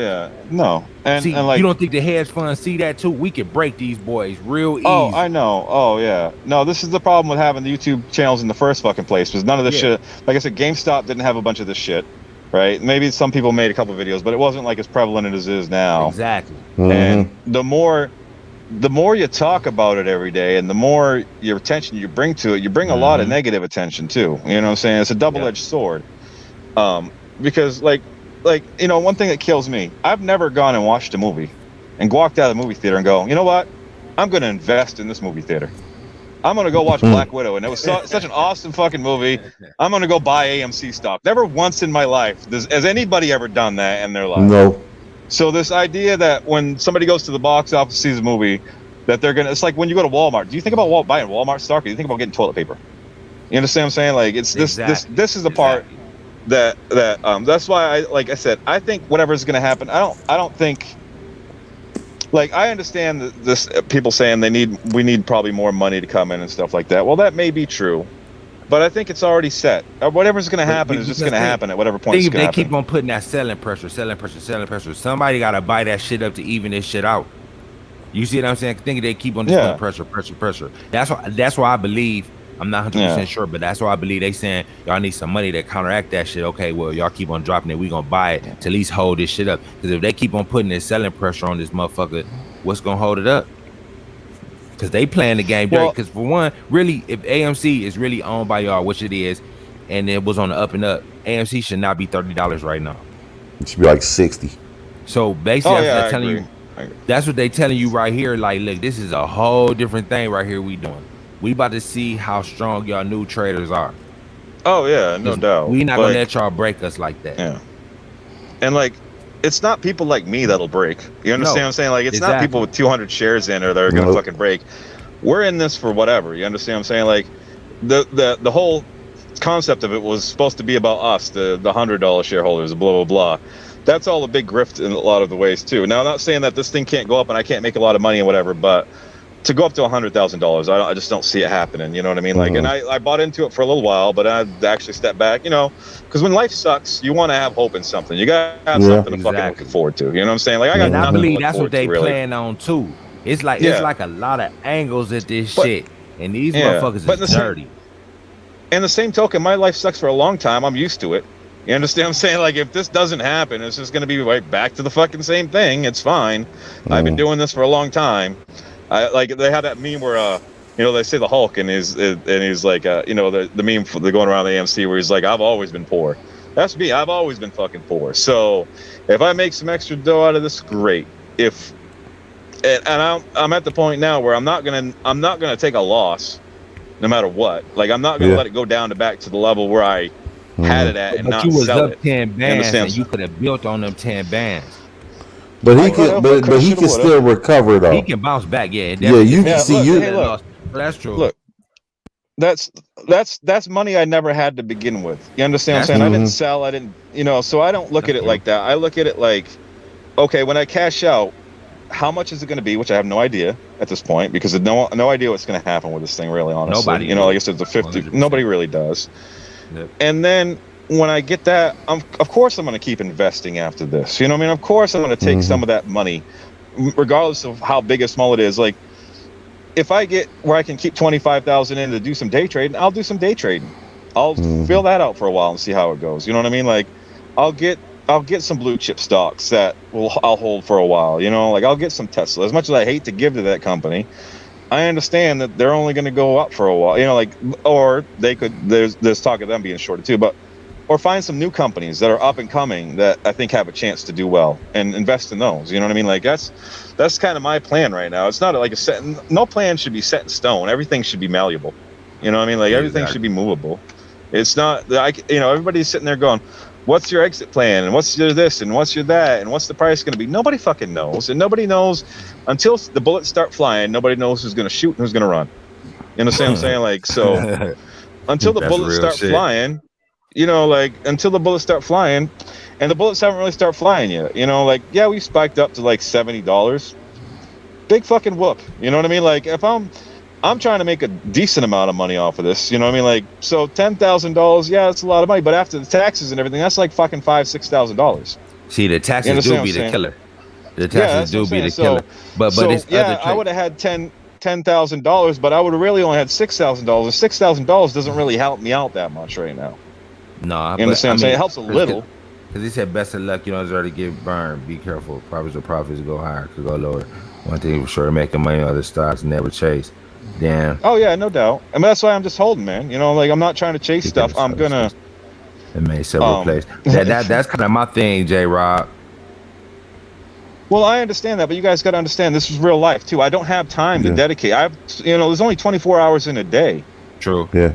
You know, like, I have a life. I don't have 8 to 10 hours a day to put in to do the deep research to find out what I actually invest my money. I just blindly put my money into something, you know, like, and just shoot for stars. Like, I want to do some research. You know, when I first started doing the day trading, I just kind of blindly threw my money in and just followed some trends, and I just wanted to see how it worked. You know what I'm saying, for the most part, and, like, you know, see what the daily movement was on these stocks. And it's not like.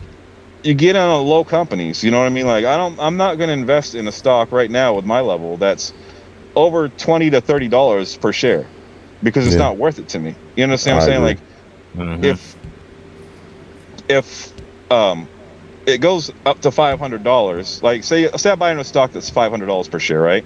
And it goes up $5 and I get 4 shares. Well, I made like fucking $20.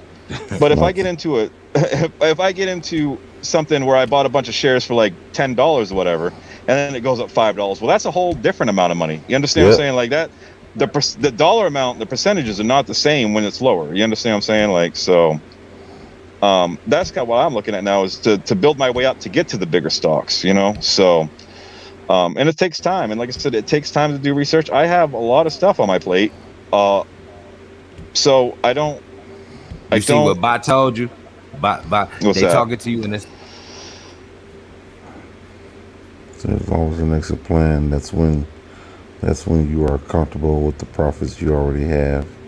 If Twitter has a lot of stock groups that post stocks, 1 hour a day is all you need. Yeah. Well, yeah, but I'm really, you may be right. You may be right. Everybody do they research differently, man. Yeah, like, You know what I'm look, saying? an hour worth of research, like, yeah, I guess, but that's counting on a lot of other people's opinions too. When you look at Reddit and Twitter and stuff like that, you know what I'm saying? Like, you're taking a lot of. It's no different than like Matt and Trey putting DD out there and saying. Now, I think the Reddit group is the certain groups in Reddit are a lot more trustworthy than the Matt and Trey, as far as what they put out for DD and stuff like that. But So I really want to look at. So how much time do you like to put in a company before you actually like want to invest? I mean, it depends on the company and how much money I want to invest. But I would like to spend, before I just jump into something, I'd like to spend a couple days at least tracking the stock, or a couple weeks. Like take a week and see how the stock performs during a weekly basis. See how much it's worth. See how much, if there's anything going on in the future, if there's any investments, if there's any growth potential. See how it's performed over the last 3 months, how it's performed over the last 6 months. See what kind of partnerships they have with people and what their business plan is going forward. So yeah, I could sit there and do an hour worth of DD and half-ass it, and end up fucking losing a lot of money, or I can actually take the time to sit down and look into all the aspects of these companies that I really want to put a lot of money into. Now, if I want to just gamble and, so, say I got $25,000 and I just want to gamble $500 away on something just to see how it goes, that's fine. I can do an hour worth of whatever then. But like, if I'm really looking to make money, you really want to see how our stock performs, because most stocks, kind of go up out of nowhere, I guess, in a lot of ways, but there's usually some sort of catalyst that makes that go. And you can track to a certain degree how a company is performing and what position they're going in. You understand what I'm saying? So, and even companies, like, just because a company is green for a couple months doesn't necessarily mean it's going to keep going that way. And sometimes when a company is red, you have to understand that they may have run into something that lowered the price for a while, and there's a reason why it's going to come back up. So it's easy to sit there and say it's an hour DD.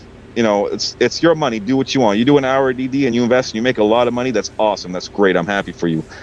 I would like to be a little more careful, because look, as much as I say this money won't hurt me, I don't want to lose all this money either. You know what I'm saying? I want to make the most out of this money that I can. So I'm not going to just jump at every fad that jumps. I'm not going to jump at Clove, and I'm not going to jump at Wendy's, and I'm not going to jump at everything that comes up, because it's so volatile. It goes up, a lot of these companies will go up 20, 30, 50, 100% one day. Workhorse team, like it was on the move. Down. That motherfucker done pull back nicely. Yeah.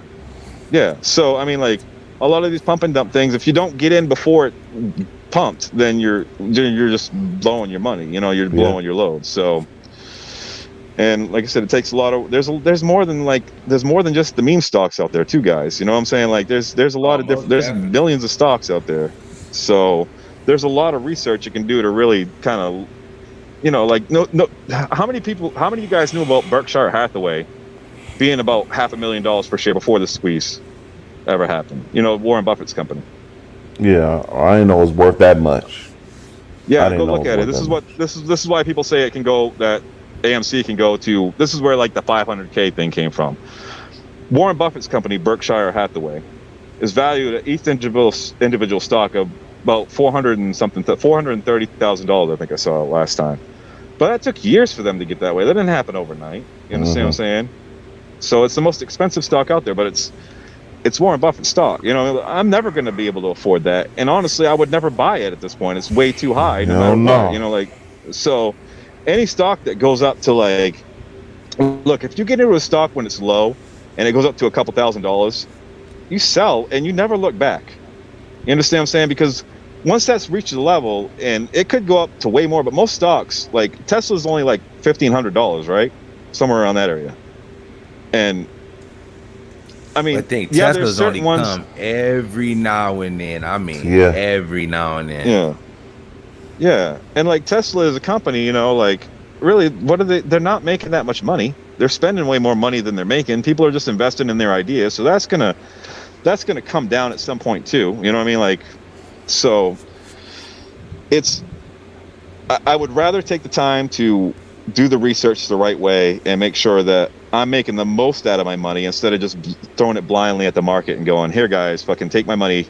Let's see what happens. Let's gamble this shit out. Let's play some blackjack. You know, like I like to gamble, but this has gotten to a point where like I want to make sure my investments are right investments. And I understand you're going to take a loss sometimes, but I like to minimize my losses and maximize my gains. And that's what everybody wants to do in there. You know? So that's the name of the game right there. Yeah. So J-Rob, that's a good play on Clove. You got in and got out like that. That's a hell of a play. Yeah. 9 gold at 28. Yeah. So congratulations, man. Like this, and like there's a lot of people that are playing the stocks right now, like making a lot of money. Hey, I'm happy for everybody making money. I am ecstatic for everybody making money, and I will sooner or later too. But I'm not in the position financially to be throwing money blindly at stuff. You know what I'm saying? I only got 2,000 initial invested in this, and it's up to like 10,000 now or whatever it is, you know, or 6,000 or whatever. I haven't even looked really lately. But you know, it's not enough money to really make a huge jump. I have to really kind of like slowly build my way up. Yeah. Unless AMC pops or something. And so the next time AMC spikes, I might sell. You know, I don't really know until it happens what I'm really going to do. I can sit there and think about it all day, and every day my opinion will change. Just like the DD for everything changes every day. Like I said, I've just learned it. It's going to be a gut feeling. In the end, it's just a gut feeling everybody's going to have of when to sell. Nobody knows when it's going to crash back down. Nobody knows if it's going to pop. Nobody knows if it's going to go bankrupt. Nobody knows until it happens. So, you know, I hope it works out in my favor. That's all. And if it doesn't, then oh well, on to the next fucking thing, you know. Yep, so, on to the next one. Guys, I do got to cut it short here, guys. Thanks for having me on again. Yeah, we out this business. Yeah, I know we went way longer. I really wish we'd have focused more on trying to push for the employees getting better pay and benefits. But that's, you know, obviously. Hey, this ain't it, man. We'll get on that. We have another show for that. You know what I'm saying? So and maybe something post squeeze that we can go back to too. You know what I'm saying? Like after the squeeze we want to definitely do that. So, all right, guys, good talking to you. Take care. All right, man. All right, y'all, man. Great show. We out this bitch. Thanks, crowd, for participating, man. We appreciate everything. All right, we out. We out.